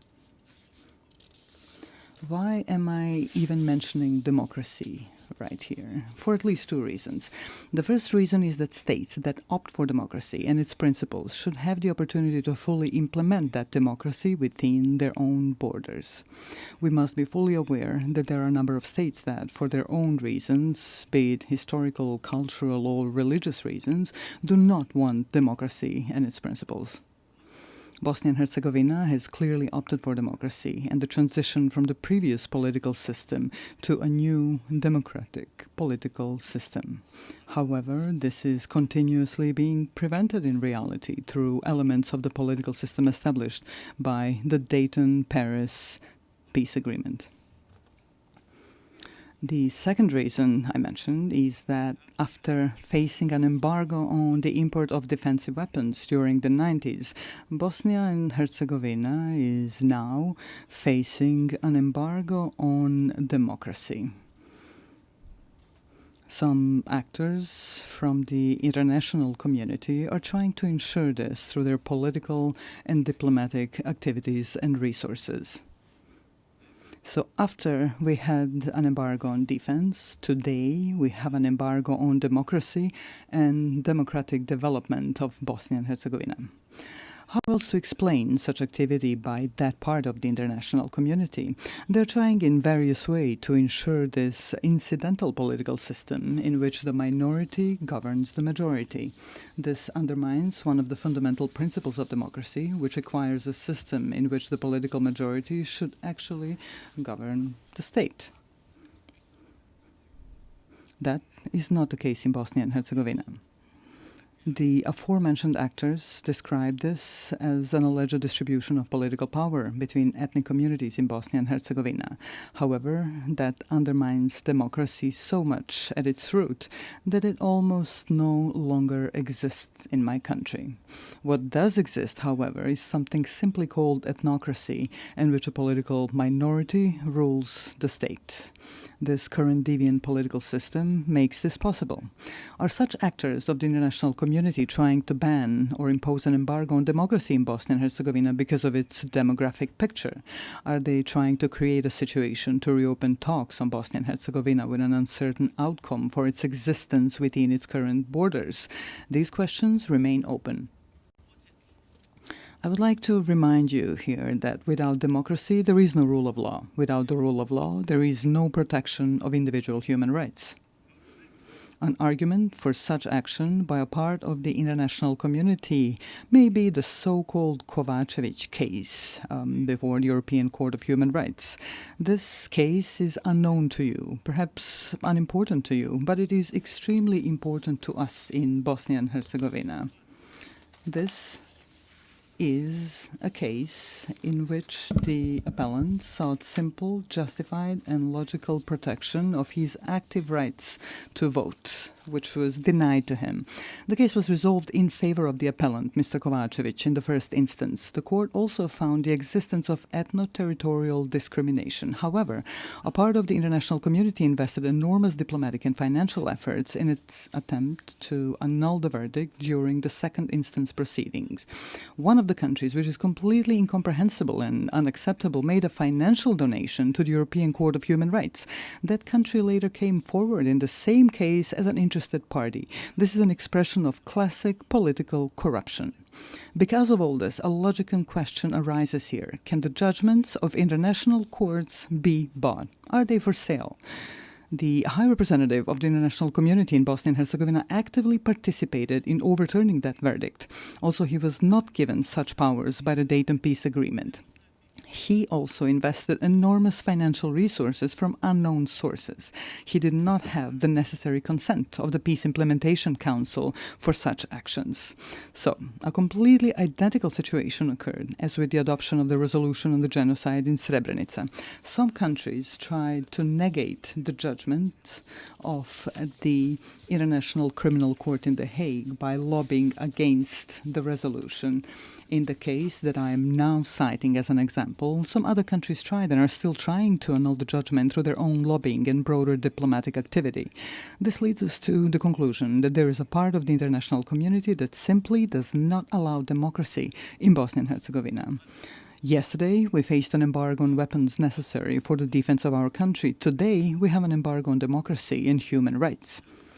Therefore, I would like to briefly remind you of another United Nations document called the International Covenant on Civil and Political Rights. This document guarantees, among other things, to vote and to be elected at periodic elections, which shall be held by universal and equal suffrage and shall be held by secret ballot, with the guarantee of free expression of the will of each voter. Unfortunately, in Bosnia and Herzegovina, we are not allowed to do this. The international community is making great efforts to preserve discrimination and to deny democracy. The result is the lack of the rule of law, as well as insufficient and almost no protection of individual human rights. The logical conclusion that arises is the following. Democracy, as well as the right to defend the country, are privileges whose application is determined and enabled by political elites from larger and richer countries. Small countries and poor countries can only receive as much democracy as those who are larger and richer allow them to get. That is certainly not an expression of equality that we should all strive for today. Here we come to the issue of human rights. To be more precise, I'm referring to the equality of every individual in their own country and beyond. This particularly concerns the right of every person to participate equally and as they wish in every aspect of social life in their country. We have a whole series of documents of acts of international law that guarantee such rights. This, therefore, raises an open question. Are we prepared to be consistent or persistent in protecting individual human rights in any part of the world, using the tools that the aforementioned international documents provide us with? Every issue of human rights protection begins with a fight against discrimination or any form of inequality of individuals in all their rights guaranteed to them by international law. The logical continuation of this are the documents or laws in different countries. Discrimination in any form is prohibited by international law. Unfortunately, very often we encounter situations where discrimination is silenced and even encouraged. Speaking from the perspective of Bosnia and Herzegovina, we have 5 judgments of the European Court of Human Rights that establish the existence of discrimination against citizens of Bosnia and Herzegovina based on their ethnic origin or place of residence. Some of the political elites in Bosnia and Herzegovina, as well as part of the international community present in Bosnia and Herzegovina, do not want to accept these verdicts or implement them through constitutional amendments. Therefore, the 5 aforementioned judgments of the European Court of Human Rights have not been implemented. The aforementioned 6th judgment in the case seeking the rejection of ethno-territorial discrimination was overturned thanks to pressure, donations, and similar actions by certain countries. The person who was authorized by the peace agreement to implement that very peace agreement and to protect all aspects of that agreement also participated in this. This includes all acts of international law that speak of human rights. All of this leads us to difficult questions and even more difficult answers. Are human rights and the protection of the same privileges of the larger and wealthier societies and states, while those that are smaller and poorer are consciously and internationally bypassed in the protection of human rights? It starts from the right to life all the way to the right to equality and democracy. Finally, let me emphasize that we can only respond to all 3 open questions, which are the subject of this session of the United Nations General Assembly, through consistency and principled insistence on the protection of peace. Only in this way can we create the conditions for the unhindered development of societies in the member states of the United Nations and act together as active protectors of human rights in all parts of the world. Without that consistency on those issues, we will once again be just a group expressing concern over deviant phenomena in the world, such as wars, violent border changes, genocide and war crimes, denial of human rights. In fact, we will do nothing more than express our concern. The consistency I'm referring to means complete determination to confront various deviant phenomena in the world through the tools provided to us by international law.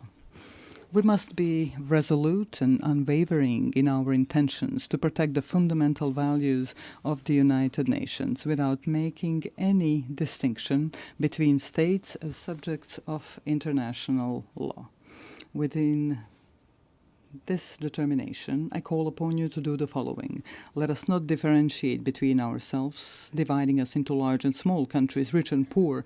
Together, as an organization, let us actively seek and facilitate solutions to all the outstanding issues that arise in the world. Peace is not a privilege. Peace is an obligation of all of us, which we must ensure at all times and in all places. Likewise, human rights are not a privilege. Human rights are a permanent civilizational obligation, which we must continuously fulfill. This is certainly an ongoing challenge, one that generations before us have faced and that generations after us will keep facing. Our mission is to leave them a better world than the one we live in now. Such a goal requires persistent and continuous active work. Ladies and gentlemen, Your Excellencies, thank you for your attention.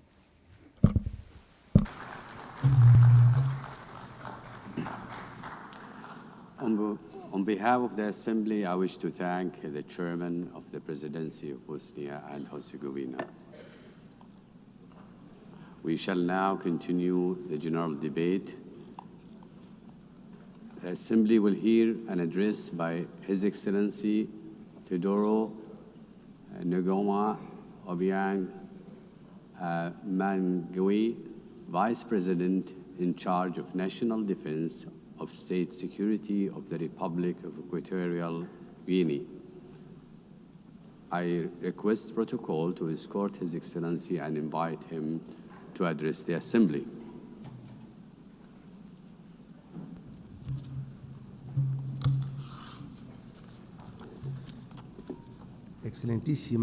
Your Excellency Ms. Annalena Baerbock, President of the 80th session of the United Nations General Assembly,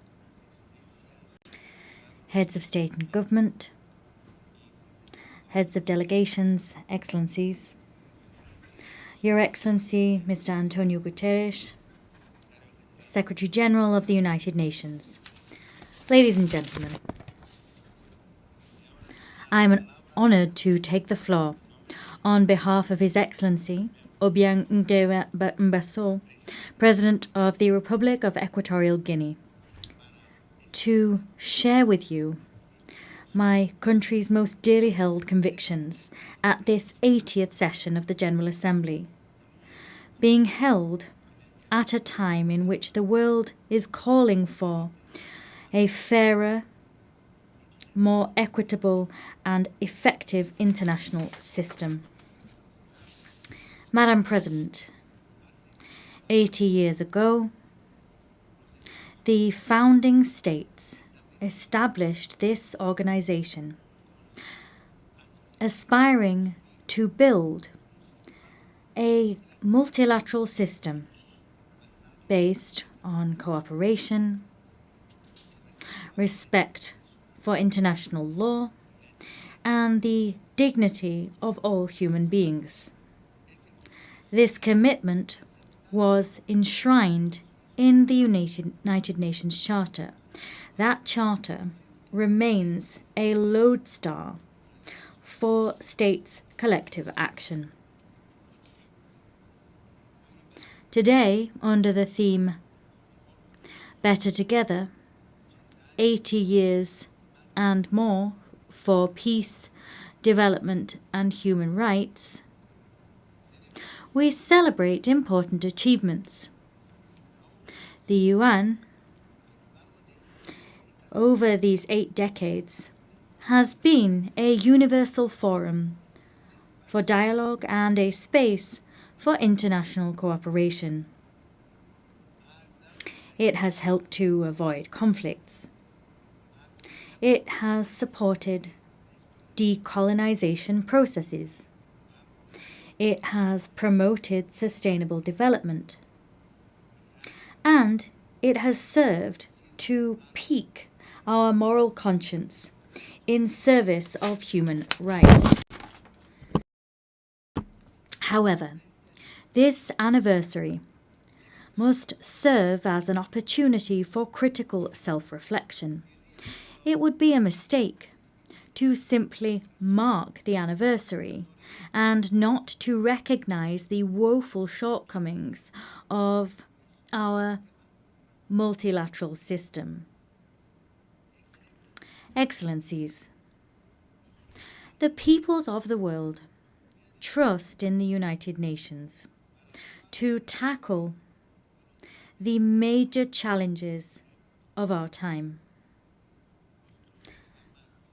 Armed conflicts, violence, climate change, growing inequalities, migration crises, cyber threats, and the lack of technological transfer are all some of these challenges.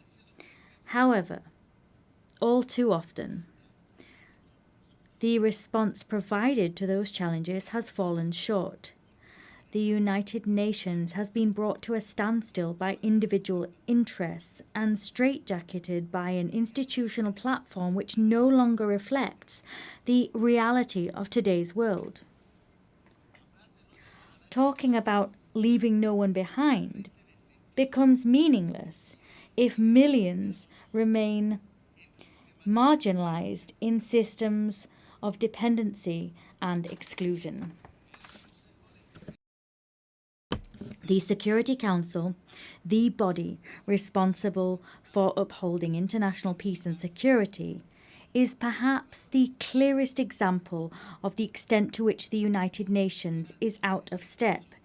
8 years after its inception, the UN's membership structure remains rooted in the geopolitical state of play we had in 1945, and not that we see in the 21st century. Consequently, the United Nations' legitimacy and representativeness are quite rightly called into question. Security Council reform is an urgent need. Without that reform, the Security Council will continue to be perceived as an exclusive club of historical privileges, powerless to respond legitimately to current threats. Africa is demanding what is hers by right: full and permanent representation on the most important security organ in the world. We want to see an international governance system which serves the interests of all of us, not those of an elite. We demand a Security Council which represents the world of today, not the world of yesterday. Let us take real steps forward towards collective action which is more democratic, more equitable and effective. If not, we risk finding ourselves with a United Nations which is increasingly on the sidelines and one which holds less and less weight in the international arena. Our commitment with this organization remains intact. We believe in the United Nations. We believe in the strength of international law and the force it holds. We believe in international cooperation as the only way to address challenges which no nation, however powerful it may be, can resolve alone. Our commitment is not unthinking. Rather, it must be rewarded with results, reforms, and a UN that can move with the times. On this anniversary, we must recall that peace, development, and human rights are inextricable pillars. Peace is not sustainable without development. Development is false if it is not rooted in dignity and rights for all. As such, let us state here again that we remain steadfast in our support for Agenda 2030, despite the fact that we recognize difficulties and delays in its implementation.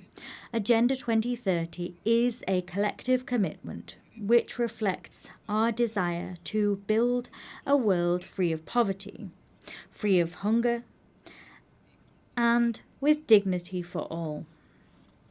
However, we have less than a decade to fulfill it, and the pace of progress is all too slow.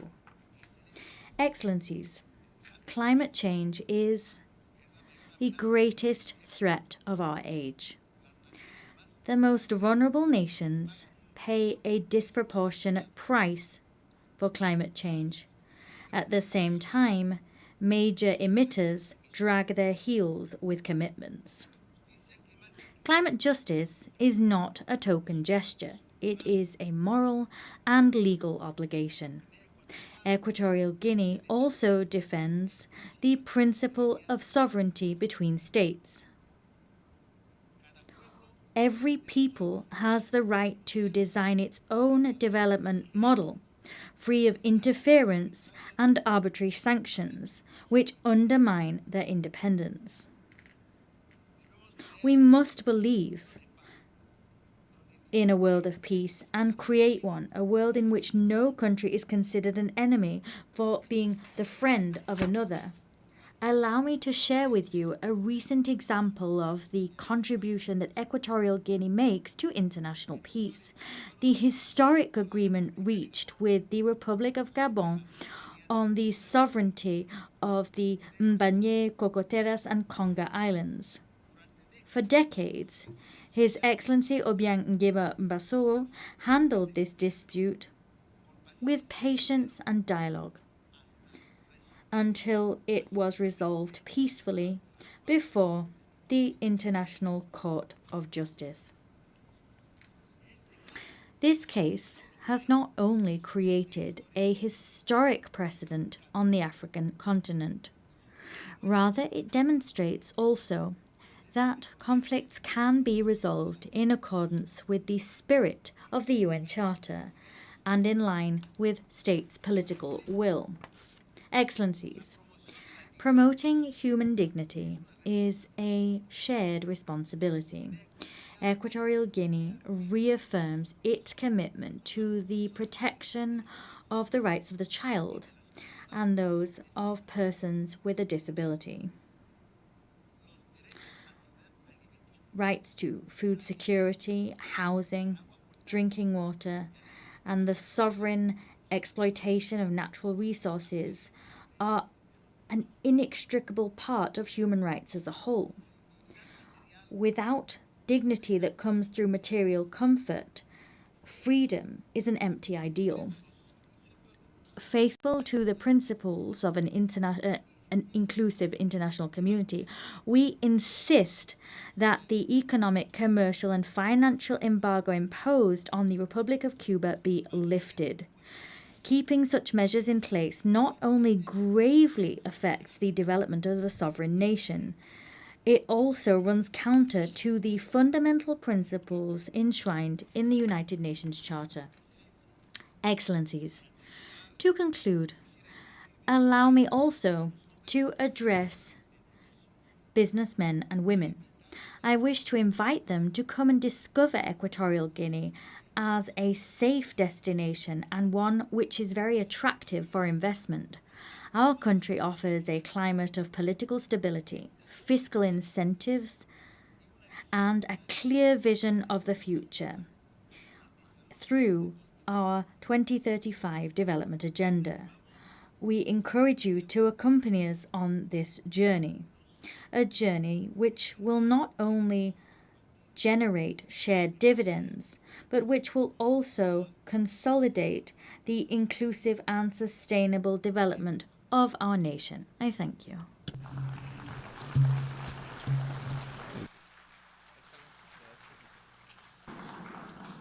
On behalf of the Assembly, I wish to thank the Vice President in charge of National Defense and State Security of the Republic of Equatorial Guinea. The Assembly will hear an address by Her Excellency Josephine Joseph Lago, Vice President of the Republic of South Sudan. I request protocol to escort Her Excellency and invite her to address the Assembly.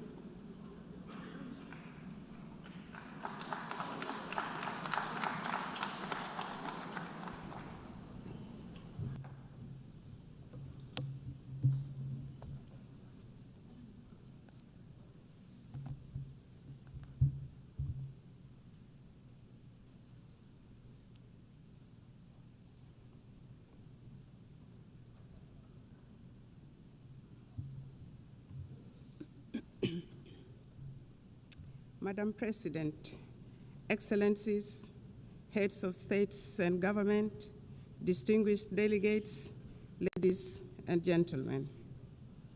I bring you warm greetings and best wishes from my President, His Excellency Salva Kiir Mayardit, the President of the Republic of South Sudan. I also bring you greetings from the government and the people of South Sudan, a message of peace, unity, development, and unwavering commitment to global partnership. I wish to extend my sincere congratulations to you, Madam President, on your election to preside over the 80th session of this esteemed Assembly. I also express appreciation to the General Secretary, Antonio Guterres, for his steadfast commitment to advancing the principles and objectives of the United Nations. The theme of this year's session, Better Together, 80 years and more, for peace, development, and human rights, resonates with objectives and aspirations of our country. South Sudan is the youngest country in the world and the 193rd member of the United Nations.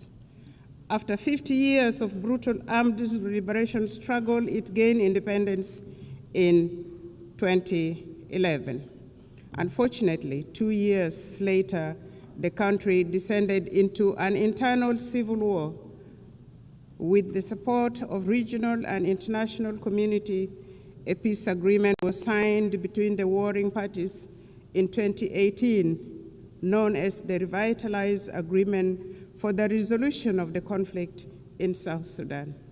This led to the formation of the current revitalized transitional government of national unity, a coalition government comprising the warring parties, other peace partners, and stakeholders.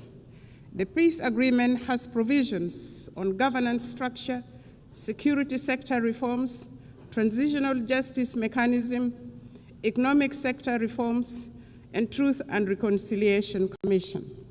The agreement also stipulates 35% affirmative action on women representation at the national, state, as well as local government levels.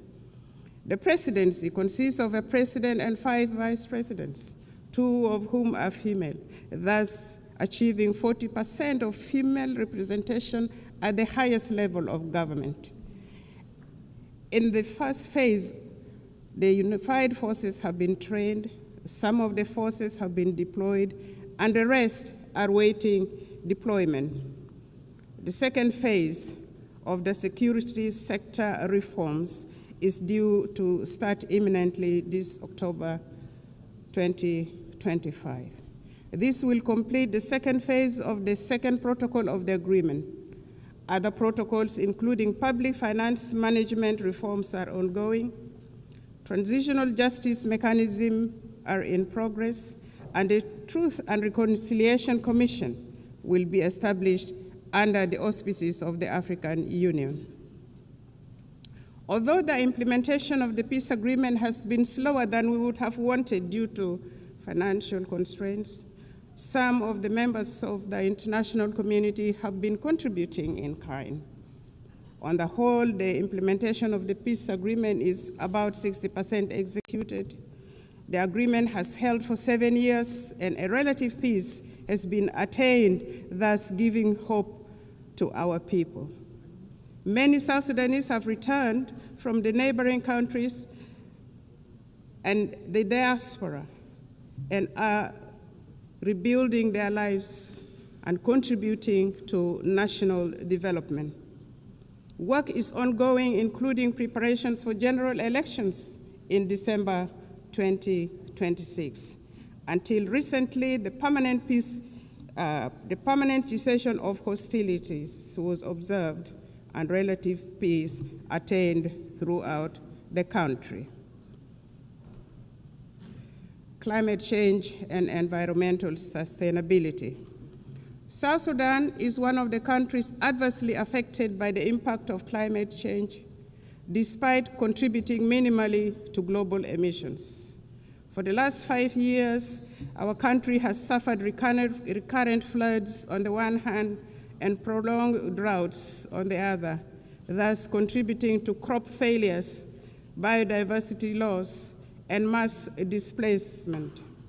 These challenges intensify food insecurity, undermine livelihood support, and threaten social stability. In this regard, the government of the Republic of South Sudan calls on equitable and predictable climate financing to strengthen adaptation and resilience. The Paris Agreement and subsequent COP summits made commitments which must be honored. South Sudan requires support in technology transfer, capacity building, and foreign direct investment in national frameworks such as the South Sudan Development Plan, nationally determined contribution, and national adaptation plan. This support is essential to address the intertwined challenges of development and environmental stability. The global community cannot afford to ignore climate injustice. Collective action is imperative for these challenges which transcend national borders to be addressed effectively. South Sudan has embarked on planting of 100 million trees by 2030, expanding renewable energy generation and strengthening water infrastructure with women, youth, and people with disabilities at the center of these efforts. Our commitments to sustainable development goals. At independence, South Sudan inherited rudimentary state structures and hardly any infrastructures such as roads, electricity. We inherited poor health care, inadequate educational infrastructure, abject poverty, and food insecurity. The SDGs are aligned to our national priorities. For example, each vice president is in charge of a cluster which includes governance cluster, economic cluster, service delivery cluster, infrastructure cluster, and gender, youth, and humanitarian cluster. Madam President, the 2030 Agenda remains a vital framework for peace and prosperity. South Sudan has made some remarkable progress in agricultural transformation, including commercialization and value addition, which will create jobs for women and youth, including in crop production, livestock, and fisheries. This will enable people to produce their own food rather than relying on imported foods. Our policy is, let us produce what we eat. And as a consequence, some states in our country now are self-sufficient in food production, which contributes eminently to reduction of poverty, thus the attainment of SDG 1 and SDG 2. In collaboration with our development partners, government is providing health care, building health care infrastructure, improving maternal and child care, raising awareness about communicable diseases, and providing vaccinations for diseases such as cholera, mpox, and malaria. Access to clean water and sanitation is being improved. As part of the health sector transformation program, we aim to attain universal health care for all in South Sudan. The recent pandemic outbreaks around the world revealed the urgencies of strengthening health systems and equitable vaccine access. South Sudan advocates for global health framework that prioritizes preparedness for pandemics and embraces health as a universal human right. In his latest statement to Parliament in June 2025, His Excellency President Salva Kiir Mayardit identified education as a key priority area for the government. There is improved enrollment in primary schools and secondary schools, and many young people are aspiring now to go to universities and colleges. Enrollment has risen from 300,000 to 2.1 million children with gender parity in primary schools nearly achieved. This is a remarkable national achievement. There is focus on teacher education to improve the overall quality of education. Despite these efforts and achievements, 2.8 million of our children are still out of school. South Sudan has expanded programs to promote girls' enrollment and retention in schools while investing in technical and vocational skills training for women and youth. Our government would like to take this opportunity to appreciate all those countries that have offered scholarships for our young people to study in their countries, and those supporting girls' education in particular and vocational training to provide employable skills for our young people. But more clearly needs to be done. South Sudan is a young population. Over 60% of the population is under the age of 30 years. In any society, the youth are the future of the country and the future of the society. Our youth are a source of great pride. South Sudan's recent participation in the Olympics Games in Paris last year was a unifying moment for the people of South Sudan and Africa at large. South Sudan athletes showcased talent, discipline, and resilience, embodying the spirit of a nation determined to rise. Sports have become a powerful force for unity, inspiring hope, and bringing communities together across our young nation. The South Sudan basketball team emerged as the best team in the continent of Africa during the last Olympic Games and nearly beat the defending champion in the world. Since independence, and in line with the Transitional Constitution 2011 as amended, we have taken steps to integrate gender equality into our governance and development agenda. Notably, South Sudan has enshrined 30% of women participation in public life at all levels of government.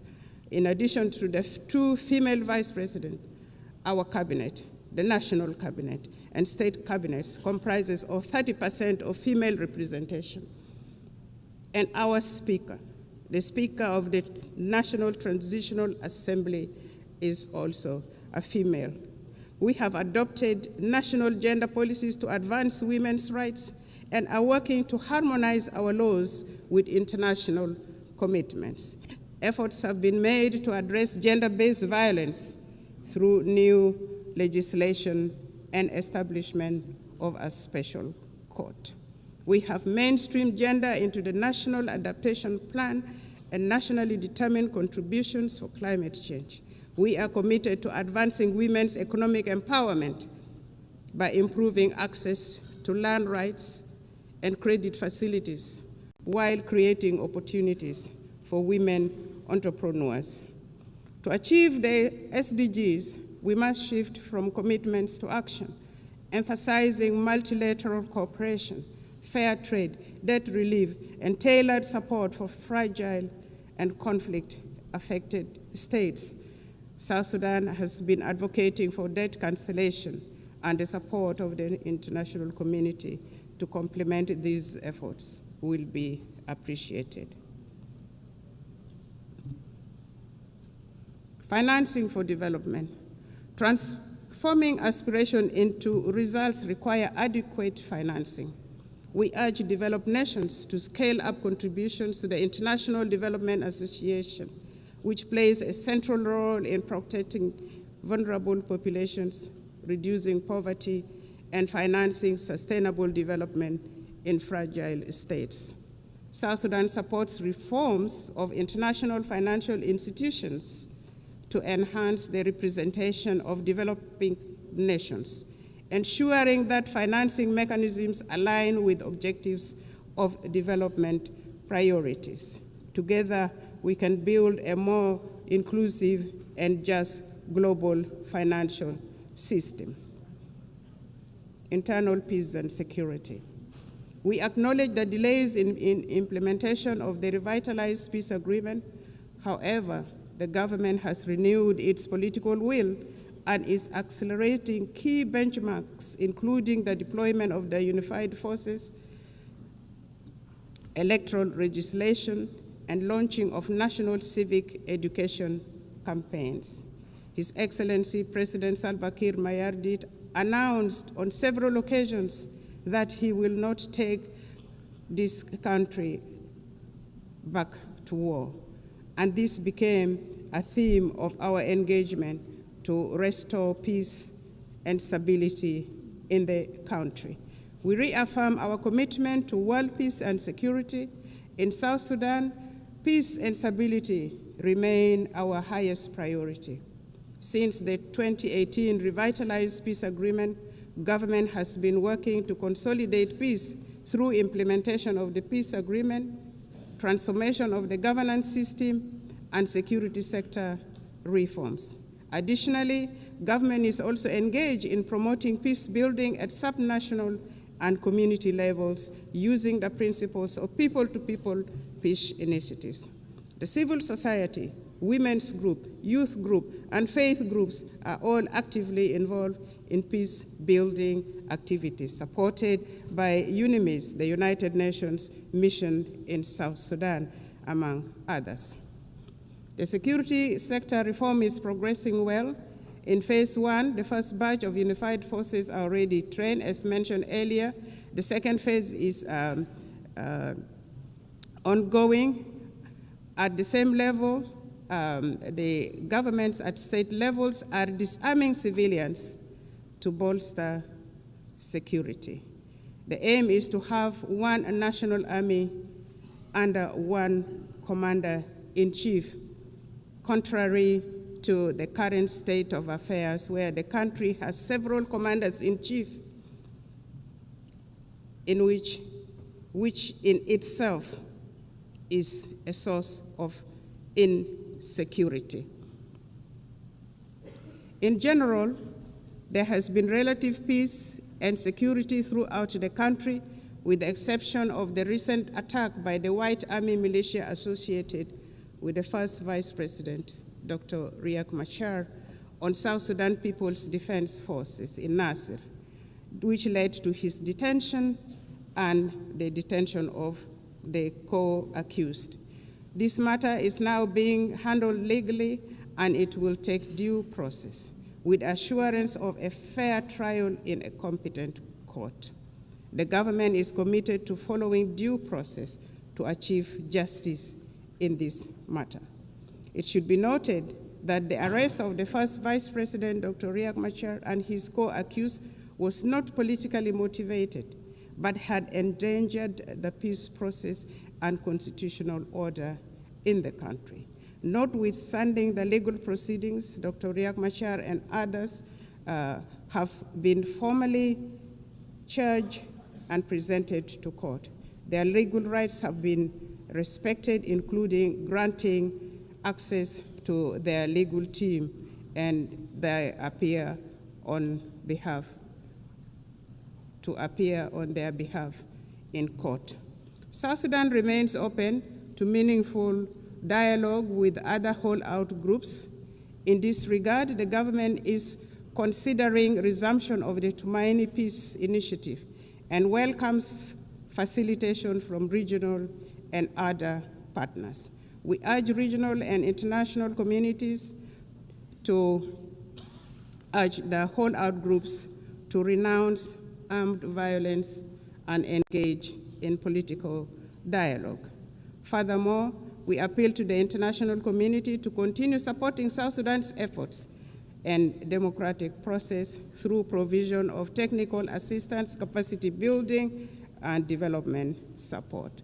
It is worth mentioning that consolidating peace in South Sudan is not only vital for our people, but also for stability across the Horn of Africa, the Great Lakes, and beyond. Since our last statement to this General Assembly, South Sudan has embarked upon a transformative journey.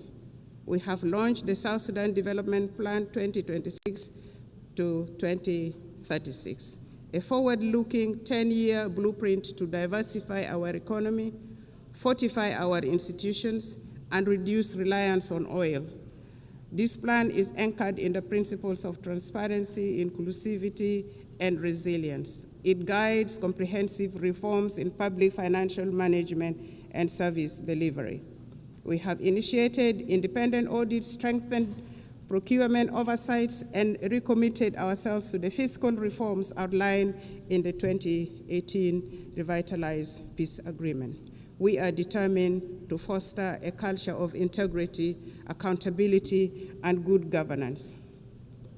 Determined to shift from oil dependency to a green, sustainable economy, South Sudan is investing in the future of its land and people.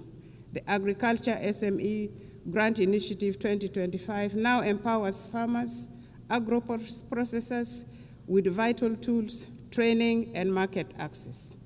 Our investment in irrigation, seed distribution, and post-harvest technologies are boosting productivity and strengthening food security. We have successfully established effective governance structures both at the national and local level, including establishment of relevant commissions such as the Constitutional Review Commission, the Judicial Review Commission, among others. The constitutional making process is in progress. Civic education and voter rights training have commenced and are progressing well. The National Bureau of Statistics will advise on options available for elections. The Political Parties Council has been established and has started registering political parties intended to contest in elections. Therefore, with these positive developments, the government of the Republic of South Sudan appeals for the removal of targeted individual sanctions and the arms embargo on South Sudan. Elections.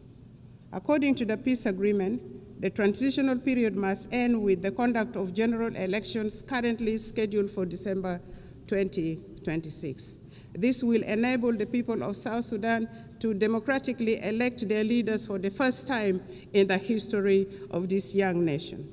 His Excellency President Salva Kiir has reaffirmed the government's determination to deliver credible, inclusive, and peaceful elections. The establishment of electoral institutions, namely the National Election Commission, the Political Parties Council for registration of political parties, and voters' right education have been established. The Bureau of Statistics has been restructured to deal with the issues of census. The restructured Permanent Constitution Review Commission has been actively working to ensure that the country has a new permanent constitution by the time of the general election in December 2026. Civil society groups are being facilitated and have started civic education of the general public, especially among women and the youth. South Sudan is committed to promoting and protecting human rights. We are strengthening national institutions, promoting accountability, empowering women and youth. We have taken steps to integrate gender equality into our governance and development agenda, not forgetting the people with disability. Civil society is actively engaged in the promotion of human rights and civic education. We believe constructive engagement and dialogue are the best path for building resilient and just institutions. Some regional concerns. Madam President, South Sudan and Sudan share deep historical and economic ties, as well as the longest border in the region. For instance, South Sudan's oil is at the moment being transported through Sudan. Developments in Sudan directly affects development in South Sudan. Since the outbreak of conflict in Sudan in 2023, South Sudan has opened its doors for Sudanese refugees and returnees from Sudan. In partnership with the international aid agencies, we are providing humanitarian assistance, and we have also gone further and given plots of land for refugees to cultivate and produce their own food, thus integrating them into our local communities. However, there are still outstanding issues with respect to the comprehensive peace agreement 2005. Among these are issues of border demarcation and final status of Abyei, including the status of the Ngok Dinka of Abyei, which remains unresolved. We are committed to working with the government of Sudan to amicably resolve these outstanding issues. Furthermore, the current composition of the Security Council no longer, in our view, adequately reflects the realities of today. And for this reason, South Sudan supports the call for the expansion of the permanent membership to include African representation. Furthermore, we advocate for the removal of sanctions and arms embargo on South Sudan and other sisterly countries. Madam President, at independent South Sudan inherited rudimentary state structures, hardly any infrastructures. The government is now working simultaneously on nation building, state building, provision of services, including healthcare, education, capacity building, poverty reduction, and food security. South Sudan is seeking to transition from humanitarian aid to development aid. What we are asking for is for the international community to continue supporting South Sudan, a country with immense potential, abundant natural resources, and a young population. We are actively empowering women and young people for the country to become a useful and productive member of the international community. And we are already seeing signs of progress. To conclude, Madam President, Excellencies, and distinguished guests, the United Nations was founded on the belief that humanity is stronger together. The theme of this 80th session, Better Together, is a reminder of our shared responsibility for survival and progress. Notwithstanding the challenges, South Sudan, with the resilience of its people under the leadership of His Excellency President Salva Kiir Mayardit, remains committed to a multilateral solidarity and partnership with an aim of building a fairer, safer, and more prosperous world for all, for us in South Sudan. It is, a more prosperous world for all. And for us in South Sudan, we all know that it is better together. It is better together for us nationally. It is better together for us globally. Permit me in closing to reaffirm our unwavering faith in the principles of the United Nations and the possibility of a better world built upon solidarity and shared purpose. May God bless the people of South Sudan. May God bless the nations of the world. I thank you for listening. Thank you.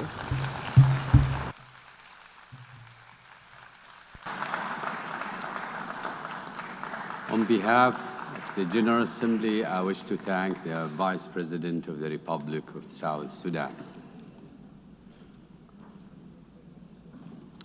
The Assembly will hear an address by His Excellency Mohamed Jal, the Vice President of the Republic of Gambia. I request protocol to escort His Excellency and invite him to address the Assembly.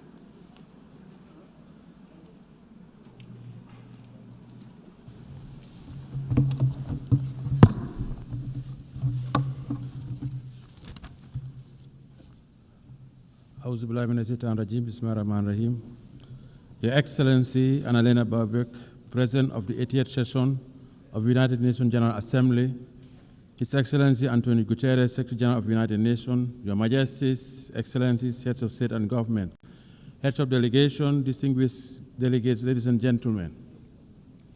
As we commemorate the 80th anniversary since the founding of the United Nations, it is with great honor and profound sense of commitment that I stand before you to deliver this statement on behalf of His Excellency, Mr. Adama Barrow, who could not be here due to circumstances beyond his control.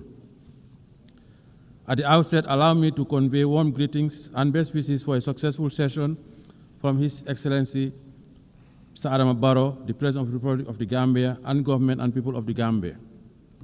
Madam President, let me also use this opportunity to congratulate you on behalf of the government of the Gambia on your election as President of the 88th session of the United Nations General Assembly. Your election is a testament to the importance our organization attaches to gender mainstreaming and the empowerment of women. It constitutes an affirmation that more than ever, women are capable of leading organizations like the United Nations and achieving remarkable success. The Gambia, therefore, assures you of its unwavering support and continued cooperation in the discharge of your duties while reaffirming our faith in the relevance of multilateralism and the sacrosanct foundational principles of the United Nations Charter. Allow me to seize this moment to also thank and congratulate Mr. Philomen Yang, President of the 79th session of the General Assembly, for his leadership and for competently guiding the work of the Assembly during his tenure. The 80th session of the General Assembly is being held at a very pivotal moment for the international community. The enormity of the challenges of managing and resolving various wars, conflicts, and ongoing threats to international peace and security require all member states to reaffirm their collective commitment to abiding by the noble principles stipulated in the United Nations Charter. The Charter, crafted with great optimism and anchored in the ideals of maintaining and promoting world peace, security, human rights, and development, promise a new age and a new world. A world that comes together to reverse the hurdles of the past and define a common destiny premised on our shared humanity. Let us rekindle the ethos of solidarity through more multilateral engagement with all states, small or big, developed or developing, fight poverty, and address climate change. Madam President, the 80th session of the General Assembly conveys a profound symbolism for the Gambia. Our long-standing commitment to the United Nations and our election as chair of the second committee during this session is not only historic, but speaks to the great strides we have been making towards shaping a stable and prosperous multilateral global order. Let me assure you that the Gambia will continue its active participation in the work of the Assembly. We remain committed to supporting optimal ways in the search for innovative and timely solutions to the common challenges facing us and would collaborate with all member states as we address these pressing global challenges. Madam President, in 1945, the world stood united with a deep sense of solidarity, strong commitment, and an enduring hope to establish the United Nations to save the succeeding generation from the scourge of war. The creation of the United Nations served as a driving force for multilateralism by affirming our collective faith in the sanctity of human rights while guaranteeing international peace and security to all peoples around the world. Our collective security arrangements were rooted in multilateralism. Our commemoration of the founding of the United Nations this year is a clarion call to the future, a reaffirmation of its fundamental role as a premier global institution entrusted with the destiny of humanity towards prosperity, peace, security, and human rights. Madam President, last year, our Assembly adopted the Pact of the Future to revive multilateral engagement and rekindle global solidarity. We must do more to fulfill the commitments that we assured under the Pact. 80 years on, the world is still encountering the challenges of protracted conflicts and geopolitical fragmentation, including the threat to the spirit of multilateralism under the United Nations. As the world continues to grapple with complex and unprecedented challenges on different fronts, the peace and security landscape of our world is becoming increasingly fragile. Amid the changing nature of conflicts, we are also witnessing a serious disregard for the principle of international humanitarian law in conflict zones. What is even more profound is that the rules-based international order is under enormous stress, losing its momentum, relevance, and moral underpinnings. Today, we live in a world that is undergoing profound geopolitical transformation, presenting unique emerging challenges and reflecting an international community that is still trying to find answers to the challenges it faces in the 21st century. However, despite the challenges we are confronting, the Gambia believes that the United Nations' enduring relevance and structural institutions contributed to significant historic achievements in the past, particularly for countries in the global south. The United Nations holds forth the hope for global stability and good governance by translating ambitions into actions and championing issues of immense international importance.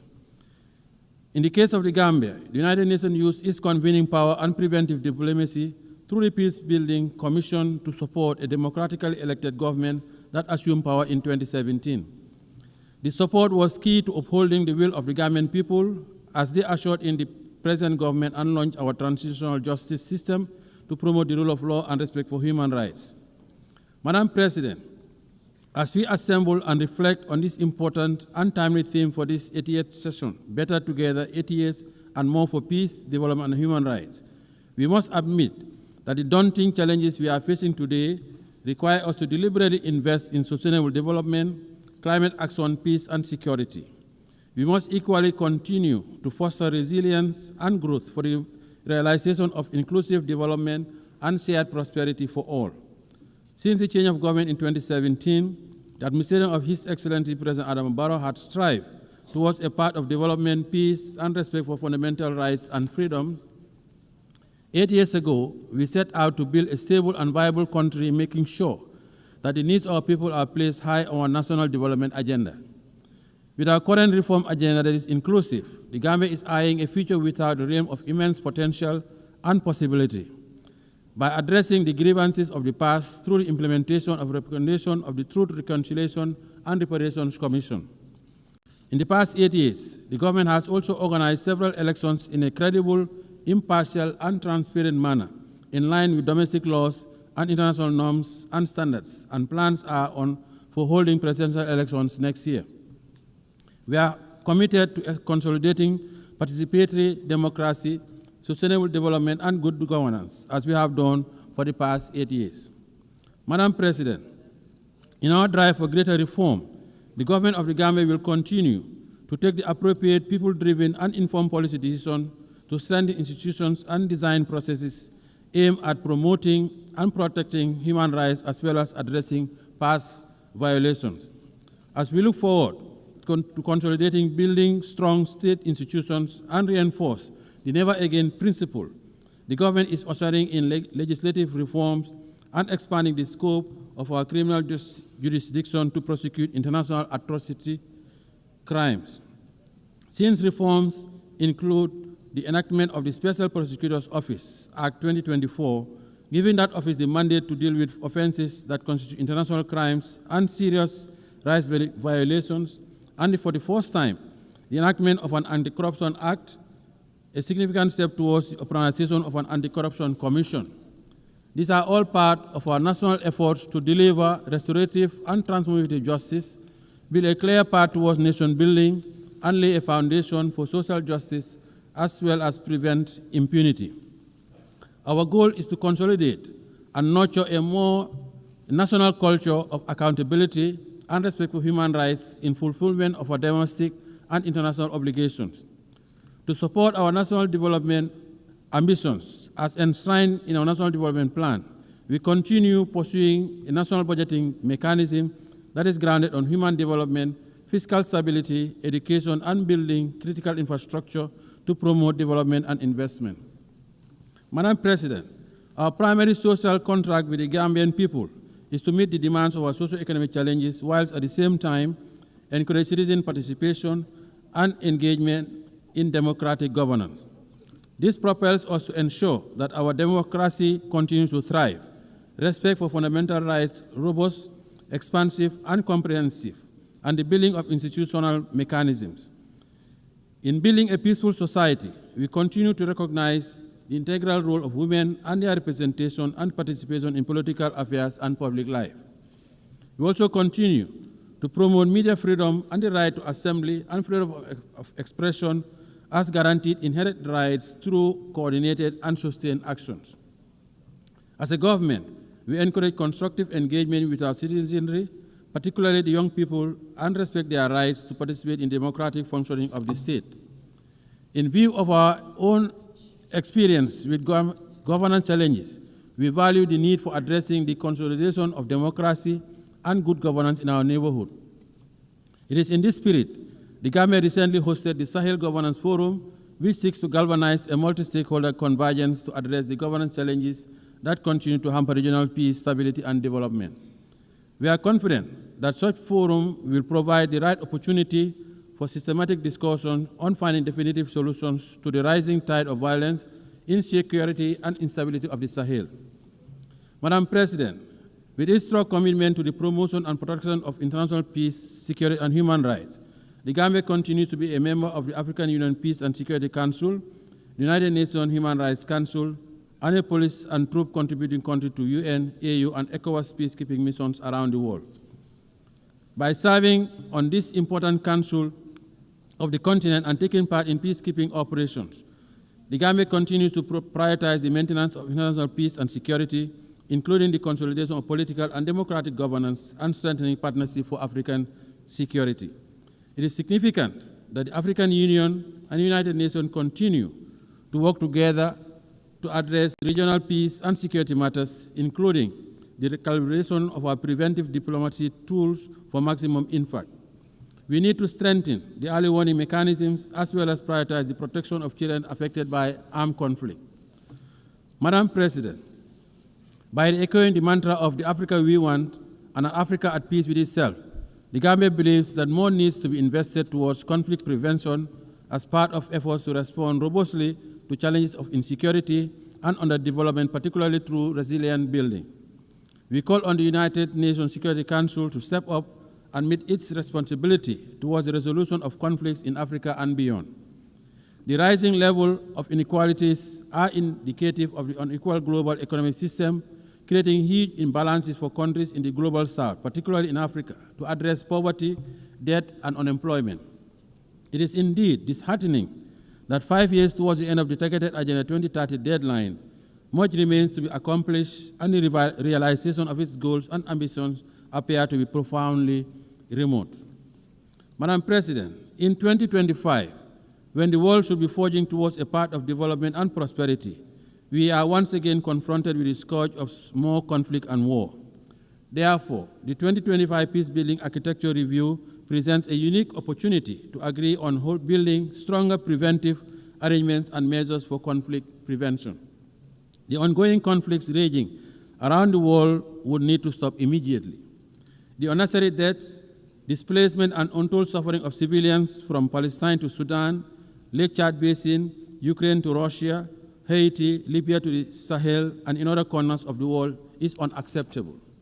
As members of the United Nations and as conscientious global citizens, we cannot relent on our collective quest for durable peace. We must continue to pursue responsive and purposive actions by exhorting the parties to the conflicts and make progress on key milestones on their journey to political dialogue. We must all assist by putting in necessary security arrangements and frameworks for ending conflicts, including the protection of civilians, particularly women, children, and the elderly.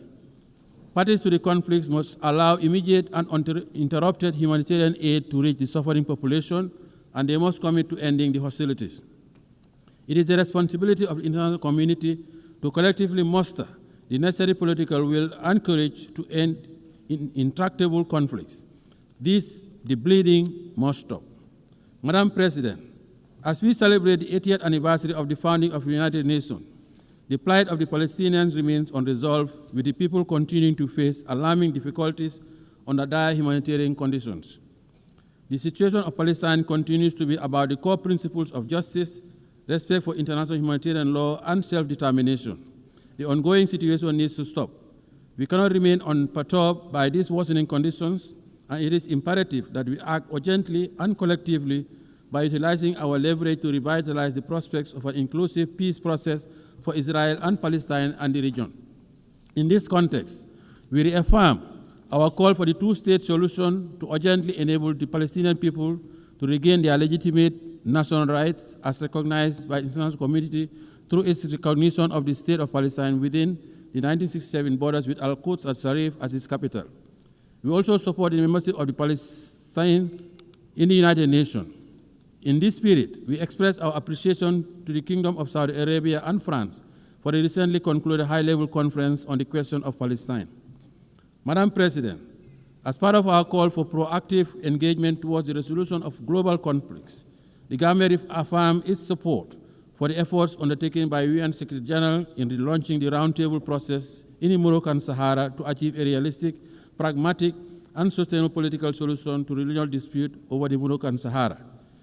The Gambia welcomes Morocco's commitment to the ceasefire, full cooperation with NISRO, and relaunching the political process based on the parameters of Resolution 2756 of 2024.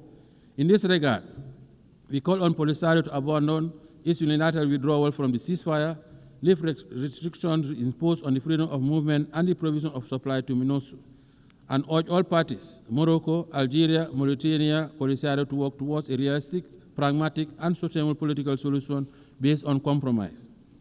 The positive impact of the Moroccan Autonomy Initiative, a realistic, credible, and serious effort for the settlement of this regional dispute, is already well recognized, and the people of the region continue to enjoy peace and development and protection of their human rights. Thanks to the government of the Kingdom of Morocco's new development model for the Moroccan Sahara region. Furthermore, the Gambia also lauded the launch by His Majesty Mohammed VI, King of Morocco, of the Morocco-Nigeria gas pipeline, the Atlantic African Initiative, and the Sahel countries' access to the Atlantic. The three regional royal initiatives would give new impetus to the Moroccan Sahara region by establishing it as a new platform for security, stability, and co-development in the Atlantic, the Sahara, African, and Mediterranean areas. Madam President, the Gambia also continues to stand with the government and people of the People's Republic of China on the One China policy. China's commitment to international cooperation and support for the critical spaces of development in different sectors demonstrate that the sustainable development of South-South and triangular cooperation are possibilities. The Gambia continues to reiterate the call for the lifting of economic embargo against the brotherly people of Cuba. The embargo continues to inflict undue hardship and economic devastation, occasioning substantial challenges for the government and people of Cuba. We believe it should come to an end now. Friendly cooperation is the way forward. Madam President, as we mark 25 years since the adoption of Security Council Resolution 1325 on women, peace, and security, we should take a moment to renew our firm conviction that the attainment of sustainable development and the consolidation of peace and security are anchored in the full and inclusive representation of women in all spheres of political and decision-making processes. While considerable progress has been made towards the realization of women's inclusion, women's participation in the consolidation of peace and security, there continues to be significant impediments that we must overcome. Women must always have a seat at the negotiating table. They usually bear the brunt of conflicts. Therefore, as we prepare for the Fourth World Conference of Women, and as nations sharing the same destiny, we have a moral obligation and a collective responsibility to act swiftly to address all issues hampering the empowerment of women, including institutional advancement and their contribution to the consolidation of peace and security. Madam President, in view of the outcome of FFD4, it is our hope that international financial architecture and mechanism will change for the better, as the current international financing architecture, especially as it relates to debt restructuring, continues to hamper the development aspirations of developing countries. Due to limited fiscal space exerted by debt distress, developing countries find it hard to make significant investment in the social sector. The challenge is even more profound when it comes to investment in the productive base of their economies to engender growth, employment, and development. This situation significantly contributed to the dismal attainment of only 17% of the SDGs.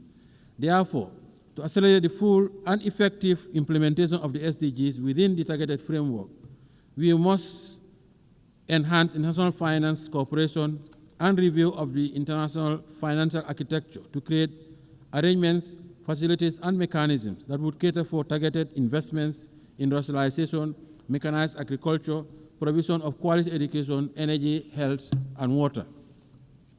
Madam President, the Pact of the Future adopted last year at the 79th session of the General Assembly presents a unique opportunity to review our realities, invigorate the implementation of the SDG Agenda 2030, and intensify our efforts towards confronting the pressing challenges of our time. The Pact is about advancing our advanced prosperity. The Gambia supports the convening of the preparatory process for the review of the Pact in 2028 to align effectively with the prevailing and upcoming intergovernmental processes such as the 2025 Peacebuilding Architecture Review, the high-level plenary meeting to commemorate the 30th anniversary of the World Programme of Action on Youth and the World Social Summit. The success of these reviews will depend primarily on our commitment and concerted push to build a more equitable and resilient global governance framework that supports the attainment of our global goals. Madam President, our reform agenda is still incomplete without reform of the Security Council. The Gambia supports the reform of the United Nations Security Council and the Common African Position on the reform of the Council as set out in the CIRT Declaration and the Isilwini Concession. We strongly believe that the ongoing review and reform process of the United Nations needs to make good progress, and Africa's underrepresentation in the permanent and non-permanent categories of the Security Council is a historical injustice that urgently needs to be corrected. Africa has always contributed to global peace, and Africans also paid the ultimate price during the two world wars. Hence, the Gambia believes that the time has come for the international community to support Africa's call for meaningful representation in the Security Council. The reform of the Council guarantees its legitimacy and credibility as the body responsible for the maintenance of international peace and security. We commend the AU Committee of 10 heads of state and government on the United Nations Security Council reforms, chaired by His Excellency President of the Republic of Sierra Leone, for their leadership in this legitimate quest. Madam President, as the world continues to witness heightened level of insecurity, the threat of climate change continues to aggravate security challenges, especially in the Sahel. We must address the impact of the climate crisis as part of the vital resilient measures that mitigate climate-related risks where they intersect with political, social, and economic factors. The Gambia would like to acknowledge the progress made at COP29 in Baku, Azerbaijan, for moving from $100 billion to the new collective quantified goal, which is still not adequate to finance all the mitigation and adaptation actions, especially for countries in special circumstances. We need to take concrete decisions at COP30 in Belém, Brazil, to galvanize support for more climate financing. The Gambia calls for more ambitious nationally determined contributions by all states due to their submission this year to achieve net zero emissions by 2050. Madam President, as I conclude, allow me to call on member states to use this 88th session of the General Assembly to forge a new consensus to confront our new reality, a consensus that unites us behind our shared determination to make the United Nations a potent instrument to serve our common purposes and aspirations as one human family. This is our only planet. Let us preserve it for posterity. The Gambia is ready to play its part in making our world a better place for all. On behalf of His Excellency President Adama Barrow, the government and people of the Gambia, I wish you all fruitful deliberation towards advancing the theme of the 88th session of the General Assembly. I thank you for your kind attention.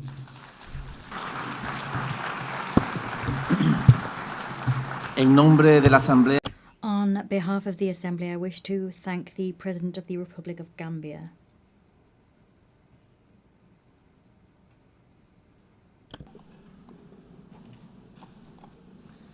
Doy ahora la palabra. I now give the floor to Her Excellency Sabine, Deputy Prime Minister and Minister for Foreign Affairs, Environment and Culture of the Principality of Liechtenstein.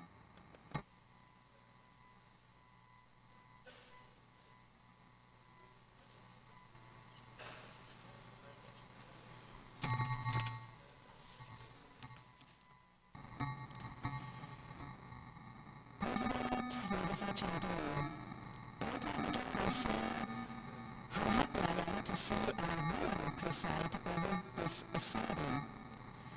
For only the first time in the history of the United Nations, and for the first time by a woman from our region. It is my hope that this is also a good sign for the selection process of the next Secretary General, a position in which no woman has ever served over 8 decades.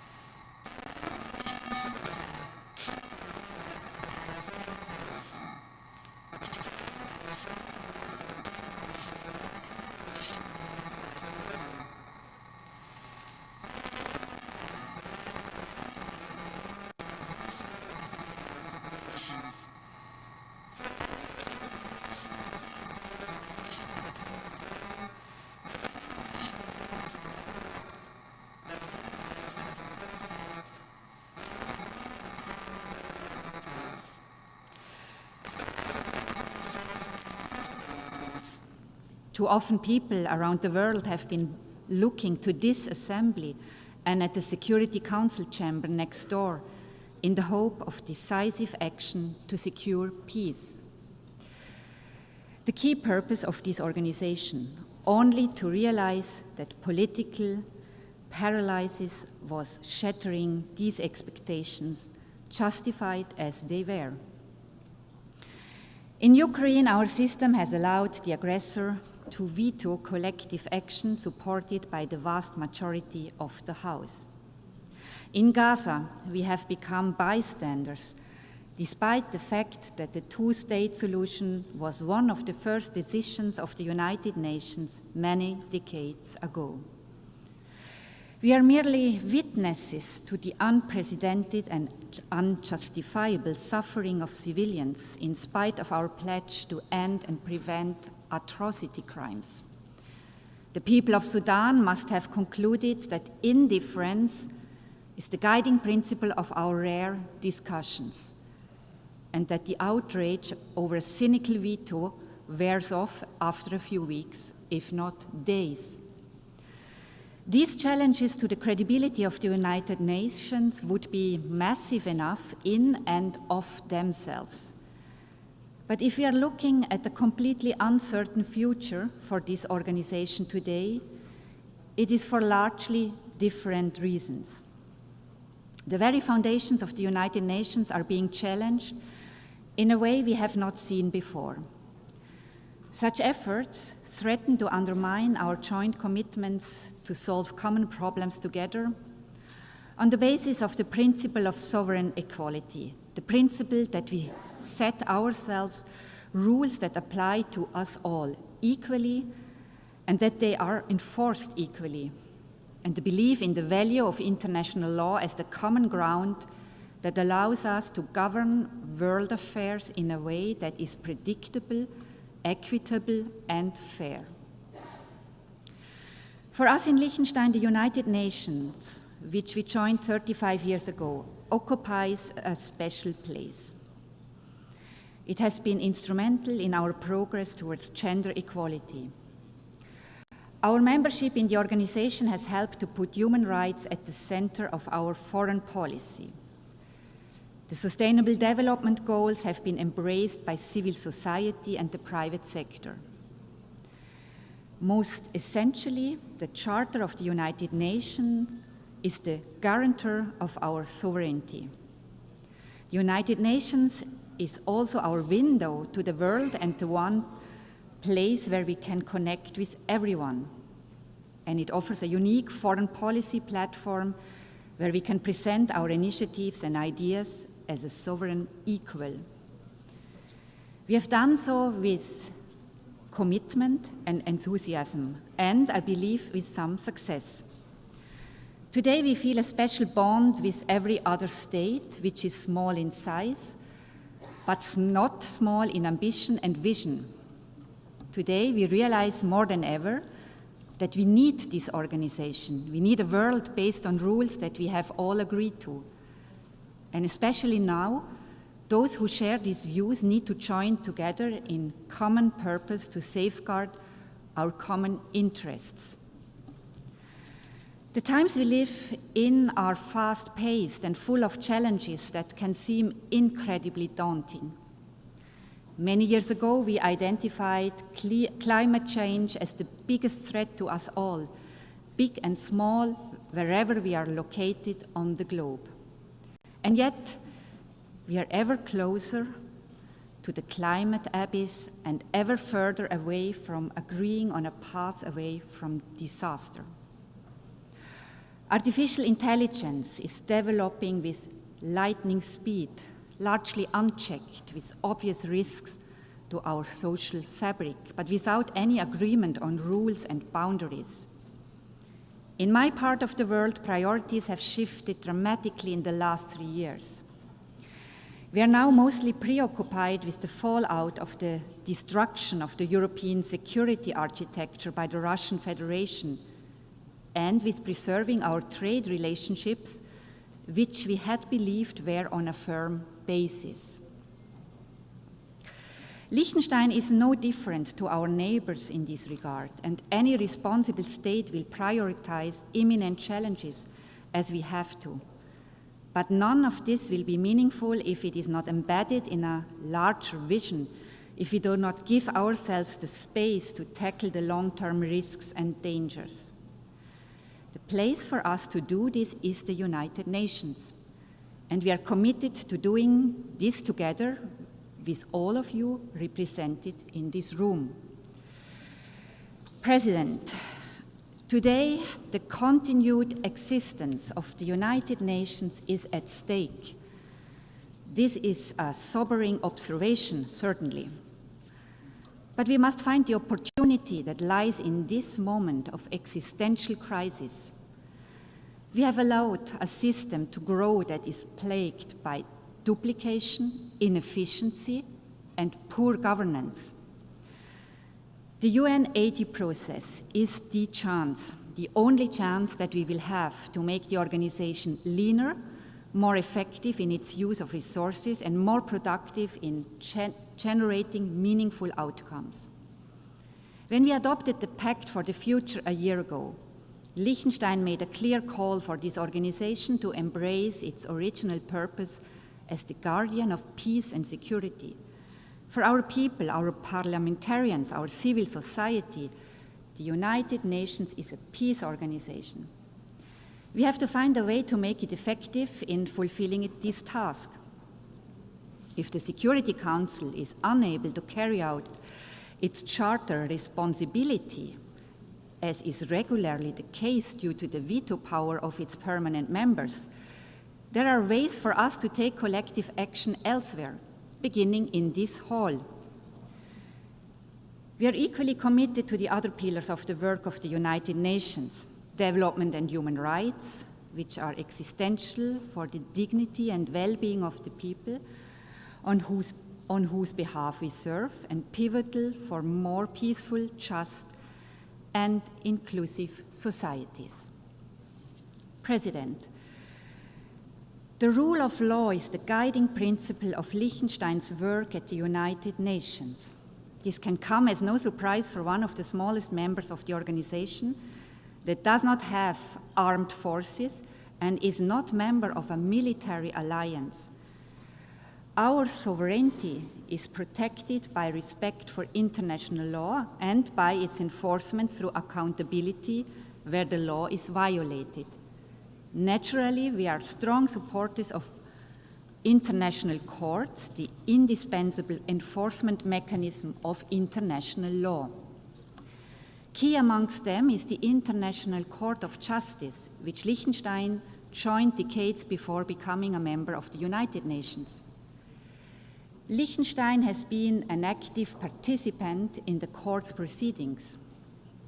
We are very pleased to see the attention the court's work has been given, particularly in recent years, and the high respect its decisions enjoy among governments and beyond.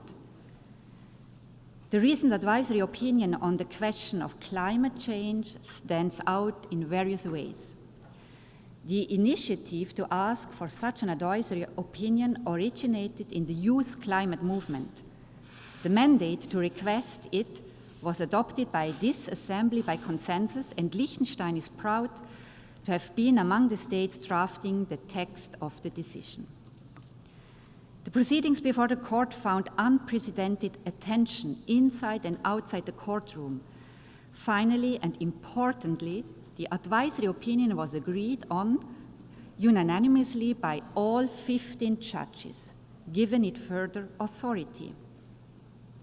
We have welcomed this decision, in particular its focus on the area of human rights, where important questions remain unaddressed, and we look forward to working with all of you to put it to the most productive use possible. For us, the International Criminal Court is a complementary and equally important institution. It is the first permanent court in the history of humankind that has jurisdiction over the crimes that are defined as the most serious ones under international law: genocide, crimes against humanity, war crimes, and the crime of aggression. Almost 2/3 of all states have joined this project, the most ambitious treaty since the adoption of the Charter itself. Its central statement is unique and also uniquely important for the rule of law. Nobody is above the law.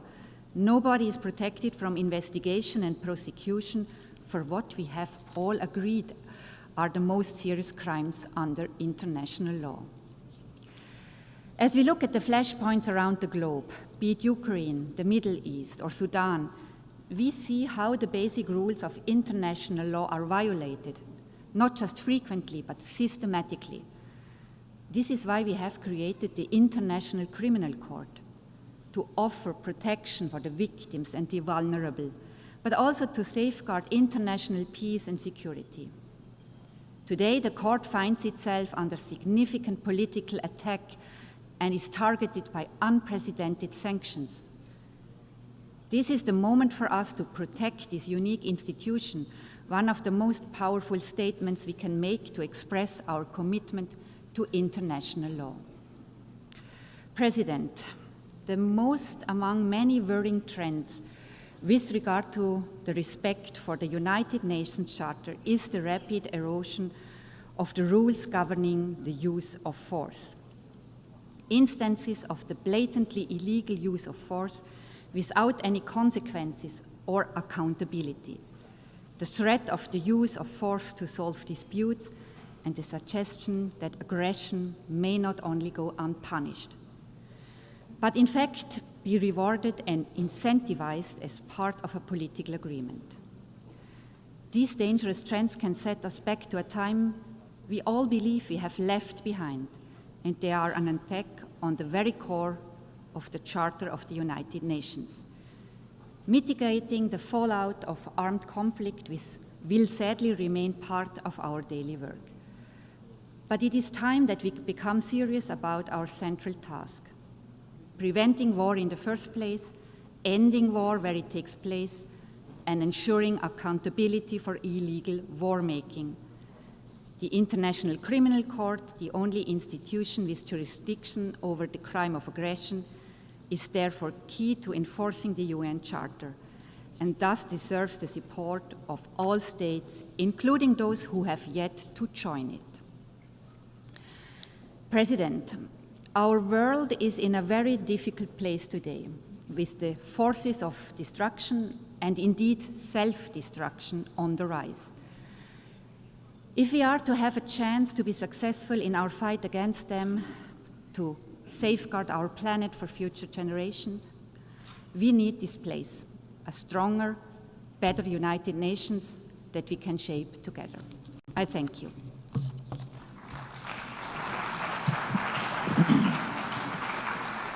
Muchísimas gracias a la viceprimera ministra y ministra de Asuntos Exteriores, Medio Ambiente y Cultura de Liechtenstein.